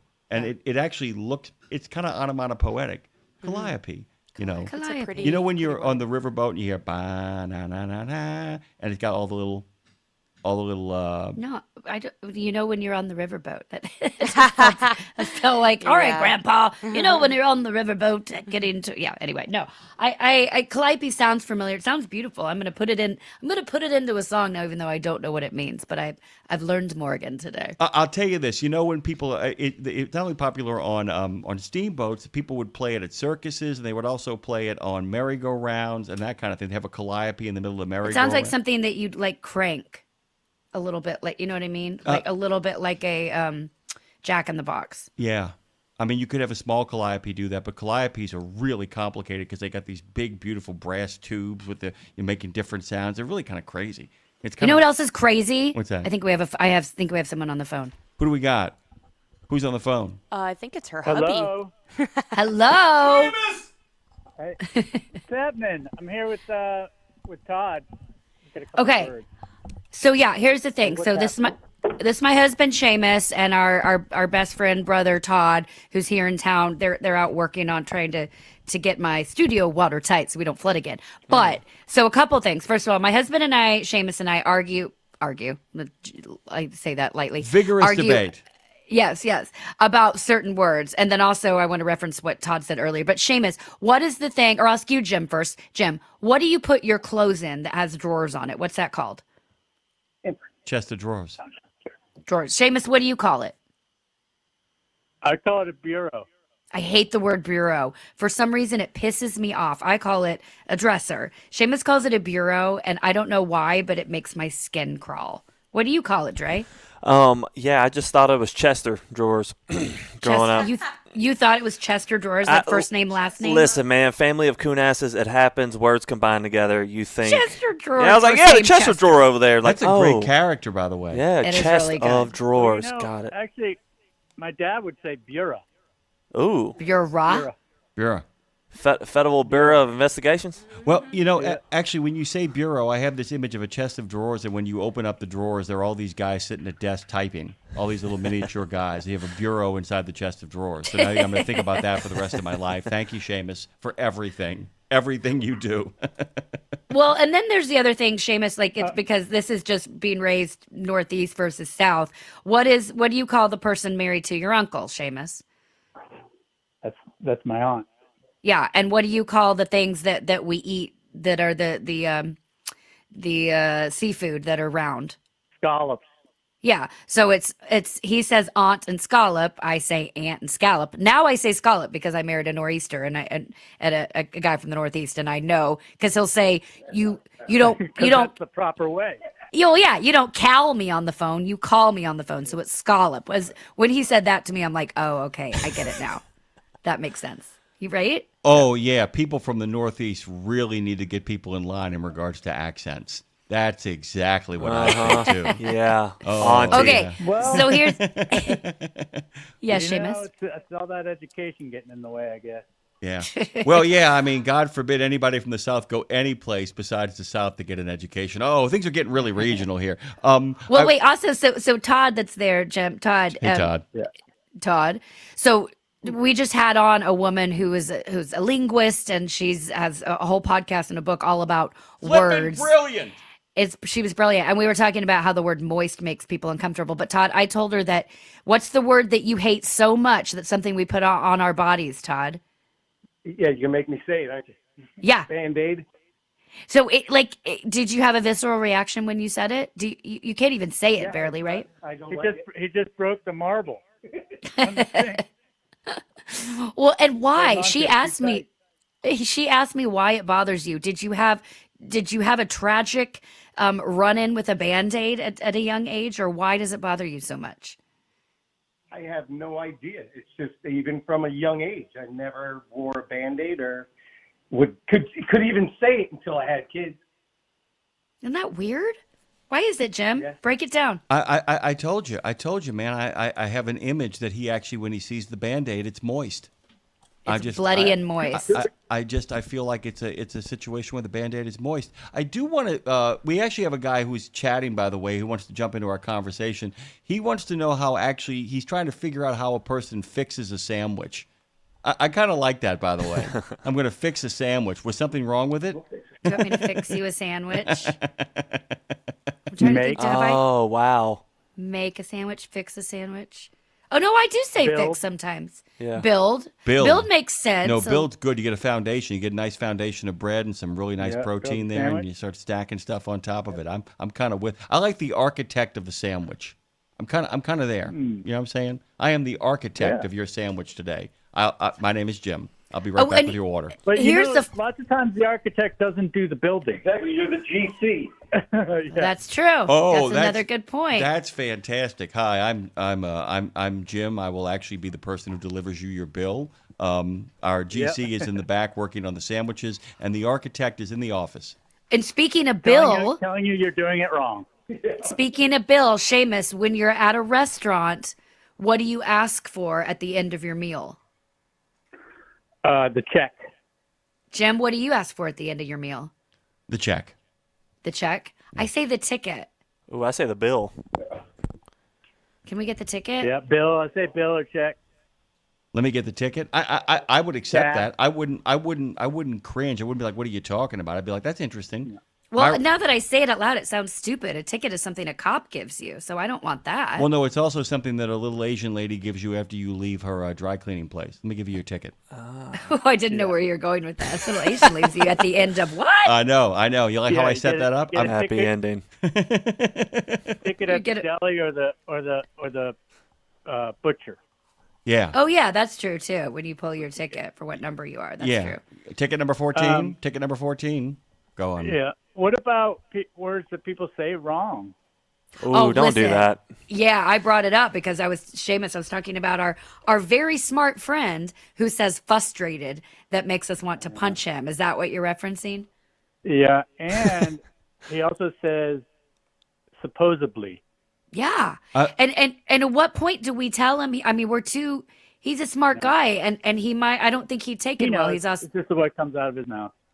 he knows, you think? Let me just say knows. this, though. Seamus, I told this to Lindsay before, and I'm actually going to stand up for the fella here just for a second. We get a chance to see what he was like when he was 5 years old. And I think a glimpse into the childish soul of a friend is a wonderful thing. I mean, there are things that we kind of lock in on as kids and be like, I wonder if you make an active decision to do it. I'm sticking with it. I know it's frustrating. Yeah, maybe. It's very frustrating because I knew him at 5, and he used to say frustrating. No, just kidding. Well, I think that's kind of brilliant. It's like, I've been saying things like an adult all my life. Maybe it's time I actually run out and reclaim my childhood. Yeah. Frustrated. I'm getting too far in life. I better switch this up. Yeah. People are just expecting too much of me. All right, guys, we'll get back to work. Mama needs a place to work. Thank you for All right. calling. I love you guys. Band-Aid, Band-Aid, All right. Band-Aid, Band-Aid. Moist. Moist Band-Aid, moist Band-Aid. See you guys. Bye. Bye. Thank you, Seamus. Thank you, Todd. Always good talking to friends. Speaking of talking to friends, Lindsay, I'm going to let him tell you good morning. You got a chance to hear him this morning. He's back in studio. It's Brad Bentley. Hey, BB the King. Good morning, Double L. Good morning. We'll see what Brad says. Because Dave Nemo just texted us. He says, fix me a sandwich and cut it half in two. Is cut it half in two a phrase as opposed to cut it in half? Yeah, I've heard cut it half in two. Cut it half in two. Only Huh, from I've Dave never- Nemo, though. Yeah. Yeah. No one else says that. Yeah, by the way, he's trying to get a thing started here. And another thing, Nemo did it. Now Nemo has done it first. Cut it half in two, good buddy. Well, wait a minute. Don't say that. Oh, wait a minute. Trademark Oh. it now. I got to tell you, one of my other favorite New Orleans expressions is, tell me, hey, Lindsay. Hey. How about you come on? Oh, that sounds very Cajun. I like that, though. How about you come on? I mean, Is that like, go ahead. well, no, I'm just trying to think. That's different than like, oh, come on. That's different. Oh, it's different. It's, how are you doing? Now, come on, tell me about it. So how you How's your mom and them? them? By the way, I don't like how's your mom and them anymore because everybody who's not from here now has moved down here being like, how's your mom and them? I'm a New Orleanian. Ha ha ha ha. Smack right in the kisser. Right in the Wait, snot so locker. how's your mom and them? Did that come from how's your mom and them? Yes. It's Okay. how is your mother and all the people that you call family? How's your family? How's But you everybody? always ask about people's mothers first as a Southern way. How's your blessed, beloved mother? Oh, yeah, and the rest of your family. And now you know the rest of the story about how's And your the mom rest and of them. your family that doesn't exist without your mama. Exactly. Understood. How's your mom and them? How about you come on? How about you come on? I like that. And what I actually. like about How About You Come On is that there's a certain enthusiasm contained in there. It's like, no, man, I want to know how you doing. You tell me what's going on with you. I want to hear about it. I just love that. I just love it. It's like Oh my God. deliriously happy. It's like the joy of seeing a friend for the first time in a long time and be like, man, it's just good to see you. My other favorite is in New Orleans, they call city sidewalks and streets banquets. City sidewalks, city banquets. Banquet, not banquet. Banquet. So It's they- like a banquet. Yeah, and they'll tell you to hit the banquet. They'll be like, hit the banquet, pal. Hit the pavement, pal. By the way, Trucker Bosun wants me to change my name to Dagwood. Dagwood. The Yeah, cartoon, the comic strip? the sandwich guy. Right. Yeah, the sandwich. Dagwood. Blondie. Oh, and- the sandwich. The sandwich. Blondie and Dagwood. Yeah, the super sandwich. Super sandwich. Brad. So we are excited.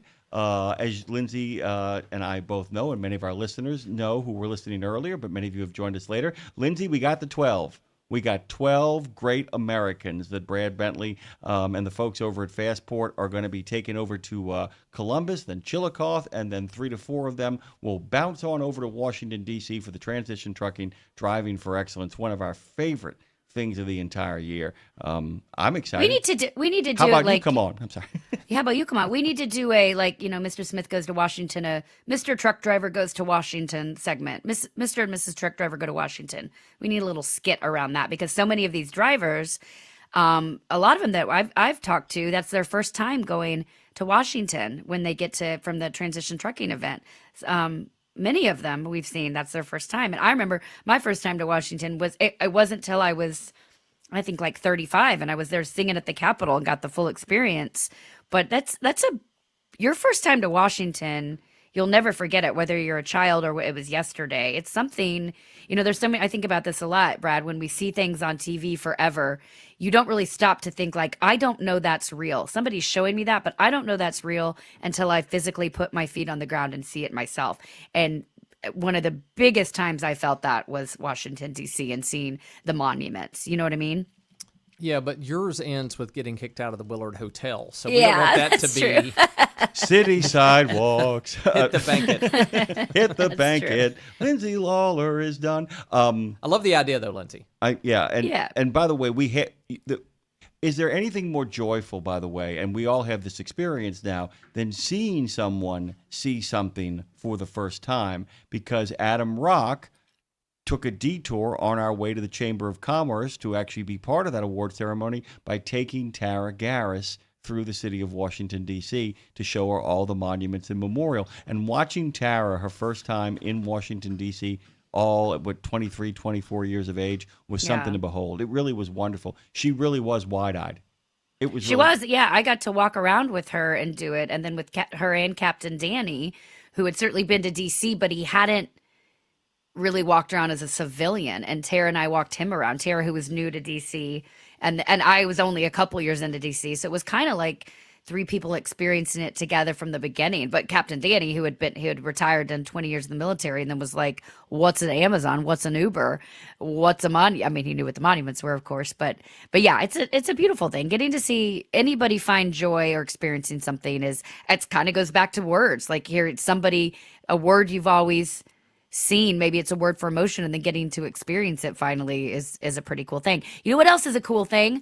Hey, Brad Bentley, I heard you mention this earlier, but coming up in just about an hour and 10 minutes will be a new episode of We Should Write. Actually, at 11 o'clock here, we're going to play last week's episode, which is Timothy Howell's from the Plain White Tees. Hey there, Delilah. By the way, if you missed that, really quickly, Lindsay, please listen to the whole thing if you missed it, because, man, his acoustic cover of his new song, Smithereens, is dynamic and amazing, and the setup for it is great too. I'm sorry, Lindsay got excited by it. No, please don't apologize for getting excited about We Should Write. I'm so excited about it.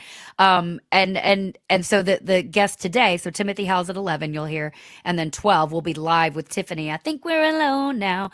And Brad, I know you got to see her at the House of Blues. Did you listen to her? Know of her when you were growing up, obviously? Yeah, you had Debbie Gibson, you had her. I think that was the two Debbie that everybody. Gibson, you say, huh? Yes. Interesting. Go on. Yeah. But definitely, and I remember when she came to Nashville a while back, gonna make that transition, try to work with country music artists, and you got connected to her, and we got to hang out a couple times that way. So, yeah, always been a fan. Yeah, it's gonna be. Listen, and she's also a talker, and I mean that in a good way. Like, I'm excited for this conversation because, I've had her on shows and stuff in the past when we're like promoting something, but she's got a lot to promote, but also this is like she's she gets lonely. I hate to sound silly and be like, she's a human too, but I'll never forget. But both Jim and Brad, and I'll probably reference this with her.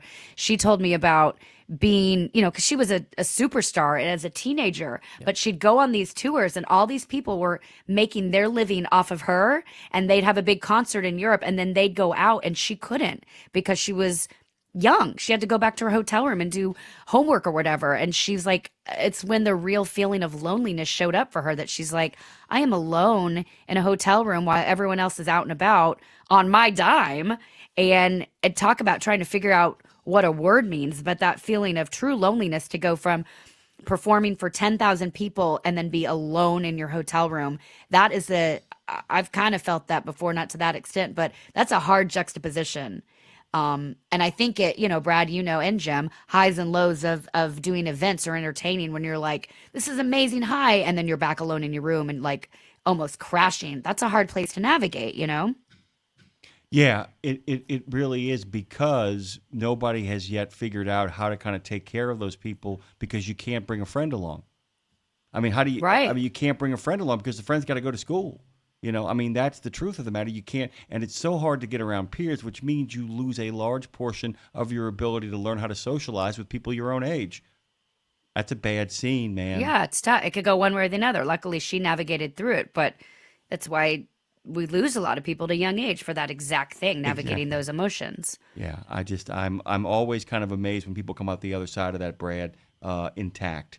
I won't lie. I mean, and by the way, some of it's good parenting. Some of it is people actually taking, like, think about Jodie Foster, though, as a child star. Deliberately said, I'm going to Yale, goodbye, and didn't come back to acting for 5 years. Turned down roles while she went to Yale. Now, she could afford it because her parents actually cared about her and made sure she was set. But a lot of people end up on the other side of that. I mean, look at Ricky Schroeder.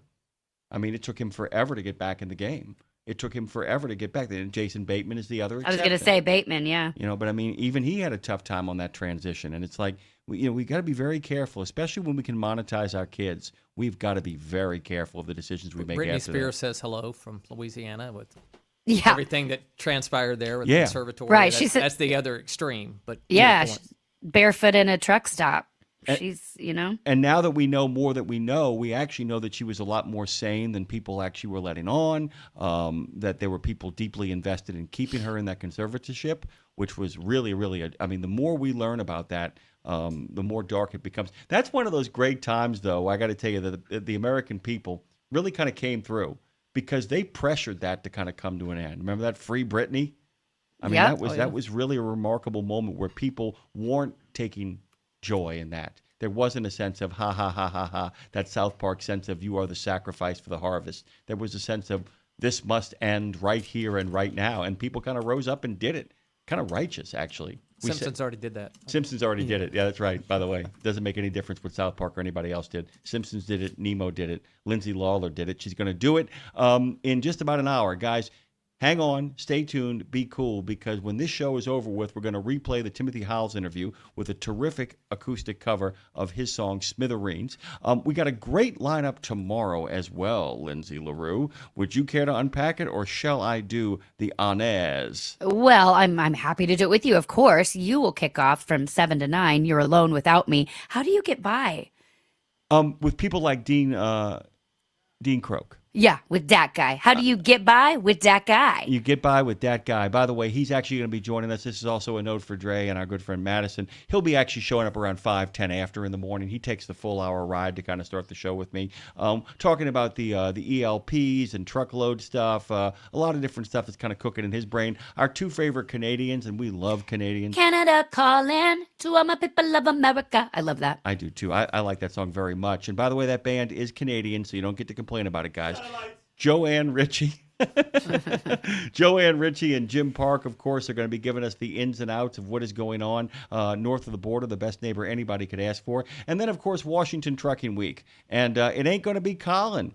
Regular recurring character Colin is not joining us. Jay Grimes, nervous Oriole fan, Jay Grimes himself, the director of federal affairs. We're going to give him all kinds of grief because the Orioles aren't doing so well this year. I'm only a fan when they are. But Jay's always a fan, and so we're going to actually give him a little bit of slack. And then, after Washington Trucking Week, guess who comes in to host the show about having a life on Road Gang Radio? Lindsay Lou. Who do we got after that, Lindsay? Actually, a good friend of mine, my neighbor, he lives across the street from me, but he's brilliant, and he has a new book out. Well, his new book coming out called Never Outmatched, Jim, which is, you're gonna love talking to him. Military strategies to lead, innovate, and win in the modern marketing battlefield, on the marketing battlefield. But we're gonna talk to him as this book pertains to the trucking industry, how truck drivers can really take advantage of their seat, and see that they are the tool. They are the marketing tool. They are the entrepreneur. I think it's going to be really cool. This book, as he says, it provides readers with battlefield tested frameworks that will help you lead under pressure, shift outdated thinking with confidence, and turn you into a growth engine. Listen, I'm going to be listening in to my own conversation with him because I need help in that world. Well, let me tell you something, man. Any book that can talk about how to actually succeed in business and marketing, that actually references the Kasserine Pass and the idea of citizen soldiers and citizen farmers is my kind of book. It's been really fun read so far. It's a pretty darn good history lesson, too, because it actually says, hey, man, here's an idea. Maybe if you study history, you might learn something about what's happening in the now. I'm so far very impressed and can't wait to talk to him about this tomorrow as well. And then finally, go on. Well, I can't even pronounce her name. Vanessa you say it. Cordenu? Why do you think I threw it on top of you? I mean, because you knew I'd be a big old dummy. Vanessa Cordenu. According to you, we're not sure. We'll find out. But the Biz Bruja, she's listen, she's a celebrated bilingual bruja, a clinical hypnotist, very cool, an astrologer, a nurturing mujer. This is a medicine woman. She's a healer of healers. We're gonna dive deep with her. Listen, we're gonna make it pertain to trucking. Don't you worry. I might just make it pertain to me. I'm in a selfish mood these days, Lindsay. I love it. You should be. I'm in a selfish mood too, which means we got to get off so you can hear my interview coming up next with Timothy Howes of Plain White Tees. Following that at 12 o'clock today, we'll be live today with I Think We're Alone Now, Tiffany, and she's going to talk about things you've never heard before. So don't go anywhere. Big Wednesday. Hit that music, Dre. Get us out of here. Guys, this has been Road Gang Radio. Lindsay Lawler, Jimmy Mack, Brad Bentley joined us for a lot of the time. Thank you to all of our guests. Great show today. Go back and listen on replays if you missed anything. That's it. We're done. Here comes We Should Write, Timothy Howes. St. Christopher Truckers Fund provides free health and wellness programs for drivers to help prevent some common medical conditions seen in the industry. These programs include diabetes prevention, Rigs Without Cigs, a tobacco and nicotine cessation program, Healthy Habits for the Long Haul, a 12-week total body wellness program, a vaccine voucher program that includes free flu, shingles, COVID, and pneumonia vaccines, and GPS, Get Preventative Screenings. That includes free at-home cancer screening tests. These programs are available to Class A over-the-road semi-truck drivers. For more information or to register for a program, visit the St. Christopher Fund website at truckersfund.org. Pro drivers, say hello to your perfect fuel stop, Racetrack. Perfect as in hello, everything you need on the go. Oh, hi there, dedicated truck lanes. What's up, hot and delicious grab-and-go food? And hello, cat scales, clean restrooms, and large, easy-to-maneuver lots. Racetrack has what you want so you can get in, get out, and get back on the road, turning miles into money. Next time you need to stop, say hello to the fuel stop built for pro drivers. Racetrack, whatever gets you going. Check out the new over-the-top lineup at participating Country Pride and Iron Skillet restaurants. 3 gigantic sandwiches loaded with flavor. Try the Chicken Parm Stack, the Big Country Combo, or the Ultimate Smash Melt. The Ultimate Smash Melt. 2 delicious smash burger patties, surrounded by 2 grilled cheese sandwiches. 2 sandwiches in 1. Visit your favorite Country Pride or Iron Skillet restaurant and come hungry. Available for dine-in only at participating Country Pride and Iron Skillet restaurants inside TA or Petro Travel Centers. Well, hey there, it's Lindsay Lawler, y'all, and welcome to We Should Write, a show about the healing power of writing. I'm your host, Lindsay Lawler. I'm a songwriter, a performer, and a longtime radio voice. I'm also a storyteller and a proud advocate for the incredible men and women of the trucking industry. And let me tell you, they've got stories. Okay, so We Should Write is where sarcasm meets soul. It's equal parts vulnerability and absurdity. We talk to songwriters, authors, and creatives of all kinds about how putting pen to paper help them heal, grow, and work their stuff out. Because let's be honest, writing is cheaper than therapy and way more, dare I say, honest. So take a breath. Now, let's get it out. Let's get into it because we should write, right? Broadcasting live from Austin, Texas. We're in Texas, back to my home, back to the scene of the crime, y'all. I'm so excited. It's episode 2 and we're still on the air. You're episode number 2. Episode 2. I feel honored. Ground up. You're from the ground floor. I am honored so much to have you guys. Welcome to episode number 2. We Should Write. We're still here. We're back at it again. This time I'm talking with a man who's played packed arenas, been at the Grammys and all the fancy pants places, and he's helped pen the soundtrack to more than a few major life moments of my own life in particular, by the way, guys. You probably know him as Tim Lopez from the Plain White T's, but today I'm sitting down with him as Timothy Howes. Not an alter ego necessarily. Maybe we'll see. He's a solo artist, a storyteller, a husband, a dad, and a seeker, which is why I'm going to guess that is where the solo project emerged from, but we'll see. Because, guys, let's be honest, it takes courage to pivot when you already have success, to step away from the safety of a name, aka Plain White T's, and write from that raw, messy, unfiltered place. There had to be more he needed to say, ?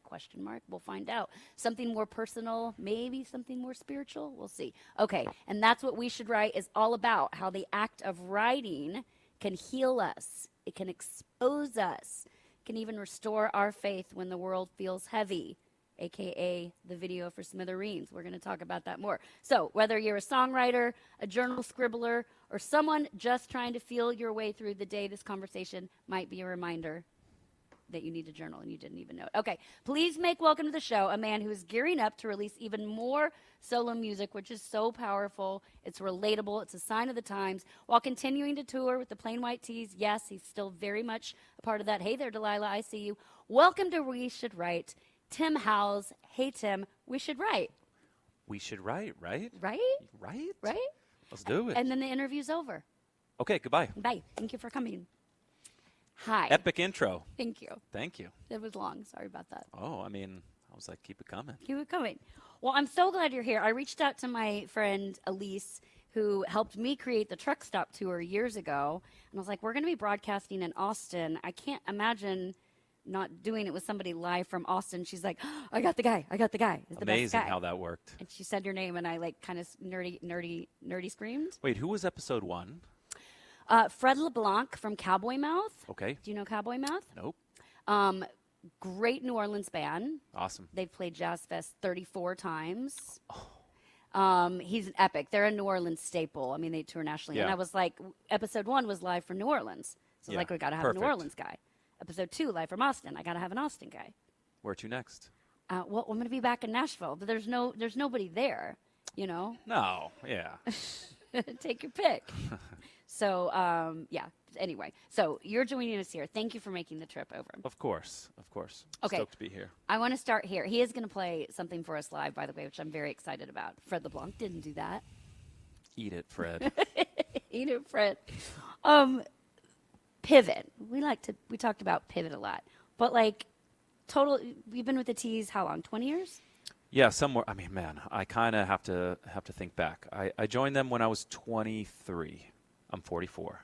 You look great. Hey, thanks. You're younger than me. Well, not by a lot. Some people are, Just a little. That's true. It's not my fault. It's not your fault. It's true. You look great too. Thank you.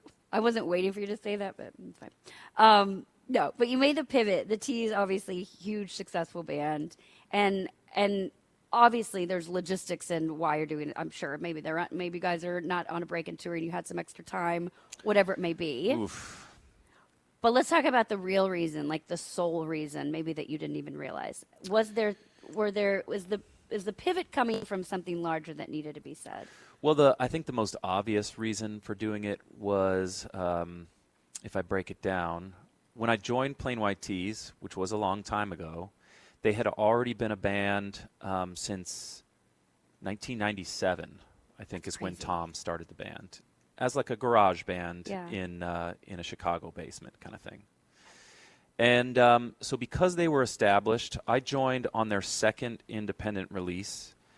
I recorded that record with them, which had Delilah on it as an indie record. And Tom, being the sole and primary writer for that project, he kind of had a sound, you know. Any fan of Plain White T's was used to Tom's writing, Tom's voice. And so it took a little bit of time for for me to kind of get my songwriting chops up, and B, for him to relinquish a little bit of control as a lead singer and writer, because we basically structure it where if you write the song, you can sing it. And even my first hit for the band, which was called Rhythm of Love, that song, when I turned it in, he was like, "Oh man, I love this song. I wonder how it's going to sound when I sing it." You know, he like wanted to cut a vocal for it, and I think that wasn't the deal. Yeah, I mean, and that was new at that point. That dynamic was new for him, and thankfully, our A&R guy who worked at Hollywood Records loved the song, and he was like, "Nah, this is Tim's voice behind it. We got to go with it." But as far as the pivot goes, I think a big part of it is that I always felt like in order to get songs cut on Plain White T's records, it did have to fit in some kind of box. Sure, you know, yeah. It couldn't be so far outside. You know, I'm certainly not going to write a country song or an Americana song and have it make sense with a Plain White T's record. The band came from like pop punk alternative. That's where it originated. So a lot of the early influences were like Green Day and Jimmy Eat World, bands like that. You can hear the pop punk in the iCarly song Totally. that Tara loves so much, by the way. Totally, over here in yeah, the Our background. Time Now, for sure. So yeah, I felt like it had to either work in like a love song hot AC format, like Delilah, and like the song that came after that, which was called 1, 2, 3, 4. AC means adult contemporary, by the way, for Right, all listening, right. Which I fall under now. Yeah. Who knew? I mean, and so does that band, right? Even Yeah. though it's pop punk and pretty rock still at its roots, the songs that tended to connect really well with our audience were always like the acoustic ballad on the record, like Delilah. And so we kind of shifted from like Warped Tour style band into a hot AC format band. And so as a writer, you're thinking, I mean, I would love another hit. You know, everybody, once you get that taste, you're like, you know, I don't want to go backwards. I want more checks in the mail. That sounds cool. And I want, you know, people to hear my music. And so I started, you know, any writing done for Plain White T's felt like it had to fit in that box. And then fast forward to now, Timothy Howells is definitely more just straight from the gut writing. Some of it is, you know, I started the project during COVID era and felt like this is a chance to do something new, and it's also a chance to kind of broaden my writing, learn the chops of writing country music, maybe for the sake of in the future, you know, I have 3 children. How long are you going to tour excessively? Yeah. Which, you know, in my youth, I toured 300 days a year, and, you know, thankfully we've scaled it back. But it got to a point where I thought, you know, maybe I will be not just a performer, but a writer too, and I'll learn to write country, and maybe we can submit songs to Nashville, get some songs cut. Maybe, you know, that's a alternate source of income or whatever. My wife, who's from here, was like, that's not as easy as you think. You know, she was the one that was kind of like, you don't know anything about writing country songs, and thankfully has since become like a huge champion of what I do. But not that she wasn't always when it came to music, but just as far as trying to tackle country music. Well, she doesn't want you to. She wants you to be set up for success because Totally. your success is hers, obviously. Yeah, and just I think she kind of knew that great country songs are not easy to come by. You just like pop, when you sit down to write a pop song and you are thinking, okay, we want to keep the momentum going for Plain White T's, you realize, like, at least at the time when we were putting out singles at radio, it was like, if you don't have the spot, then Rihanna's going to have the spot. And if she doesn't have the spot, then Maroon 5 is. And if they don't, then it's Coldplay. And it's like, oh, these are arena acts who are writing the biggest songs in the world. And countries like that, too. I mean, Nashville's set up to have just the best writers on the planet there cutting songs every day. So she kind of knew, like, hey, make sure you have your expectations in line when you start sitting down to do this. But anyway, I started writing country during the pandemic, and I would demo a song and send it to some buddies, and they were like, dude, this song's so fun, and it's set up perfectly to be a live track. We should start a band. And those were buddies from my church here in Austin, and I've ended up taking all of them from the church worship band and formed a band here. So. Oh, how devilish of you. I know. Yeah. All drinking songs with the church band. Perfect. What's hashtag balance? Well, it kind of makes me think of when you talk about like writing for T's versus you, like in trucking. I've written songs in trucking for a long time, and it always felt like an assignment. Like it's still a life, but kind of same thing. Like kind of like to you, kind of maybe felt like when you come in, it's like trucking already existed before I came along. The Plain White T's existed before you came along, so something's already established, and you've got to fit in that mold. It's still coming from somewhere, but it's like you said, got to fit in a box. So then when you become yourself, who you already were, when you step into your solo arena, I mean, I'll say it this way: I feel like we moved out into the woods a few years ago, and it's the first time where I haven't lived in the city or suburbia. And I talk a lot about that. I think writing is channeling. I didn't think that until I moved to the woods. And I'll walk outside, and the best I can explain it is all of a sudden entire songs in my head. I'm like, where the heck did that come from? Let's go. Right. And that's how I felt like writing my own stuff. Like I never trusted that I could just lean in and be me until I kind of stepped. I'm like, why am I not making a record that is something that inspires me? Not that trucking doesn't, but you know what I mean? And so with writing for your own solo project, are you finding that it comes, I guess, easier or harder being able to say the thing? Because in a minute we're going to talk about being able to say the thing that someone else can't, and then that really being using your platform for the greater good. But are you finding the songs are coming easier or harder, or are they coming from different inspiration, I guess?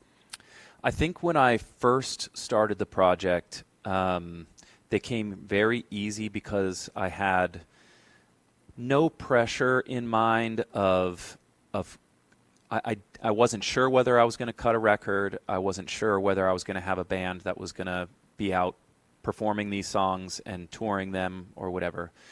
And because of that, it almost felt like there was nothing in the way, like no anxiety about whether, what an audience would think when I started. So the first few came super easy. And then it kind of settled back into how songwriting has always been for me. I don't consider myself super prolific. I'm the kind of player that will like sit around and strum and play, come up with a couple of voice note ideas, leave them on my phone forever. I mean, I think I have like 4,000 voice notes. And I just stole your phone. Yeah. It's fine. Yeah.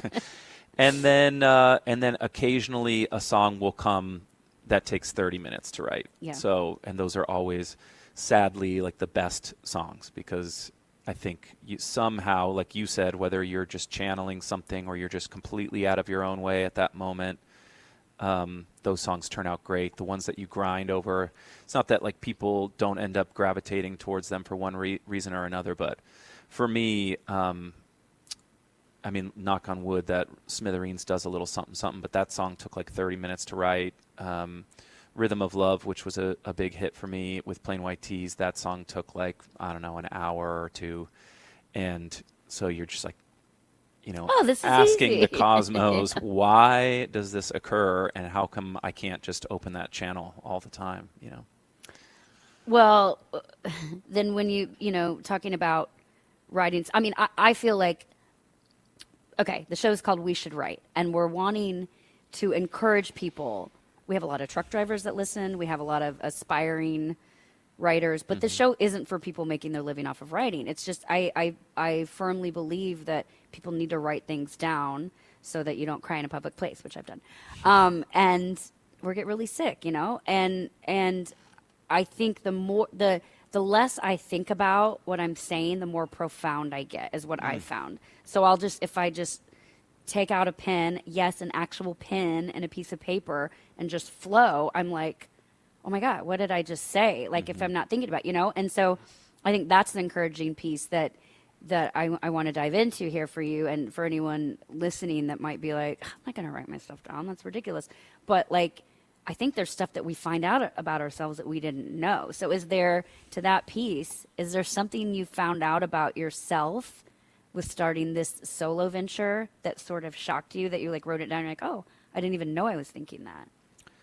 I don't know. If you listen to the material, you would probably think that I discovered I'm an alcoholic, but I'm not. But you're not. But, I mean. But do you drink? Yes. Okay. Yeah. Cheers. Cheers. Where's the booze? I know. Where's the booze? Learned about myself. I mean, I would say, I'm not sure this is something that I learned about myself, but something that I've been working through is, well, on the networking side of the business, I always felt like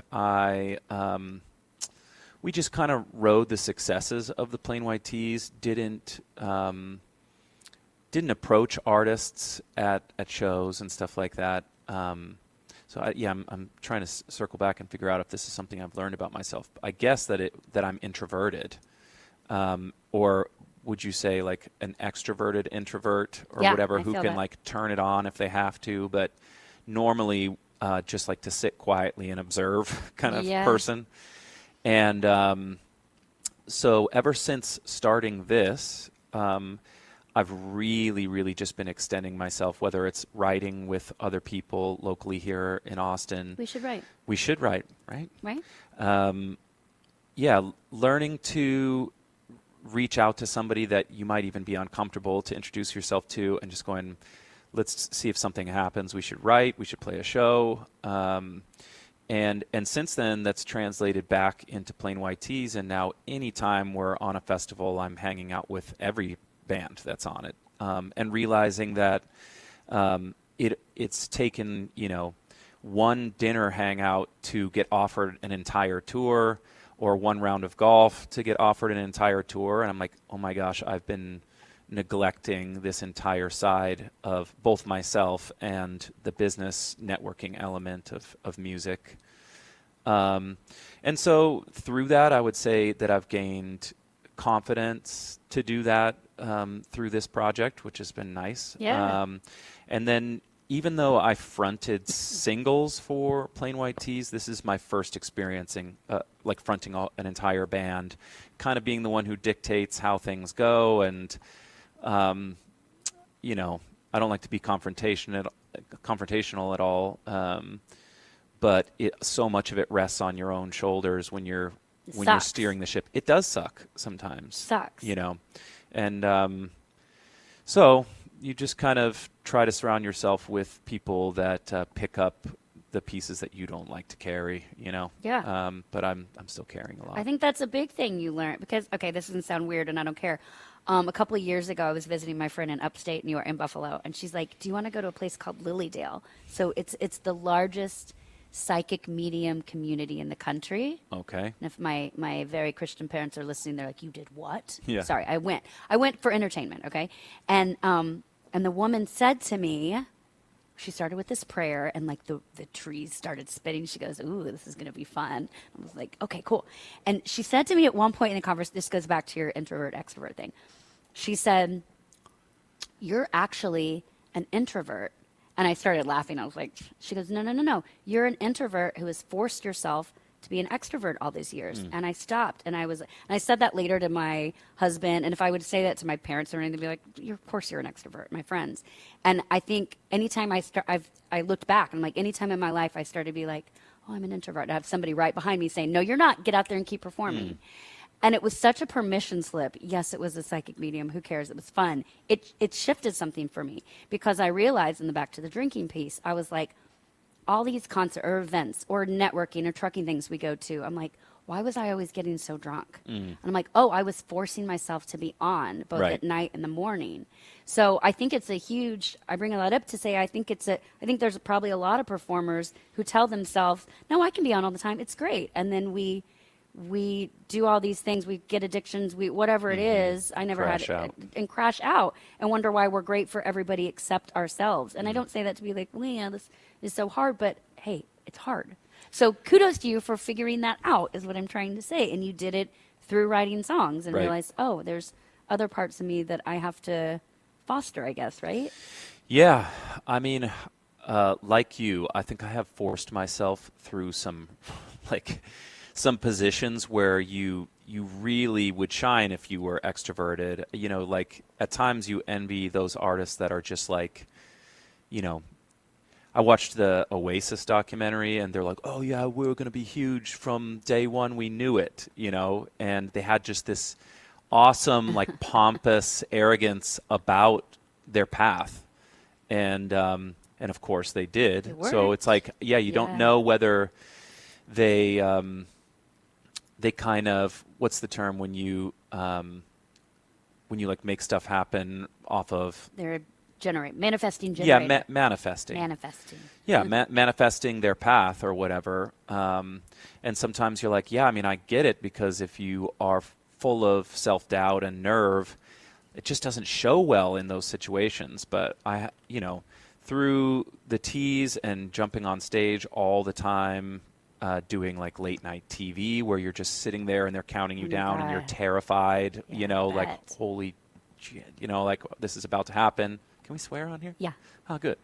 Because we're also talking about church. So again, we are good people. It's like, I love Jesus, but I cuss a little. We good. There we go. Yeah. So go for it. I did a dating reality show. That's how I met my wife. I've never, ever, ever been more uncomfortable in my whole life, standing in front of a camera and doing that. So, that's, yeah. You just didn't know her ahead. Like, you genuinely met her on the show, right? Yeah. Okay. Yeah. And, so it does work, guys. All you those shows occasionally work. Y'all been very together a low while. percentage. Got Married 3 kids. 10. Okay. Yeah. So working out great. Things are great. But yeah, as an introvert, I mean, it's a lot. It's a lot. Yeah. Okay. Are you up for playing a song? Sure. Okay. And then after that, I say that to say, because I want to talk about faith and music, since we have mentioned church. Is that okay? Of course. Okay. We'll go there in a minute. But your new single, Smithereens, it's very different from the last single. Sure. And I'm listening through several things, and before you play it, like, it's interesting to me. We've talked a lot about, or I've been talking a lot about throwing genre out the window, because I think once you say I'm a country artist, now you're like, it goes back to now writing in a box for plain white tees or for trucking or whatever. So when you throw it out, like, yes, there's this Americana rock country thing you have going on, but like, what I just said are 3 completely different things. Totally. So let's just say it's the Tim Howells Project is where I'm going with this, because you can hear different things coming out, which I think is really cool. The different singles are putting out, and Smithereens feels like probably the new kind of push direction, which it's a lot of energy, but you're also still saying something, but you also hear the country and the rock in there. So is there, when you say, did you grow up listening to country music? I did, starting around high school. Okay. I mean, you can hear all the influences, but Smithereens, I don't know what it is. And I say that as a massive compliment. Yeah, I mean, I think that it does blend. I know genre that blends. Your pretty... marketing people don't let me say that, but I mean. Oh no, I like... bet you they do like that. Okay, good. And also, I mean, the state of country music and the state of Americana, it's pretty blended right now. There's so many different things happening and so many different things working. So, but yeah, influence-wise, it's a weird one. So, yeah, like the intro of the song is definitely like my guitar player wrote this kind of arpeggiated guitar part riff. And I was like, man, I hear that it sounds exactly or it should sound in production like this Jimmy Eat World song, which of course is like back to rock stuff, pop rock that I was growing up with as well. And then lyrically, yeah, there's I definitely borrowed from what's that song?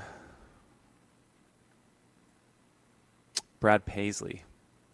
I want to check you for ticks. Just kidding. That's not what it is. Yeah, exactly. No, Whiskey Lullaby. Oh, yeah. Which is so just depressing. An incredible. So good, though. It's so good. It's so good. good. But the phrase in the chorus, as you'll hear, I'm using the phrase midnight cigarette. And that's like, I freaking love that song. So hopefully that's not giving away too much about where the influences were. But it's like, it sounds nothing like Jimmy Eat World. It sounds nothing like Brad Paisley. But I think at my age, you're just pulling from so many different influences, you know. Unconsciously, too. Like, it's just in there. Totally. It's just in there. Sometimes, I mean, you'll start writing something and someone will be like, yeah, that's too close to this. And you're like, dude, I haven't heard that in, 20 years or whatever. But just kind of, yeah, you've got this weird memory bank.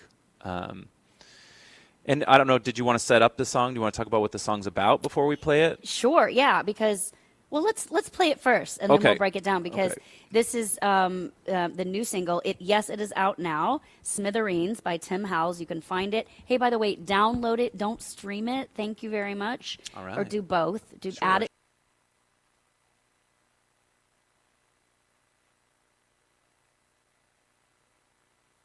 Kind of, yeah, you've got this weird memory bank.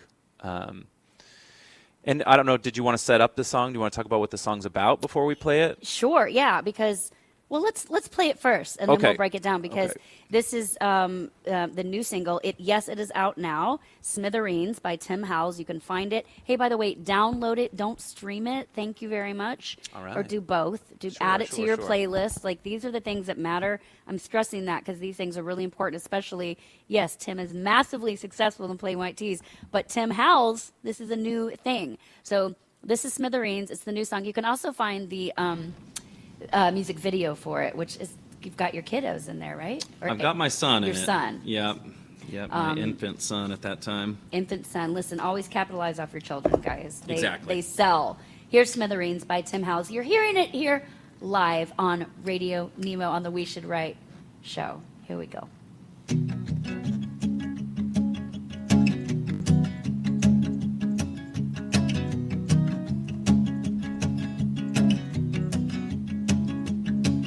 Where are you now? That I'm crying out to you in desperation. Does the sound of your broken-hearted son cause you any hesitation? 'Cause I wanna burn like a midnight cigarette, thrown in a field of dry brush, gonna set fire to the world and pour on gasoline. I got a heart filled with dynamite, holding the fuse to the flame, and I might blow this whole damn place to smithereens. Is no one listening?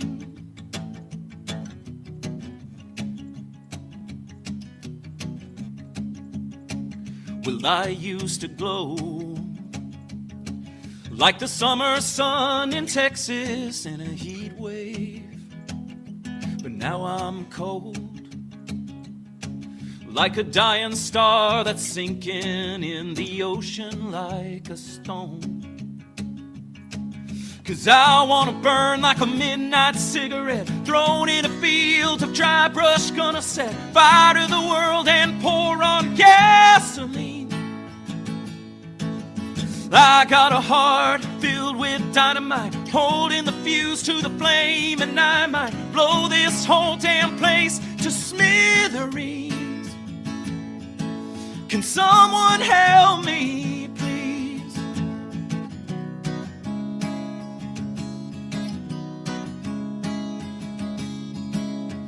Woo, woo, whoa, whoa.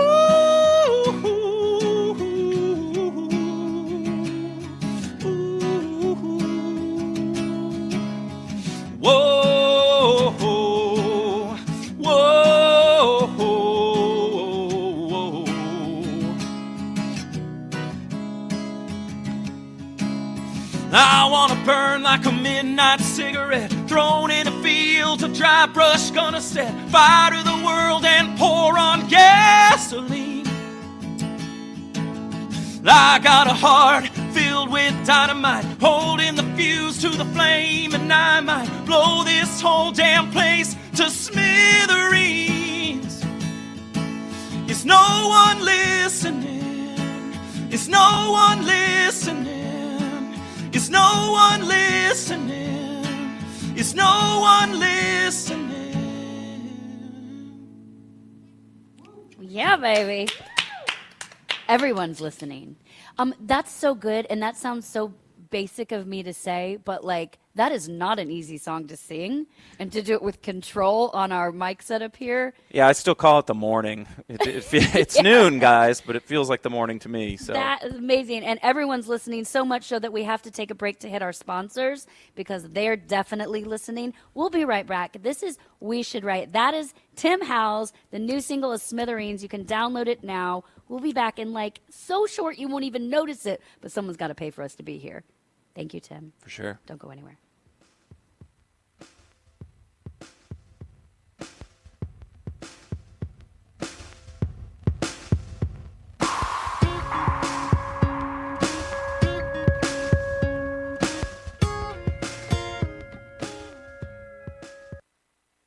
Want to reduce emission systems maintenance costs? Max Mileage Fuel Catalyst is the answer. This advanced solution promotes a longer DPF lifespan and lets you enjoy fewer regenerations by reducing your soot output by 60%. That means less downtime and more time on the road. Keep your system clean and efficient so you can focus on what matters most, getting the job done. Make the smart choice for your vehicle. Head over to PittsburghPower.com to order yours today. You know Castrol for passenger car oil and racing, but did you know that they're in the heavy-duty over-the-road market? Well, Castrol's CRB Multi 15W40 and Vecton Long Drain 10W30 are now available at TA Truck Service Centers nationwide. This is the partnership in preventive maintenance. TA Truck Service and Castrol, offering you premium products and performance at great price points every day. Castrol, performance for the long haul, guaranteed.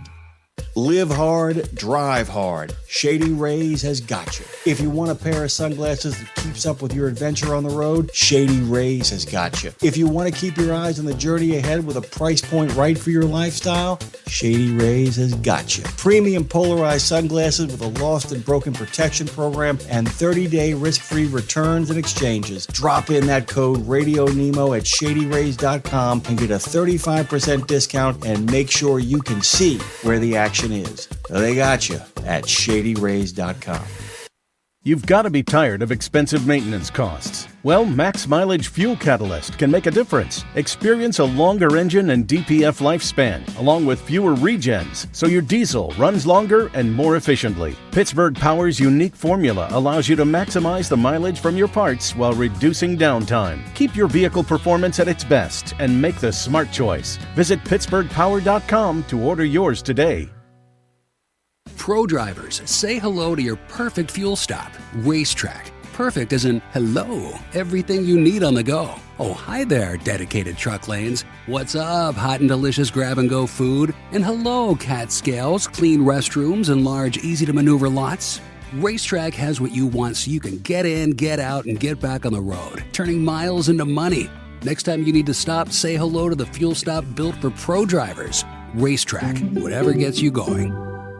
The mission of Wreaths Across America is unwavering, remembering our fallen heroes, honoring those who are currently serving, along with their families, and most importantly, teaching the next generation about the value of freedom. And you can join our mission with a $17 donation that sponsors a fresh Maine Balsam Remembrance Wreath.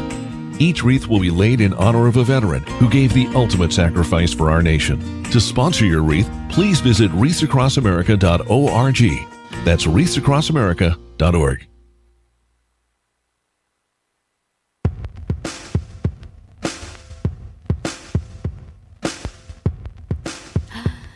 Timothy Howells, Smithereens. You can get it now. Make sure you go download, search Timothy Howells. The song is Smithereens. There's other music as well. Of course, continue to download all the Plain White T's music.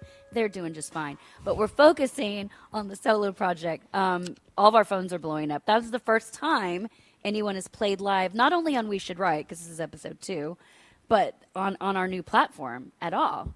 Cool. You were like, you're the guy. Breaking it in. Let's You go. Set the standard. Setting a precedent. You are, and it's high. No one's going to want to play again.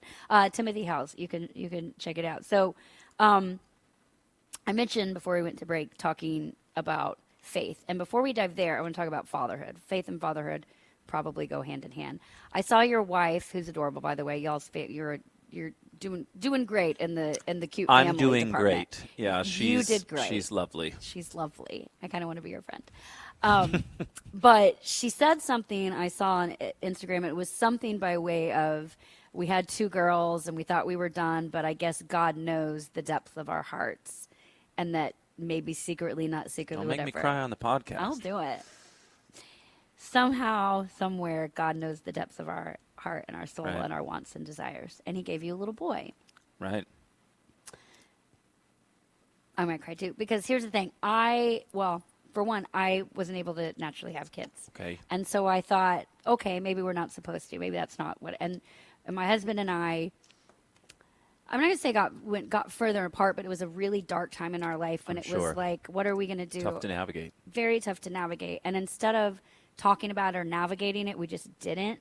And it just, things got wonkier, and we were like, okay, we'll just throw ourselves into our social life and our travel and work, whatever. He travels a lot for work too. And, but God knows the depths of our hearts and what we want. We ended up adopting a little girl that Aw. came, the story's crazy. I'll tell you another time.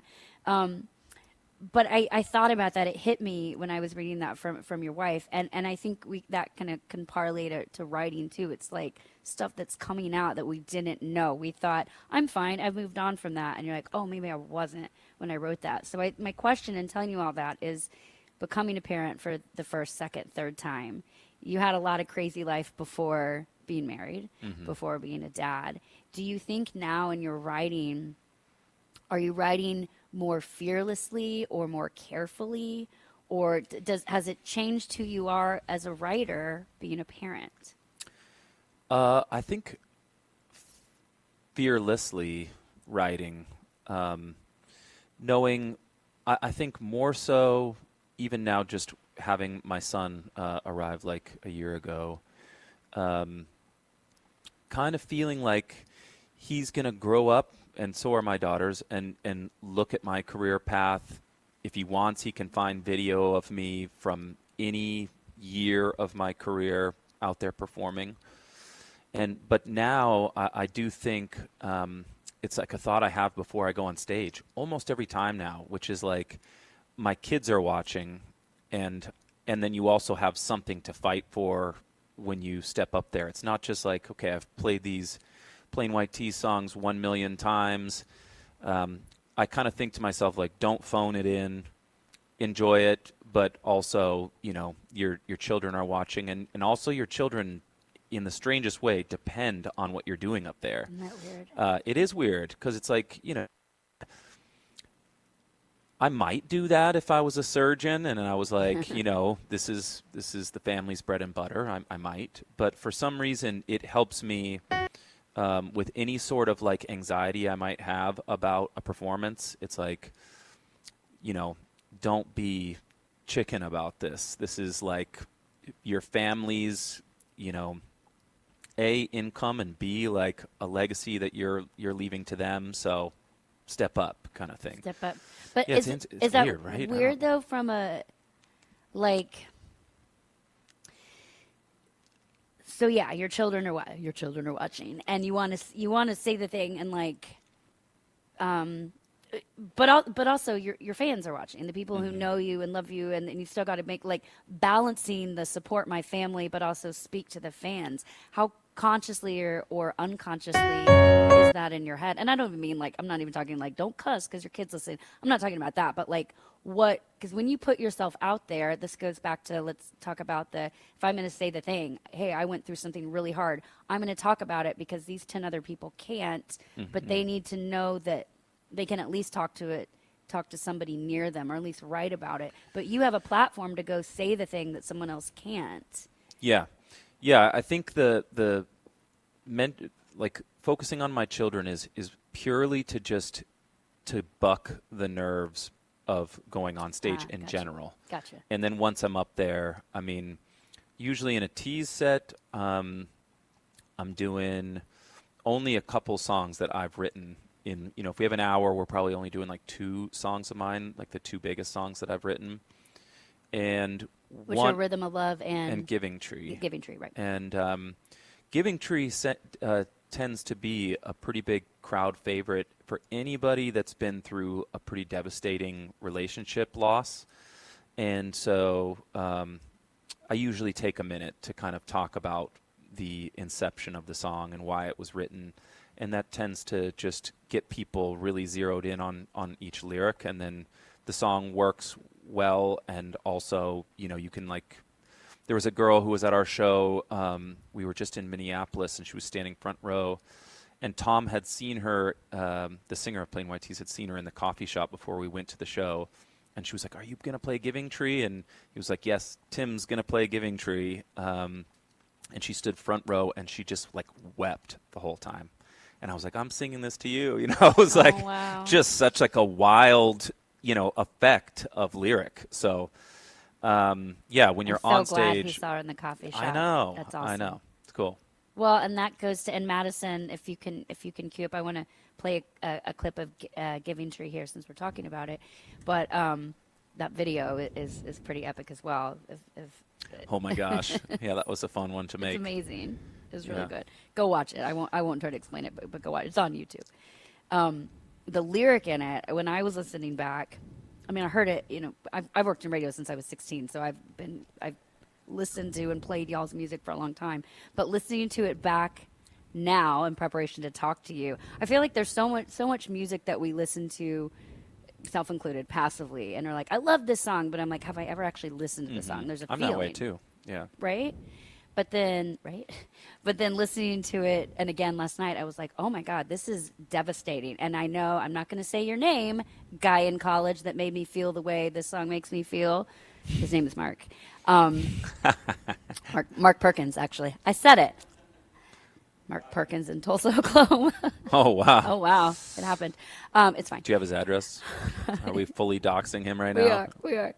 But it was like listening back to that lyric, I'm like, oh my God, somebody that I would have given everything to, and I did give everything. Right. I gave my Giving Tree. I just like picture with my arms out and I'm like, and just like you just didn't get it. Obviously that's on me. But it's just so that song was able to do that. So I mean, being able to see her, that woman, in the coffee shop before and then single her out, like to me, the only thing that mattered that night, that whole show, was that woman feeling seen. Kind of. Yeah. I mean, and hopefully you got paid. Yeah, I mean, that was secondary. Right, sure. But yeah, I mean, that's the kind of thing as a writer that you can't take for granted because, she's clearly heavily invested in the song. And that's, even that is hard to come by, because you just don't always tap into yourself deep enough to speak to somebody else. Some music is just meant to be fun, and that's okay too. I love fun tracks, but like when you do dump yourself onto paper and then write a song about it, it's like, if you're going to release it, you're obviously hoping that it's connecting with other people, you know. And so she was just kind of evidence that it was, which was awesome. She's pretty good evidence. Hey, Madison, can you play us a clip of The Giving Tree so people, the good people, I know they already know this song, but they can hear this lyric and picture this one woman standing in front in a packed audience and the plain white tees and Timothy Howell's here, thousands and thousands of people in the crowd, and being able to zero in on one woman who has this feeling, and this song gave her that. Hit it, Manny. All the leaves on the giving.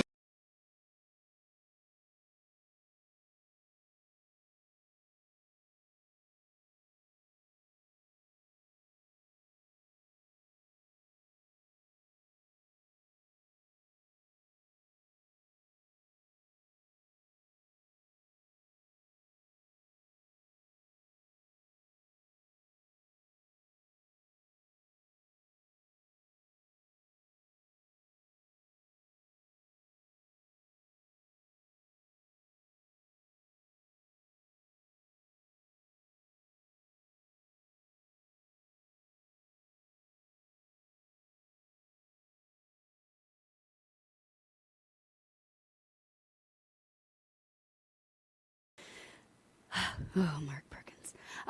It's fine. Everything's fine, guys. I'm sure he's doing well. I'm sure he's happy. I hope he is. But I hope the girl he's dating is a little uglier than me. I'm just kidding. I'm totally kidding. Okay. Back to faith. Back to a nice conversation. I'd love to talk about the tension, maybe, between faith and darkness.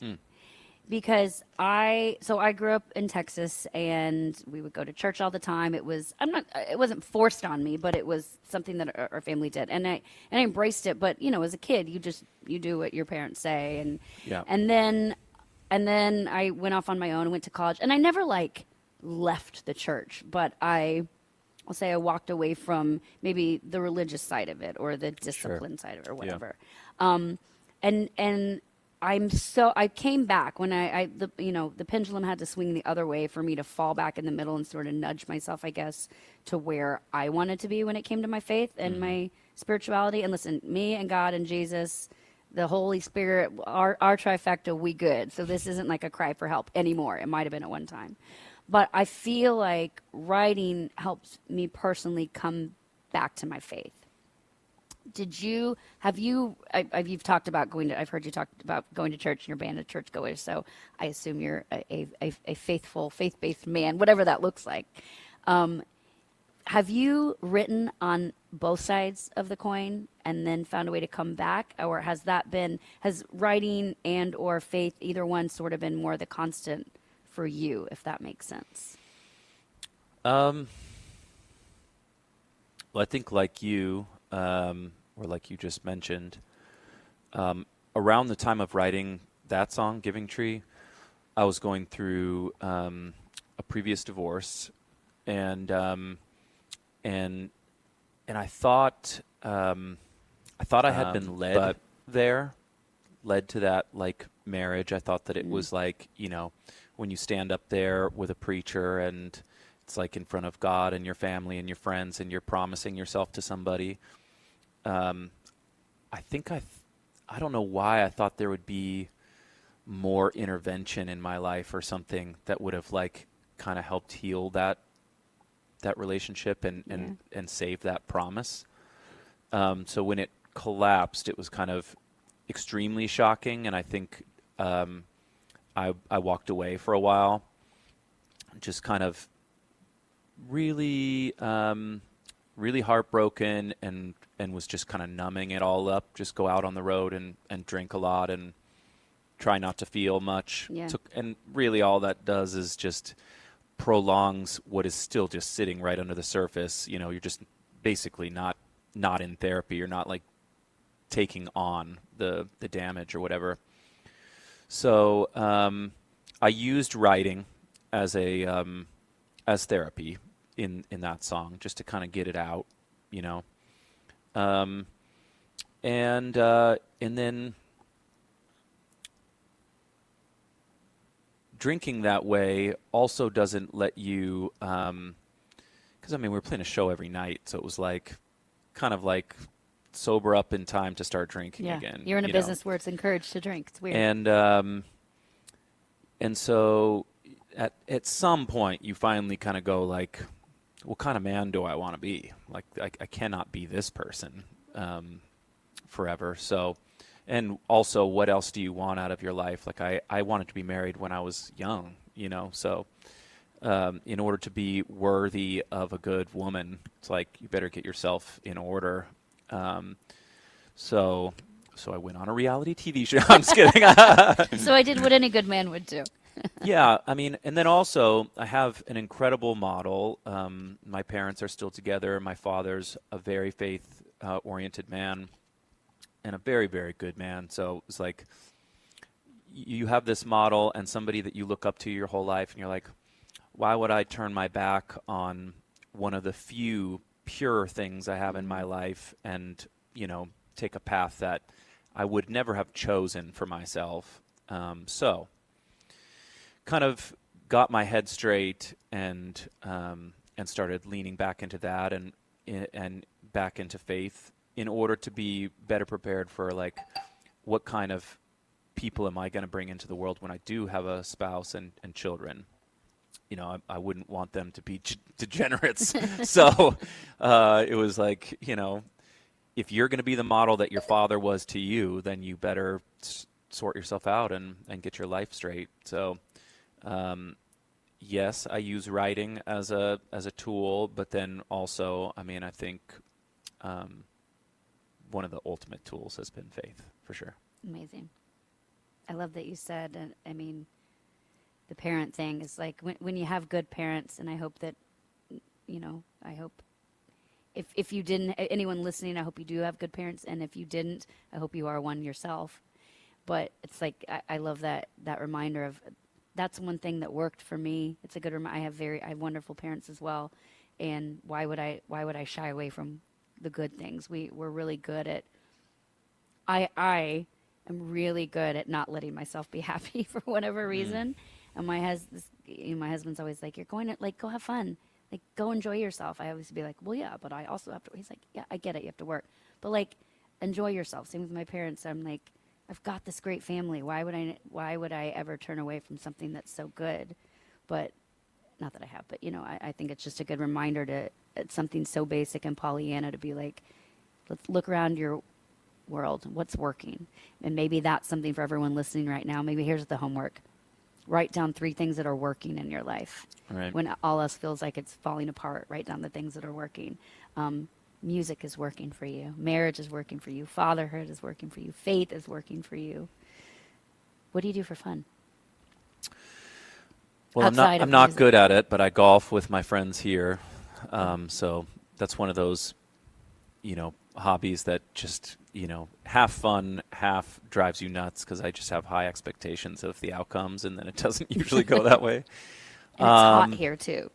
Yeah, I mean, if I can get that, like, step away from the daily routine to, I don't care if it's hot or cold, I'll go. I mean, get out on the lake here with family or friends. That's a big one for me.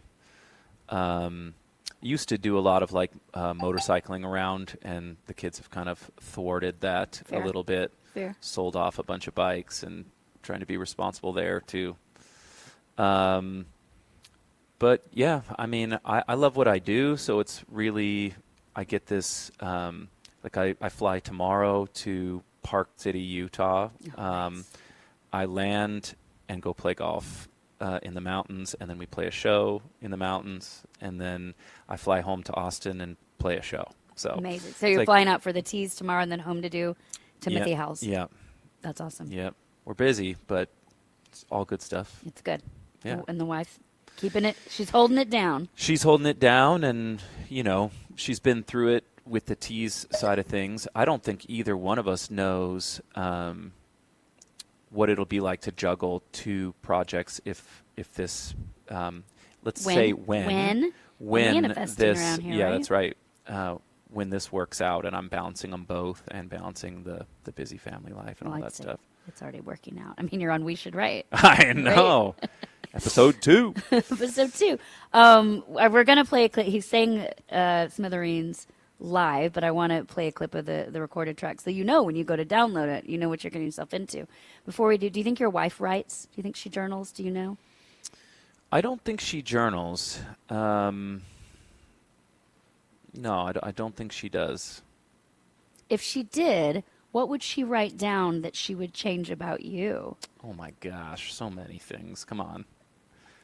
I mean, I think I'm like pretty obnoxious and love to kind of poke at her for the fun of it.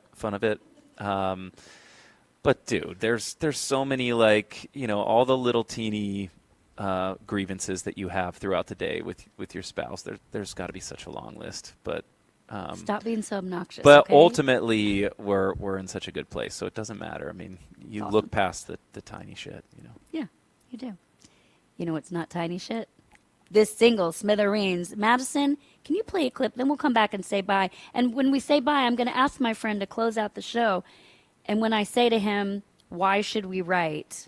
He's going to tell us why you listening out there should write, how it'll help you grow and evolve and maybe find a version of yourself you didn't know. He'll answer that. Here's Smithereens, Timothy Howells.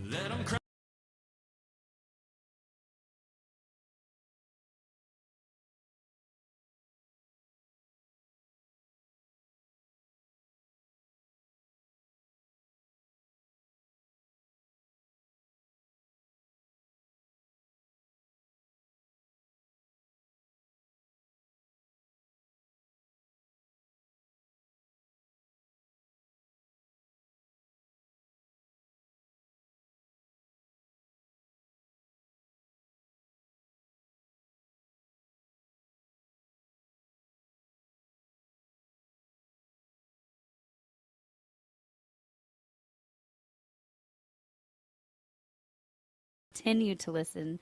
Timothy Howells, a.k.a. Tim Lopez for the Plain White Tees. But for today, we're Timothy Howells, the single of Smithereens. There's more coming. There are live shows. If you get to anywhere near Austin, plenty of live shows. I saw you at Saxon Pub. Yep. Such a cool venue. Saturday. Such a cool venue.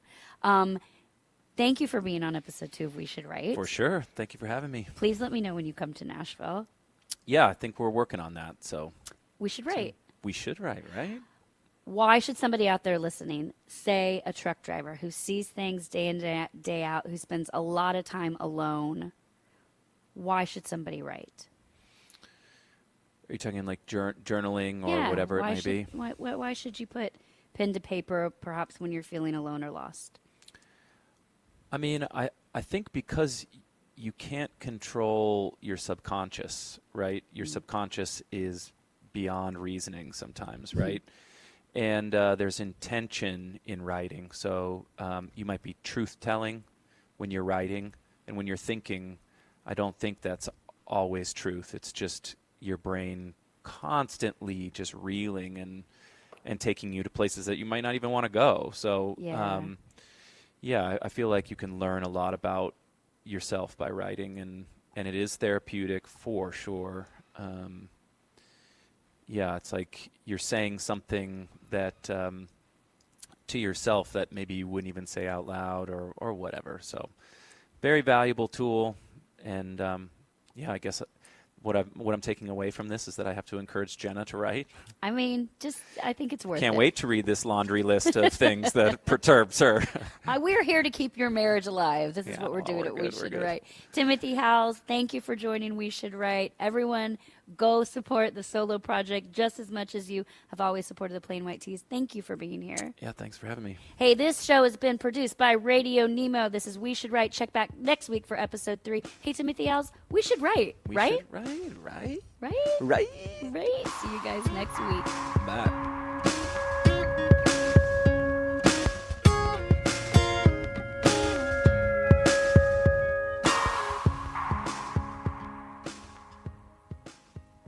Exceptional value and a exceptional values. That's Bennett Trucking. A core commitment of faith, family, and freedom has driven Bennett to being the leading provider of innovative, integrated transportation solutions, both at home and abroad. Bennett's values are not just compatible with providing high-paying jobs and unmatched customer service. They're inseparable. If you're looking for an employer or a partner who believes the best business model is being a model citizen, then Bennett Trucking is the place for you. Go to BennettIG.com and find the folks who share your values. The Joshua Chamberlain Society is unlike any other veterans organization. It's truly a family, and I know that firsthand from working with them myself. Their mission is to make wounded veterans and families of deceased veterans feel the support and appreciation of their community for life. Our veterans' injuries are permanent, and so is the JCS support. From monetary assistance like paying utility bills or college funds to helping our heroes find purpose, JCS is a family that surrounds and supports the heroes who have sacrificed so much. Learn more and make your donation at chamberlainsociety.org. That's chamberlainsociety.org. Pro drivers, say hello to your perfect fuel stop. Racetrack. Perfect as in hello, everything you need on the go. Oh, hi there, dedicated truck lanes. What's up, hot and delicious grab-and-go food? And hello, cat scales, clean restrooms, and large, easy-to-maneuver lots. Racetrack has what you want so you can get in, get out, and get back on the road, turning miles into money. Next time you need to stop, say hello to the fuel stop built for pro drivers. Racetrack, whatever gets you going. St. Christopher Truckers Fund provides free health and wellness programs for drivers to help prevent some common medical conditions seen in the industry. These programs include diabetes prevention, Rigs Without Cigs, a tobacco and nicotine cessation program, Healthy Habits for the Long Haul, a 12-week total body wellness program, a vaccine voucher program that includes free flu, shingles, COVID, and pneumonia vaccines, and GPS, Get Preventative Screenings. That includes free at-home cancer screening tests. These programs are available to Class A over-the-road semi-truck drivers. For more information or to register for a program, visit the St. Christopher Fund website at truckersfund.org. Live hard, Pro drivers. drive hard. Shady Rays has got you. If you want a pair of sunglasses that keeps up with your adventure on the road, Shady Rays has got you. If you want to keep your eyes on the journey ahead with a price point right for your lifestyle, Shady Rays has got you. Premium polarized sunglasses with a lost and broken protection program and 30-day risk-free returns and exchanges. Drop in that code RadioNemo at ShadyRays.com and get a 35% discount and make sure you can see where the action is. They got you at ShadyRays.com. Say hello to your perfect fuel stop. Racetrack. Perfect as in hello, everything you need on the go. Oh, hi there, dedicated truck lanes. What's up, hot and delicious grab-and-go food? And hello, cat scales, clean restrooms, and large, easy-to-maneuver lots. Racetrack has what you want so you can get in, get out, and get back on the road, turning miles into money. Next time you need to stop, say hello to the fuel stop built for pro drivers. Racetrack, whatever gets you going. The Joshua Chamberlain Society is unlike any other veterans organization. It's truly a family, and I know that firsthand from working with them myself. Their mission is to make wounded veterans and families of deceased veterans feel the support and appreciation of their community for life. Our veterans' injuries are permanent, and so is the JCS support. From monetary assistance like paying utility bills or college funds to helping our heroes find purpose, JCS is a family that surrounds and supports the heroes who have sacrificed so much. Learn more and make your donation at chamberlainsociety.org. That's chamberlainsociety.org.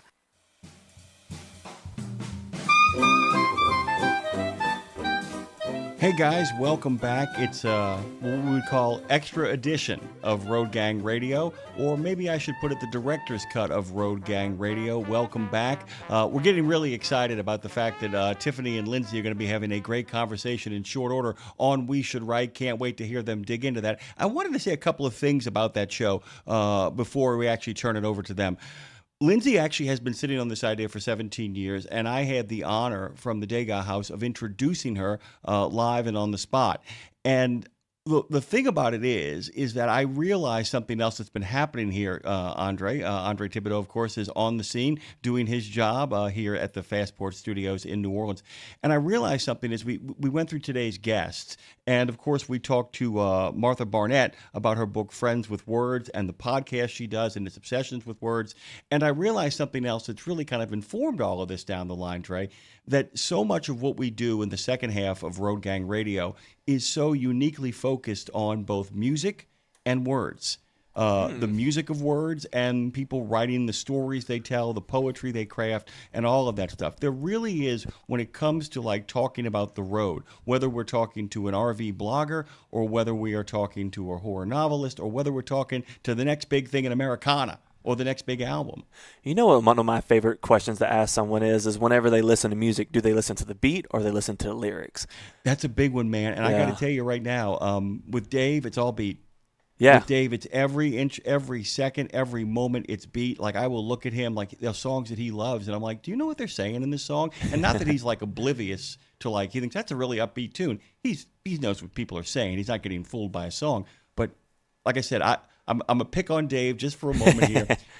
I was actually playing Sam Cooke's Bring It On Home to Me from his famous concert album, and Dave was just raging about the back line and raging about the sound quality. I'm like going, dude, it's an African-American performer having to perform with second-rate equipment in a completely cacophonous crowd that he is actually working as if he was a Baptist preacher. It's one of the most spiritually moving things I've ever heard in my life, and you're complaining about the atrocity of the backbeat in a 1962 concert. I said, you should really look up the Beatles' first live concert in the United States. It's a mess. It's also glorious. What late night show was that?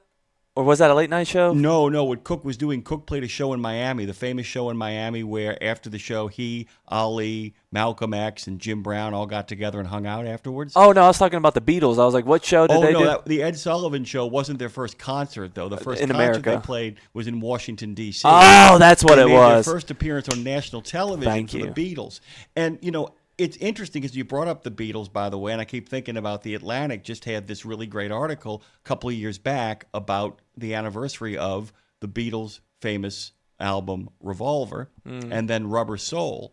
And what people didn't realize was they were slowly writing a different world into existence. They were getting little by little, bit by bit, piece by piece, exhausted from all the road, the stuff that actually Lindsay was talking about in regards to talking about Tiffany. They're going to be here just in a moment, guys. Hang on tight for that. But the really groovy thing is at some point, you know, all the backbeat in the world that you talked about, at some point you begin to realize that while that is terrific for a live performance, there is a moment after, how do I put this? I think you could make an argument that the words are for intimate audiences and albums, and the beat is for big arenas. That the beat is about actually getting that big crowd sort of happening experience, and that lyrics are when you walk into the bijou like Billy Joel did for singing, you know, you're my castle, you're my cavern, you're my instant pleasure dome. That's all right, my love, because you're my home. And he's got only 300 people in there all sitting at tables. Very expensive ticket, but people are up close and personal and getting it. VH1 used to do a thing called, you know, the songwriters. Yeah. You know, the VH1 songwriters, which in some ways is what Lindsay is getting at there. But there's something else going on in Lindsay's show that I really want people to focus on when they get a chance to dive in. We got a chance to play Timothy Howells in the last hour. By the way, once again, could you believe what Smithereen sounded like acoustically? Oh, dude, I was talking to Madison right here. I was like, now that's powerful. But hey, I will be right back, my friend. Okay, so we got some phone calls coming in, and we got some people we're talking to, and all kinds of groovy stuff is happening over here. But I just kind of wanted to dig into that in regards to what Lindsay is up here doing, is that it's a matter of knowing when you're ready to do something. 17 years in the making is what our good friend Lindsay Lawler is often kind of pitching her show as. It's the title of the first one. And I work this way too, so I think it's really cool. And I would suggest many of you who are in the creative process to, rather than saying I have a really good idea and trying to write it, have a good idea and put it someplace where you can find it again. Have another good idea, take it, put it someplace where you can find it again. Mark Graney talks about that backyard full of cars with parts and pieces that can and can't be used. And at some point, after about 3 or 4 good ideas that you've done a little bit of work on, see if there's any connective tissue between them. and that you will begin to realize that you weren't actually ready to write the book, to write the songs, to write the poetry, to tell the stories, but what you needed was you actually needed not just to hone your craft, you needed to gather your tales and to see if there was any sort of commonality to them, or to see if maybe 2 or 3 tales actually formed a full tale. We talked about the Beatles earlier. Andre and I were just talking about that. The number of songs in the beginning where you can tell what part Lennon wrote and what part McCartney wrote only after you know who they are is kind of amazing, the number of songs from that kind of collaboration. But that's bits and pieces of stuff. And just in kind of listening to these first 2 shows that Lindsay has crafted for you guys, what I realize has happened is that I have nothing to do with this, by the way. This is a brilliant woman making brilliant choices in real time. And what she's done is she had this idea that we should talk about writing. We should talk about writing songs, but not just writing songs, but the idea of writing stuff that helps us. Because Lindsay has become kind of fixated, as you guys know. And by the way, because of it, I've become more interested in this. Would love your thoughts as well. They've become fixated on the idea of writing as an act of renewal, writing as an act of redemption, writing as an act of confession, writing as an act of coming across on the other side after the ink has stained your hand and the paper is all full, feeling refreshed and ready to kind of go back out into the world and recharge yourself and make that happen. That kind of developed over time. Then when you think about it, the fact that we spent, good 2-3 years together, she and I, on those weekend shows. And on those weekend shows, we would talk to all kinds of people who wrote about their experiences on the road through blogging, folk, Americana, country and Western, sometimes a little rock and roll. We got that in there as well, too.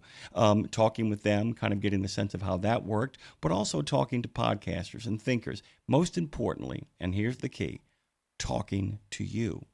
One of the reasons why we do things live here, even in a podcasting medium, is that there is no substitute for the fact that having a connection to you, having a connection to what it is you want to hear and you want to listen to and you want to talk about makes an amazing difference out there for you. And the idea that you're not just listening and commenting later, that you actually have a place where you can go and kind of enjoy,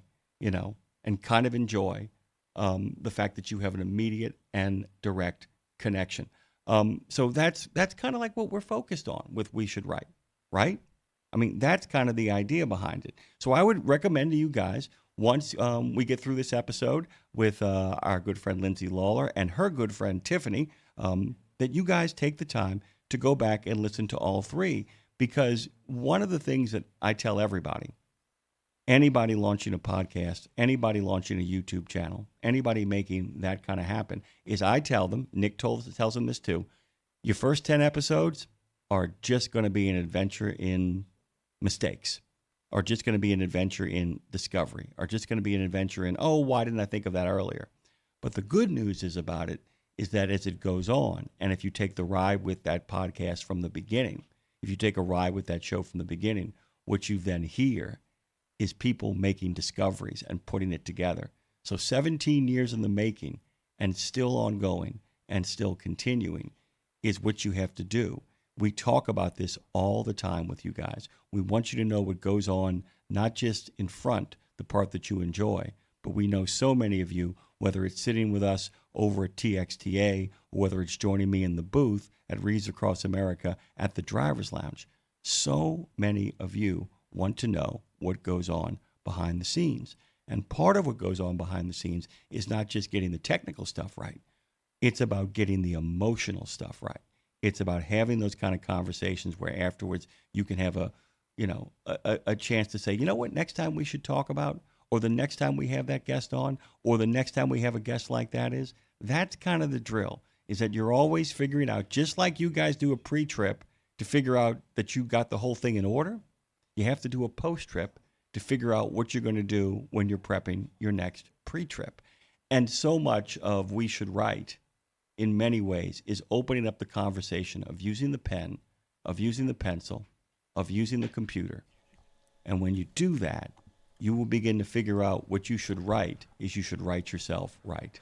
Man, you think we should also start that segment and go on a little break. And thank you for hanging out with us there, Jimmy. Oh, my God. You mean I don't get to talk forever and a day? I tell you what we'll do. We'll take a quick break here. We'll come back on the other side with the latest edition of Lindsay Lawler with Tiffany in We Should Write, right? We should. Right.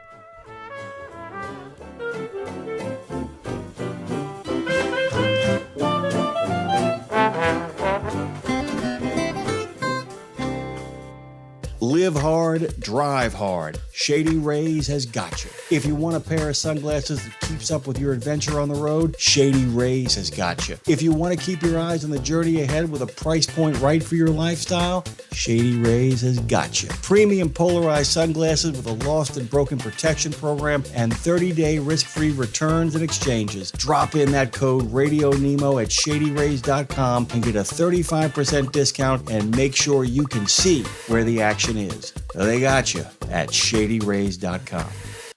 Check out the new over-the-top lineup at participating Country Pride and Iron Skillet restaurants. 3 gigantic sandwiches loaded with flavor. Try the chicken parm stack, the big country combo, or the ultimate smash melt. The ultimate smash melt. 2 delicious smash burger patties, surrounded by 2 grilled cheese sandwiches. 2 sandwiches in 1. Visit your favorite Country Pride or Iron Skillet restaurant and come hungry. Available for dine-in only at participating Country Pride and Iron Skillet restaurants inside TA or Petro Travel Centers.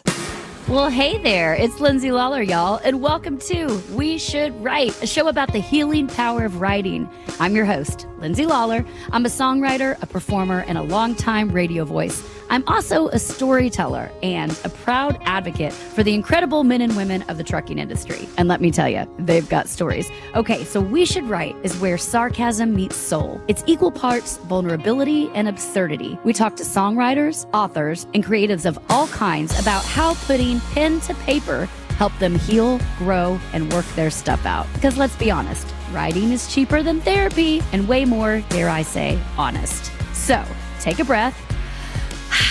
Now, let's get it out. Let's get into it because we should write, right? Right. We should. Hi, guys. I am Lindsay Lawler. I'm the host of We Should Write.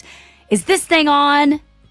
Yeah, great. Good to know. We're doing it. We're here. We're live, baby. You know, I say I like live until I'm in live. And then I'm like, what are we doing? What we're doing is a show about the healing power of writing. And I'm so excited about today's episode, guys, because not only is my guest a true 80s pop icon, and when I say 80s icon, I mean she became an icon in the 80s. She remains an icon to this day in 2025, y'all. But she's also one of my very dear friends. I've known her for over 20 years, which is wild. I'm going to ask her if that sounds right here in a minute. But I'm talking about Tiffany. Yes, the Tiffany who first exploded onto the scene at just 16 years old. And actually, that number is even younger if you want the real story later. But we all fell in love with her when her debut album went quadruple platinum.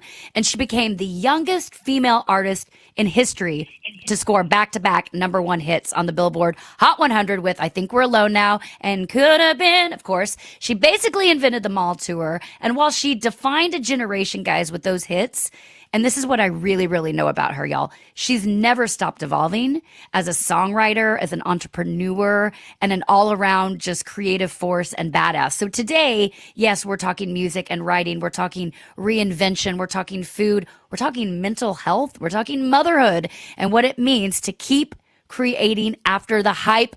Please welcome the one and only Tiffany. We should write, right? Woo! We should. Hello. Hi, friend. Hi, friend. You know, speaking of mental health, I'm just going to throw this out there. That was something trying to connect with you with the video. Everybody knows I'm not techie. I have no problem saying it. I am from the planet 80s, yes, where we didn't have all of this wonderful technology and it wasn't as complicated, and trying to get all of those links together. So if you're not seeing me on camera, that's why. Tiffany couldn't make it happen. And it was a test of my mental health, and I'm going to have to meditate after that. We're sending you to therapy. I was turning Baptist in here. I was like, please, God, please, Lord Jesus. Girl, you know what? Just send us your therapy bill. We will find somebody to sponsor your therapy from here on out. And I had help too. My uncle's a teacher, and we still couldn't make it happen. I was like, I have help. What's happening? Well, you know, it's a good lesson for us too, because it's helping us learn how we, this is new for us, and I have no problem being very open with everyone, telling you we're figuring this out too. As Jim was saying earlier, this is it's a new thing, a new endeavor, and I thank you for taking the walk with us here and figuring it out, Tiff. Well, no worries. Thank you for having me. It's some days you just can't have it all. I could hear you, then I couldn't see you, or I could see you and not hear you. So I just couldn't have it both today. But at one point, we'll have to go to lunch, and so I can do both to make it a balance. I think you're just trying to stay on brand. So since I can't see you, it's like we are alone now. I do think we're alone now. Exactly. This is what I'm doing. Nice tie-in, exactly. Thank you. Thank you. Representing, staying on brand. I can hear Dre in the background too. So I know things are happening. Anyway, okay. So I want to start here, Tiff, because I'd like this conversation to not be linear. I'm sure you've had, and I also call this a conversation, not an interview. But I think a lot of times you've done over probably a million interviews in your life, and people probably take it like, how did you get started? But I read Willie Nelson's autobiography a while ago, and he bounces all over the place, and it really inspired something in me to when I talk to people, like life. I don't think life is actually linear. I think time, if we think about the past, we think about the future, it's happening all over. And so I'm not going to be very linear at this conversation.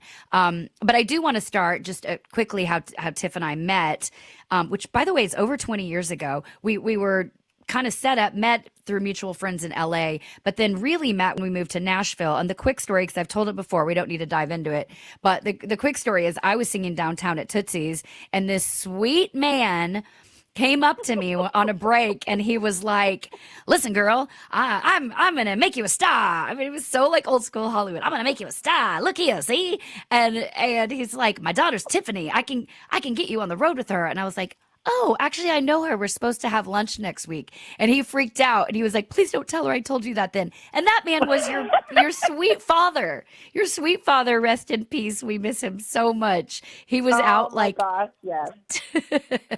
He was out trying to make things happen. He was told, Dad, it's not old school anymore. You can't just run around town. Like, I've been, coming to Nashville since I was 10 years old. And, backstory there, I started off in country music. A lot of people don't know that. So I came out here, I started singing at 9 for Hoyt Axton, opened up for Mickey Gilley, Johnny Lee, even George Jones. And at the time, Hoyt said, I think my mom, Mae Axton, can help you. You have to go to Nashville. So I started coming here at 10 years old. And it really was a town where you went and saw people sing, and then you networked, and you had people come up and go, I can make you a star. And, you did the handshake thing, and you followed through with your word. And you were always open to getting people together, even if it had nothing to do with you. You're like, there's somebody you got to see. I think that would work out for you. And it was very old school. It was very wear your heart on your sleeve kind of thing. And so when my dad finally moved back here with me, he divorced my mom. My parents were getting divorced. My mom stayed in California, and he goes, I want to come to Nashville with you. I can help you with the house because I've got a big property, a big ranch. And I was like, oh, definitely needed. I said, but the one thing is you can't go around Nashville and saying that you're my dad. Not that I don't love you, but it's not like old school dad. And you can't just go up to people, and, people are a little more, guarded now. And so he had been told, and then of course he runs into you the first week he's out on the town. And so that's why he panicked. But he came back. The funny thing is he came back and he told me before you told me.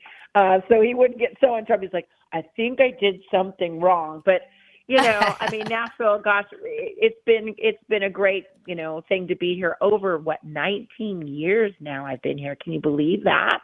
It's crazy. So really crazy. The thing about it is I'm always traveling all over the world. So I really enjoy my time when I'm home, but I don't get to see like you. I don't get to do much in Nashville very much, and we're going to change that. But yeah, it's been a growing town, ever growing town. But I love those stories of how we met. I love the connection, of course, back in California. I always say we were meant to be friends.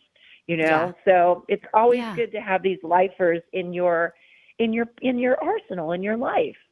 Well, it's super important, and I guess that that brings me where I say I'm not going to be linear. It brings me to today when we're sitting here right now, as opposed to talking to how it all began, because everyone knows your story, everyone knows who you are, and so I want to. But do they know who you are of what's put out there? But Tiffany, this show is called We Should Write. It's about the healing power of writing, and I know how important writing has become to you. It's been to you all along, but especially now as you evolve and find your place, and you're really deep in mental health. So I want to kick off by now at the beginning here saying, where are you right now? If you were going to just pull out your journal right now, Tiffany, what is kind of would you say is the theme for you on what you write down? Equal parts heavy and equal parts gratitude. Where are you at on both places, if you don't mind going there?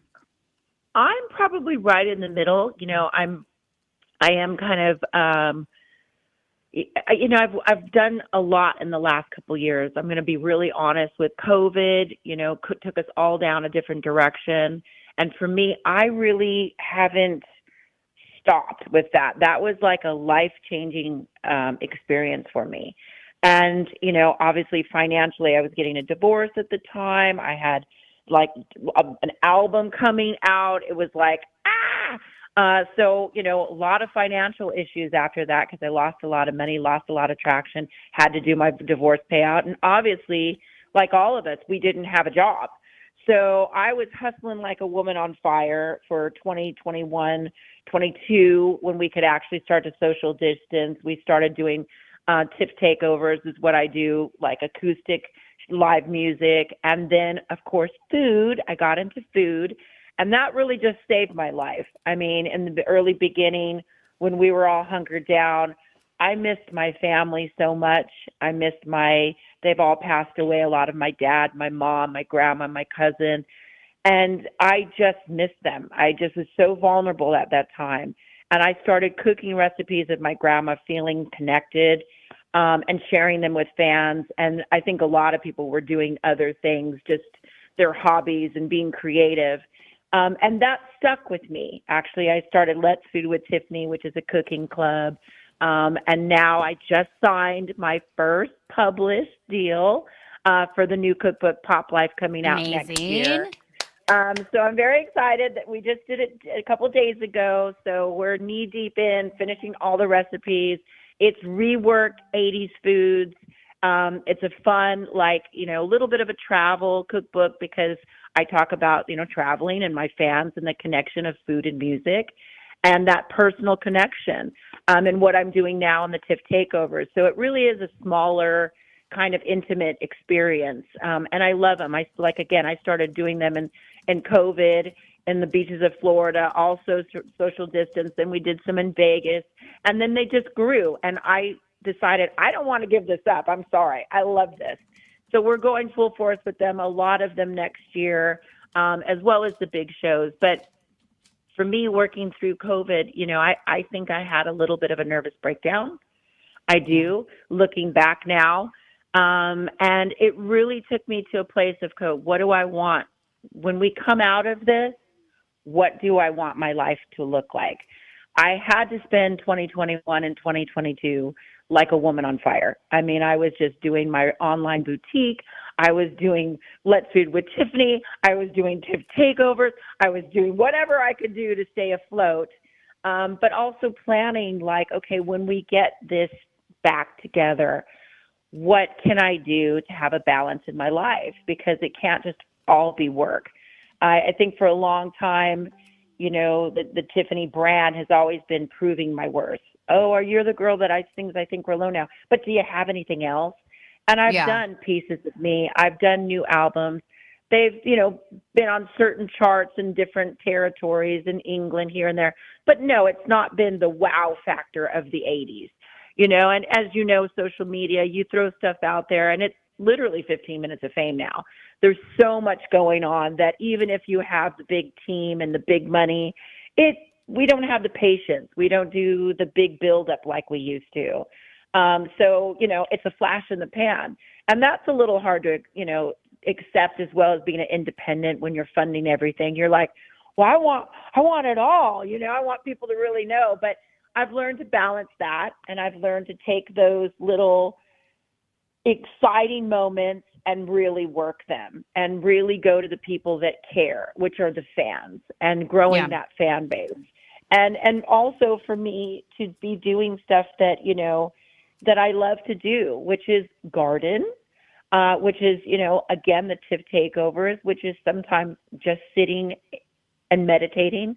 I've learned to say no, which I never did before, It's because I was huge. always an That opportunity. is so An hard. opportunity is an opportunity, You never say no, because you're kind of groomed like that in the music industry, that, you're always on. You're always running. I mean, I could tell you, for me, I've always got a bag packed.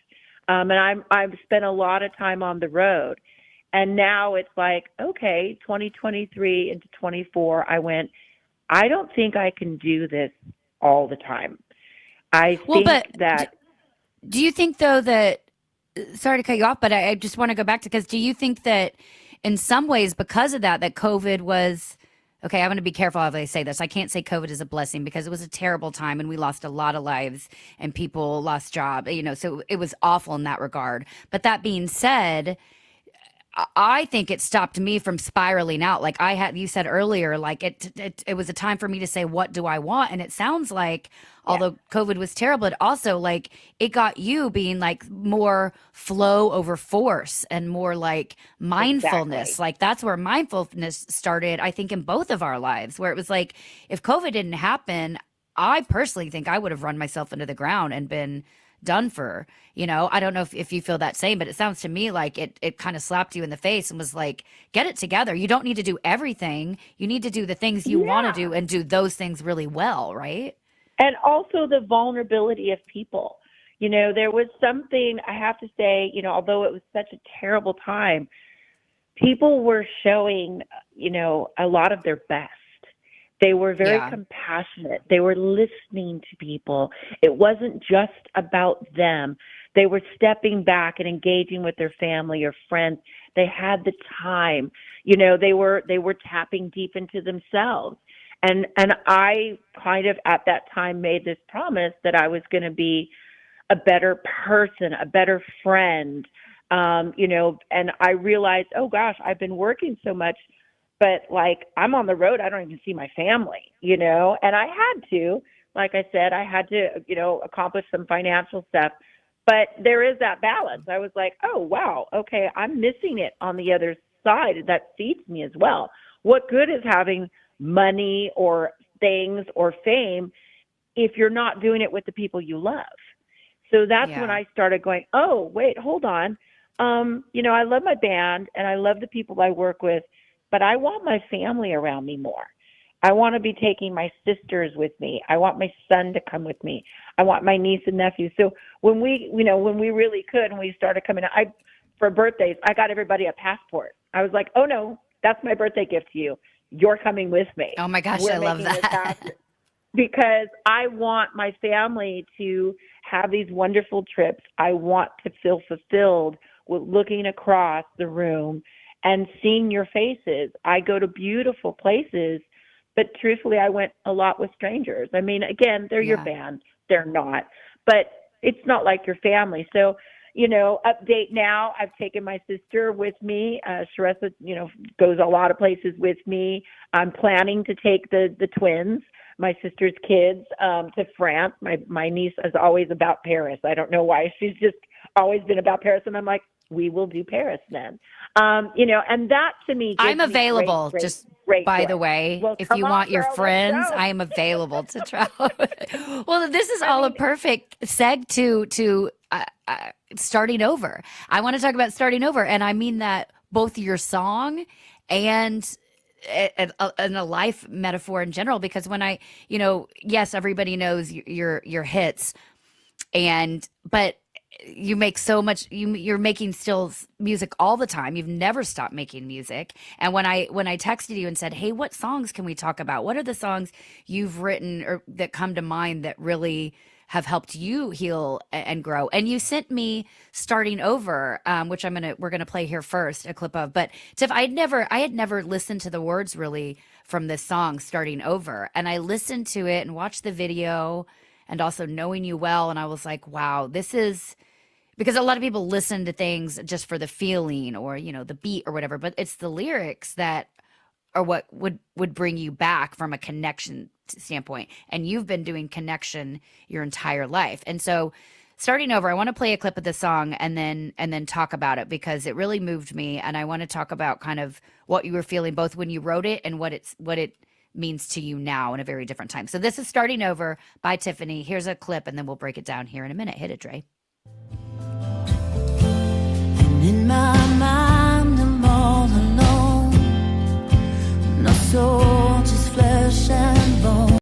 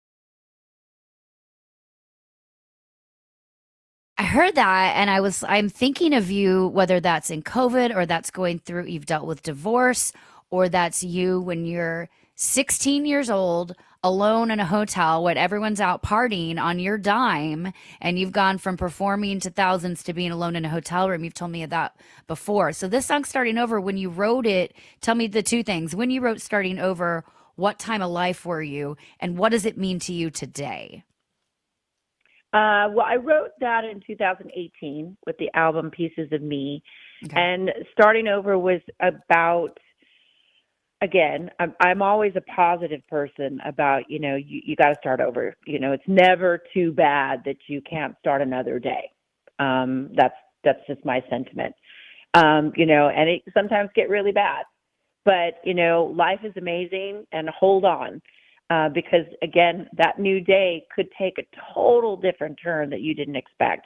I do believe in God, and I do believe in the universe, and I do believe in, that kind of positivity. So I hold on to that a lot.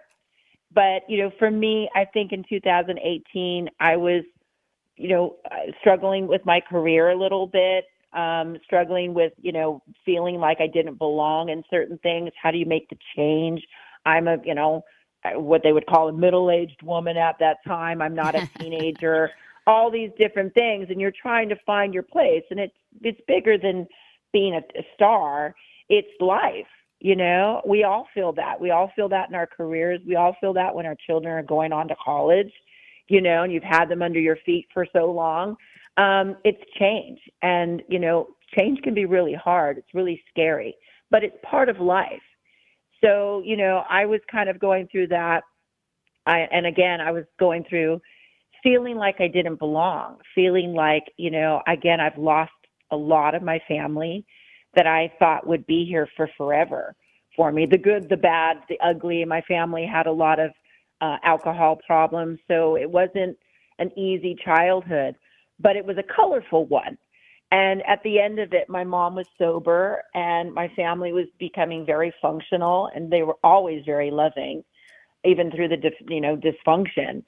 But to lose people, before I was even 40, really took me like in a different direction, they were my lifeline. Even when I was complaining about them, they were always there. So to not have them in my life and to be approaching, again, a divorce, it was a real different, time for me. And I just didn't feel comfortable in my own skin at times. I was, again, frustrated with social media, how much I love all the technology stuff. And, I'm not really that much of a private person, but I'm not somebody that loves to turn on the camera every day either. And I think we've gotten to that point, when you start some of these platforms, people want more access to you. And sometimes I feel like that's very intrusive to me or like silly, and I'm trying to work through that, or I look at some of my videos and I go, oh, that was just really awful. And I'm kind of hard on myself. So it was feeling like uncomfortable. This is the new way in the music industry or in the industry. And I don't know if I'm okay with that. That's so different than what my mentors were. Stevie Nicks was not on social media every 5 minutes on her career. God bless her. So jealous of her. Cooler than that, but there was a mystery there. So, I'm still trying to find all of that out. But, starting over was really coming from a place of hurting. But yet believing that I would get through it, that you just have to drag yourself through it sometimes. You really do, and having the people around you that will, kick you in the pants when you need it. I have a lot of friends that, including yourself, that know me really, really well, that are like, yeah, friend, no, we're not going to do this. I always tell my friends, look, I'm always available, even though I tour and I might not be somebody that you can talk to every day. But when you really need me, you can text me or you can find other people to bring it to my attention. But the one thing is, if you're, in a bad situation, I will never judge you. I've seen so much in my life. I've done my own stuff. I have nobody to be judging, but we won't stay there. So when you call me, you got to be ready to do the work, because we will do the work. I will go to meetings with you. Yeah. I will babysit you. I will do it, but you got to do it with me. Well, it's the do the work piece, Tiff. And you and I have been doing the work side by side for years now, and we've talked pretty deep about it. And I remember sitting in bars telling you things that I would hope nobody else was was eavesdropping on. But like, it's the do the work piece. And we have to take a break here in about 3 minutes, but to get our sponsors in. But I want to, before we do, I want to talk about the do the work piece, because I found that it's hard for me right now to be, and this is no judgment on anyone else, but I have a hard time engaging with other people who aren't working on themselves, who aren't becoming self-aware. Yes. Because I had to learn it's not my job to help other people evolve. I've got my own evolving to do. I've got my own work to do. And the minute I think I'm doing well, I'm like, oh, I should share this with that person. I should help them. And I'm like, all we can do, I think, is help people by living, just how we live. Right. And so what's the biggest, especially with you, with a mom, and you're in, been in and out of relationships, as have we all. You are human. So what is the one piece, before we take a break here, that you would say to other people about being aware of who they surround themselves with? Yeah, you have to balance that as well. I find myself getting really excited about stuff and sharing with people who aren't ready, and they can really dim your light. They can just really go bleh all over you, and you're like, excuse me. But what I find is sometimes I have to just go away and say, well, I've tried to bring my joy. I tried to bring something and share something, and I go away and I do a lot of prayer. Again, it's not to judge somebody, but I just go, I believe when they're able to receive it, that there's something will change in their life. They need that happiness. They need that joy. And I'm just supposed to be over here in their corner praying and believing for them, and having some positive energy for them, even though they may not be able to tap into it right now. So it makes me feel proactive, and it makes me feel hopeful. Hopeful. Good way to end it before we take a quick break here. We're just going to take a short one and end on that. Hopeful. Everybody be hopeful around here. This is We Should Write, a show about the healing power of writing. And I'm going to ask Tiff when we come back, how putting pen to paper keeps her hopeful and why you should do it too. We'll be right back. I'm talking with Tiffany, the Tiffany. We're not alone anymore. She's here for you guys. We'll be right back.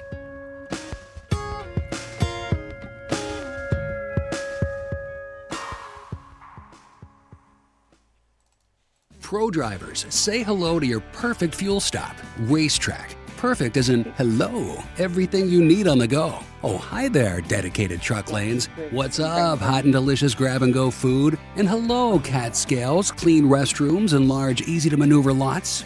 Racetrack has what you want so you can get in, get out, and get back on the road, turning miles into money. Next time you need to stop, say hello to the fuel stop built for pro drivers. Racetrack, whatever gets you going.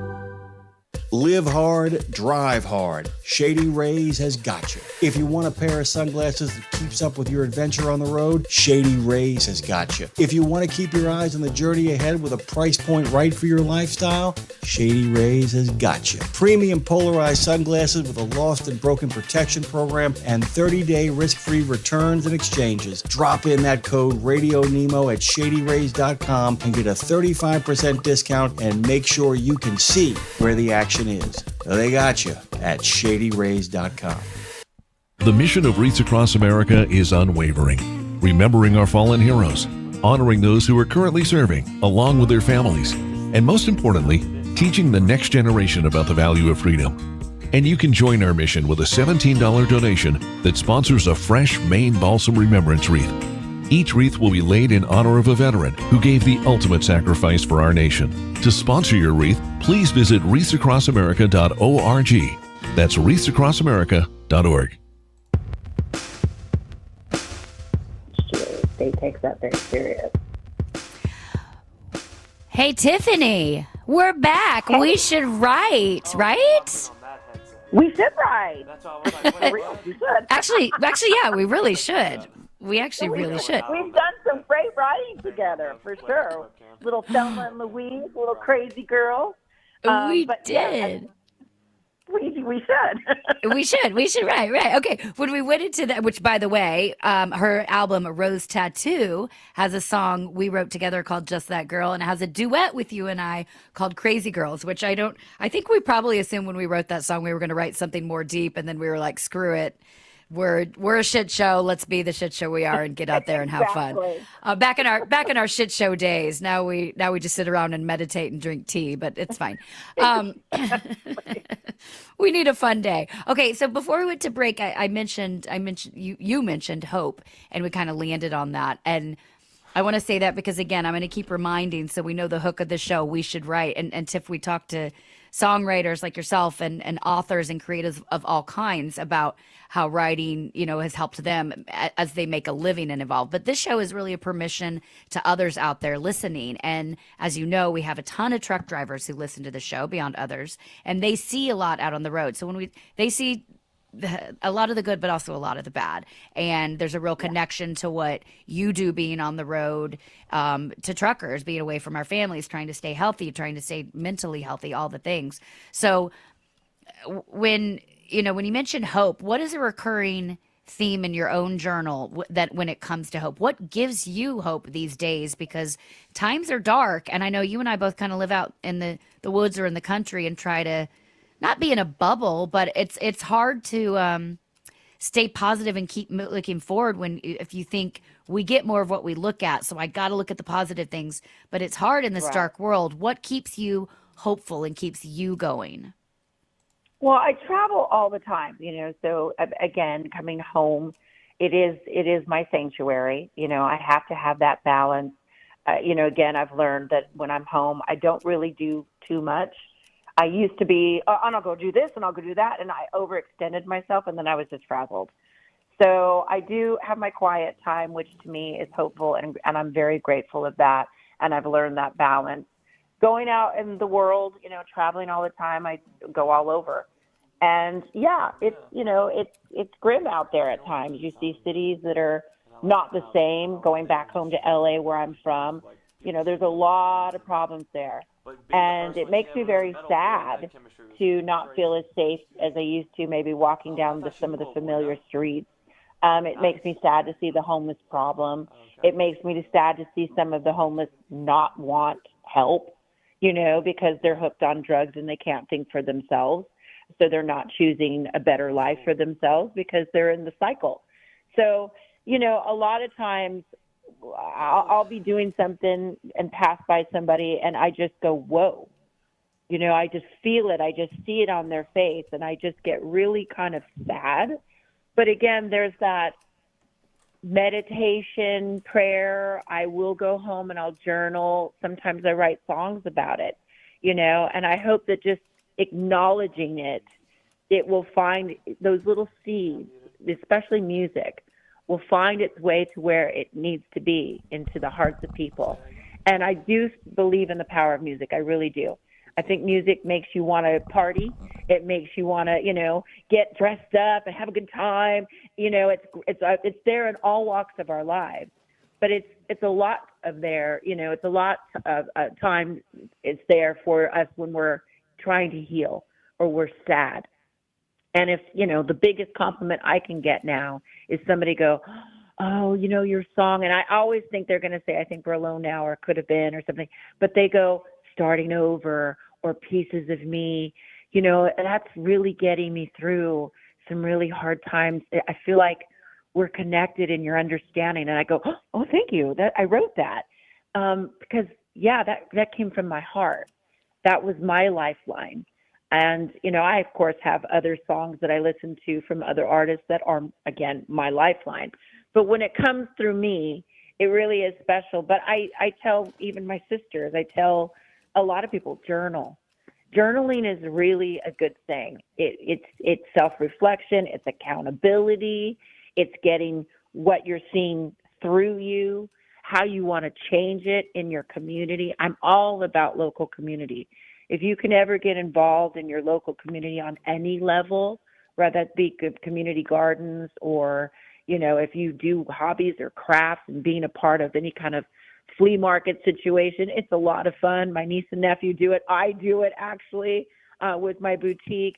But, community church, community music programs, it really is fulfilling to get to know your neighbors and the people that, are, again, I believe your bloodline, and again, going back to that COVID thing, we were all in it together, but it was the current, the circle around you. And you'll see so many needs just in your community. And if you can meet those needs, one-on-one, whatever, food banks, if you have a little bit of extra groceries, drop them off.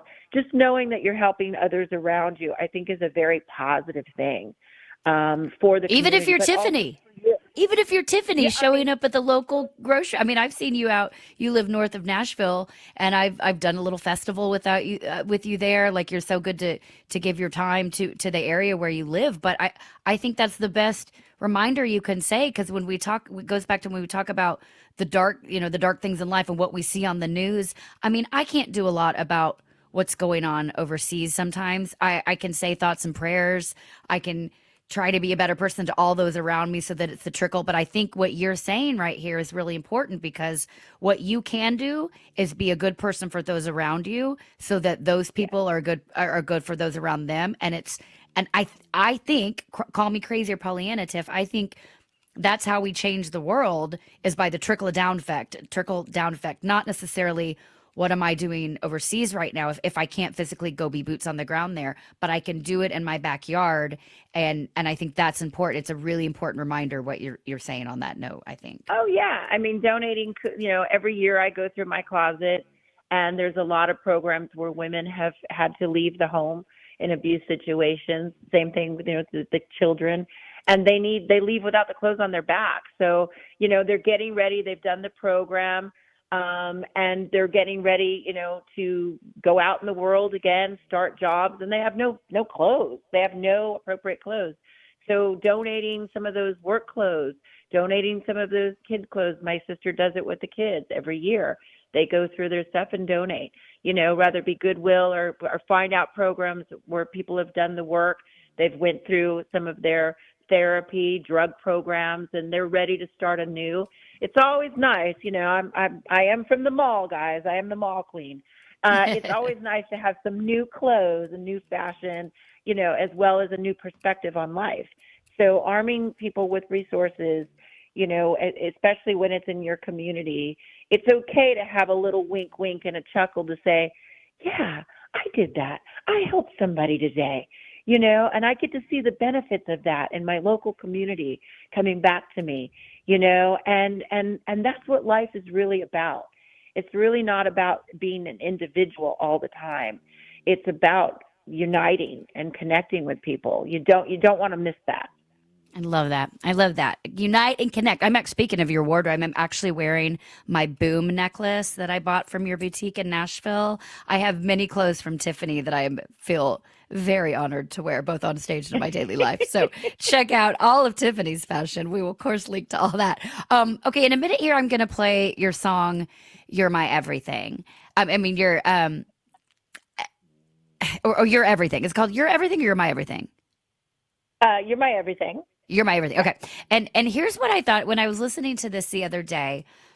I know your ex-husband. I know who you're in your current relationship. And it's so interesting to me when we write these songs, Tiffany, I want your take. When we write, say, a love song, even if it's a tortured love song, like, why won't the person understand I love them? Why can't we just be happy? Which I think is such a recurring theme in relationships. But does a song like this to you that you wrote, does it, like, I'm guessing who you were talking about when you wrote that song, but can this song to you also transfer to other people in your life? Because your listeners, your fans will hear this song and it'll mean something to them. It'll mean something to them that's different than you. But are you able to take songs and be like, oh, God, I wrote that about this person, but now it actually makes sense for another person? Does that happen to you? Oh, well, You're My Everything. I sometimes, again, I sing it about nature. I sing it about my home. I sing it about God. You're my everything. You're my staple. You're my foundation. I wrote the song actually about my current relationship. I've been in now for 9 years. But at one point, I thought we were going to break up. And we'd had a really bad fight, and we were recording the album, and I thought, this is it. After these next songs, this is it. We're just going to break up. It's just not working. And I was really heartbroken about it, and we had a really bad fight. And the music was being recorded at the time. So I walked into the studio. I do all the lyrics, so I'm always in some place on the property. We go to Wales and the UK and write. And it's a beautiful property. And I was just walking around and I thought, what was in my heart was, oh, I hate you. And, don't ever call me again and all of that. Different song, very different song. I could do that. But the truth was, I love you. I love you. And to be vulnerable. And even if it didn't work out, I wanted to say that. So I came in and I sang, You're My Everything. And it was like the room went quiet, really. Wow. And I think it was a moment of us reconnecting because I thought, well, sometimes when people hurt you, it's really easy to be offended. It's really easy to get back. It's really easy to shy away or build a wall. But the truth is that you did love them and you do love them and they're part of your life. And it's okay to say that, even if you don't get what you wanted back, that's a true feeling. And to deny it, I think really you start to build walls yourself, and then it really impedes your life. So letting it go and saying, no, I love that person. They didn't do right by it. They didn't do right by me. And that was their choice. But I chose to love and give my all. And, and yes, I was hurt. It didn't work out the way I wanted, but I'm not going to lie that was important to me at the time. And it didn't work out. Sometimes it might change. You don't know. Sometimes giving people space, it's very hard. I'm a Libra. Again, coming from being a child of an alcoholic, we tried to control things because if you controlled things, you could make it better for everybody. So I've had to learn a lot to give people space and walk away. It's not something natural for me. But I have learned when you give people space, sometimes they come out of their fog. And sometimes they don't. And it's you have to, again, there's that space for yourself where you go, okay, this is not good for me. So, I'm just going to leave it there. I'm going to watch you from afar. I still love you, but I can't have you in my daily life. And that's okay too. And I had to learn that. But You're My Everything was exactly that. It was my honesty. And I remember the moment walking in, not feeling, all tapped in, but singing those lyrics. And as I sang the chorus, I just felt a healing. I felt a peace. Like, even if this doesn't work out, I'm okay with it. This beautiful song came out of it. And I can't be the only person feeling this way, where, it's not what I wanted, but it needed to be. This relationship, I grew and I learned a lot about myself, and I loved unconditionally and passionately. And there was a lot of beauty in it, no matter what we're going to do now. And, that's really kind of life, so I really grew from this song. It's one of my favorites. Well, then I want everybody to hear it. This is My Everything from Tiffany. We're going to listen to a clip of it. Then I'm going to tell you my favorite line for the song. Hit it, Dre. Okay, so that is the line. I'm glad we played that much of it, because let me just say that, and this is kind of goes back to what we were talking about in the dark places of the world. But in a world full of sadness, love is a foolish thing. You heal from the scars to break your heart over again. I love the idea of being able to say that even when you're in a good place in life, like remembering that love is a foolish thing, or love is maybe that feels like superfluous when I should be focusing on the negative things. But I think listening to the hard songs, the deep songs, not only when we're in a sad place, but when we're in a good place and a happy place, to me, Tiff, I want your take on this, but to me is a reminder of, if we can be happy in the times, let me think how I want to say this. If we can think about the hard times when we're happy, then hopefully during the hard times, we know that it's a means to an end. Because I've gotten to a place now finally in my life where when something is really shitty going on, or seemingly bad or hard going on, I'm able to sit there and be like, I know this is happening. This is happening for my highest good for some reason. It feels like it sucks now, but I know there's something that's letting me grow and evolve, and something better on the other side. So are you, with the work you've done, are you able to sit in the quote unquote hard times and perhaps put pen to paper, and that be a way to save you, to get you to the other side of it? Yeah, I think, when I was writing and now looking at the song in a bigger picture, I think love is vulnerable. It's a very vulnerable thing. And no matter who you love, I love my son, and I've had to learn that he's 30-something years old, and he lives 3 hours away, and he has his own schedule, and I don't have control like when he was little, that he's under my feet, or I get to see him or tell him what he can do for the weekend. And I wish I had more time with him. So as much as I love him, sometimes it's a sad thing when I think, oh, I wish he was here. I wish I could see him more, and I try to make that happen more. I'm motivated. The same thing if you have a teenager. Sometimes they say some really mean things, or they do things and they act out, and you're trying to be mom and be cool and be like, I love you and look what I did. And they're like, ugh. And it hurts. Love is a very vulnerable thing. It's not just always breaking up. You love people and they pass away, but you take that chance, and of course you love them. So, it's a reminder that love is very vulnerable. Yes, of course, enjoy the good times, but don't be shocked when there are some bad times. Don't close your heart off when somebody, is being kind of difficult in your life. It's better to have them there than not. Again, now I have a lot of people who've passed away 5 years in a row. I just had people going. So, I have a handful of people that aren't here anymore. And there's days that I'm washing dishes and tears just come flowing down out of nowhere. But one thing I'm learning is now, you know what? They were here. They did exist. They were part of my life. I wish they were here with me now, you know, but they were here with me. We had good times. And I've had to come full circle to really work on that.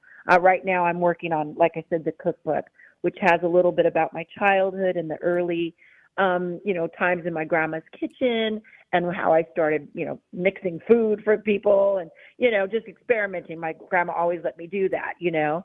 And it brought up a lot of like sadness. And then I thought, nope, I'm not going to be sad because I had really great times. And even though they're not here, I had a lot of love. And I had a lot of like, even the bad times made me the person I am. So you have to look at your life, you know, ongoing. Life is a journey. You never arrive. You know, you can go and make adjustments every day. It's okay. I go in the bathroom all the time and meditate or make adjustments because people will leave you alone in the bathroom, just so you know. Like at a part, will you like be at a party or on the road and you'll excuse yourself and go to the bathroom just to breathe? Absolutely, yes. I love that. Airport or anything. People are getting under my nerves, or I need a minute, or I need, you know, I don't fly well. I'll go into the bathroom, and that people don't bother you there. So If they do, it's a different problem. In the bathroom, I shut the door, and that gives me a little peace. So I've learned the bathroom is your friend, and I will go in there and I'll just take a minute and and just adjust. You know, a lot of times for me, flying all the time, it's fear. You know, well, I want to do and share my music, and I want to be connected with people, and this is my gift. So I'm going to get on that plane in faith. You know, is it comfortable? Oh, no. You know, but the end of what I want is to share that moment with my friends, you know, and my friends, I call my friends and my fans, with my music. So, you know, I have to take a lot of moments. I really do. Well, is that... And then, you know, as you know, the crazy industry, people bombarding you and asking you for that, you know, and you're like, I don't know. So I take refuge. Take a minute. It's okay. Take a minute. Well, I wanted the fear thing because I know that's been a big part of your life, the fear of flying, and you just didn't do it for a while. For a while, you were like, if I can't get there by bus or planes, you know, I mean, by bus or on land, I'm not going. And you had to get over that. How did you get over that and finally take that flight? And how do you see yourself on the other side? Because I'm curious now, is it Vicodin and whiskey on the plane that gets you through it, or how do you get through it now? No, for me, that made it worse. Actually, I'm too much of a control freak. Yeah. So yeah, any kind of booze or anything, it was more dramatic. No, I take a thing called Rescue Remedy, which you can find in like, you know, Walgreens. You could buy it on Amazon. It's all natural flowers. It really does work. It takes a little bit of the edge off because I can't take like a prescription or anything. When I land, I'm usually going to. So if you take something, you need 8 hours sleep, that doesn't work for me because I don't like to be groggy. So that I didn't do that. So I take natural stuff. But really, more than anything, it really is for me, you know, when I get up in the clouds, I again feel so vulnerable. And for me, I tend to cry, you know, and I cross over from fear to, wow, I'm really vulnerable. I have no control. And I really just have to believe in, for me, God or higher power. And the beauty of not knowing everything, and the beauty of being vulnerable and little, and the mystery of it all, and the opportunity to be able to go to these places and share my gift. So I do really, sometimes I'm like crying. Everybody's like, are you okay? And I'm like, no, it's not a bad thing. I'm out of my comfort zone, but I'm not like freaked out. I just feel little. And that's okay to feel little. We don't know it all. We're human. I do believe in an afterlife, and I do believe in a bigger picture, and I do believe there's things out there. So, you know, to feel that is kind of magical, really. And that's really how I am when I'm on a plane. I get really quiet. I read my books. You know, I still don't like turbulence. I'll turn like, you know, I'm like, I don't like this. But, you know, part of nature. I try to learn when to fly. A lot of times flying in the morning before the heat has, risen from the ground, and if you're going to fly over the mountains. So I understand the science of it all a little bit, knowing more stuff. And I try to maybe not fly to those places, but it is what it is.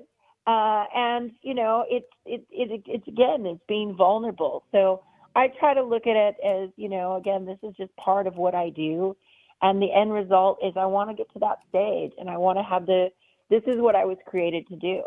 So I don't understand it. And, I think in everything that we have in life, in jobs, you might work with difficult coworkers, but you like your job. You might, not be making the money that you want to make, but you love your job, whatever it is, or your hobby. So it's never really perfect, but, and a lot of times it's uncomfortable, but if you're really still enjoying it, it's worth keep going. That's kind of what I'm finding.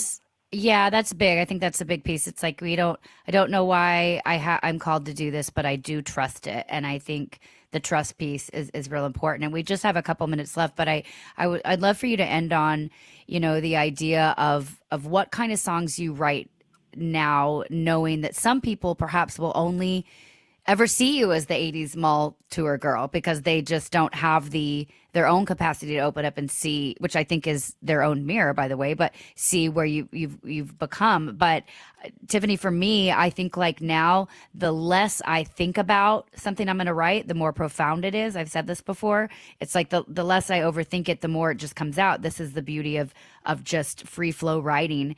I want to encourage everybody just to like take a piece of paper out, take a cocktail napkin out, whatever, take the notes on your phone, and just every once in a while, just start typing and see what comes out. Don't overthink it, and just see what comes out. Maybe don't even read it that day, read it later, and you'll find things about yourself you didn't know. So what, Tiffany, what do you write now, but what do you write now in this current time? Are you able just to flow and see what comes out, or are you in an overthinking it place in life? Well, I'm really lucky right now because we have a home studio now and it's up and running. So there's music around me all the time. I love that. From my partner, who's my fiance, but also my producer.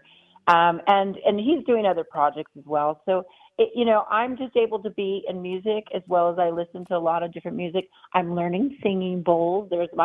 I opened up a company called Zen My Friend. I just became an ambassador in the UK for Music and Mental Health Alliance. We are talking about exactly what we're talking about, musicians and how it can be difficult for us, to choose this life. It's not always easy on the marriages. It's not always easy on the kids. It's not always easy to be out of your home all the time. It is unstable. It's a lot of things. And a lot of people turn to drugs and alcohol to kind of numb that part. So we're really freely talking about that, the good, the bad, the ugly, but also it's bigger. It's also to everybody who's listening of how to, have some tools to balance your life, talking about mental health openly.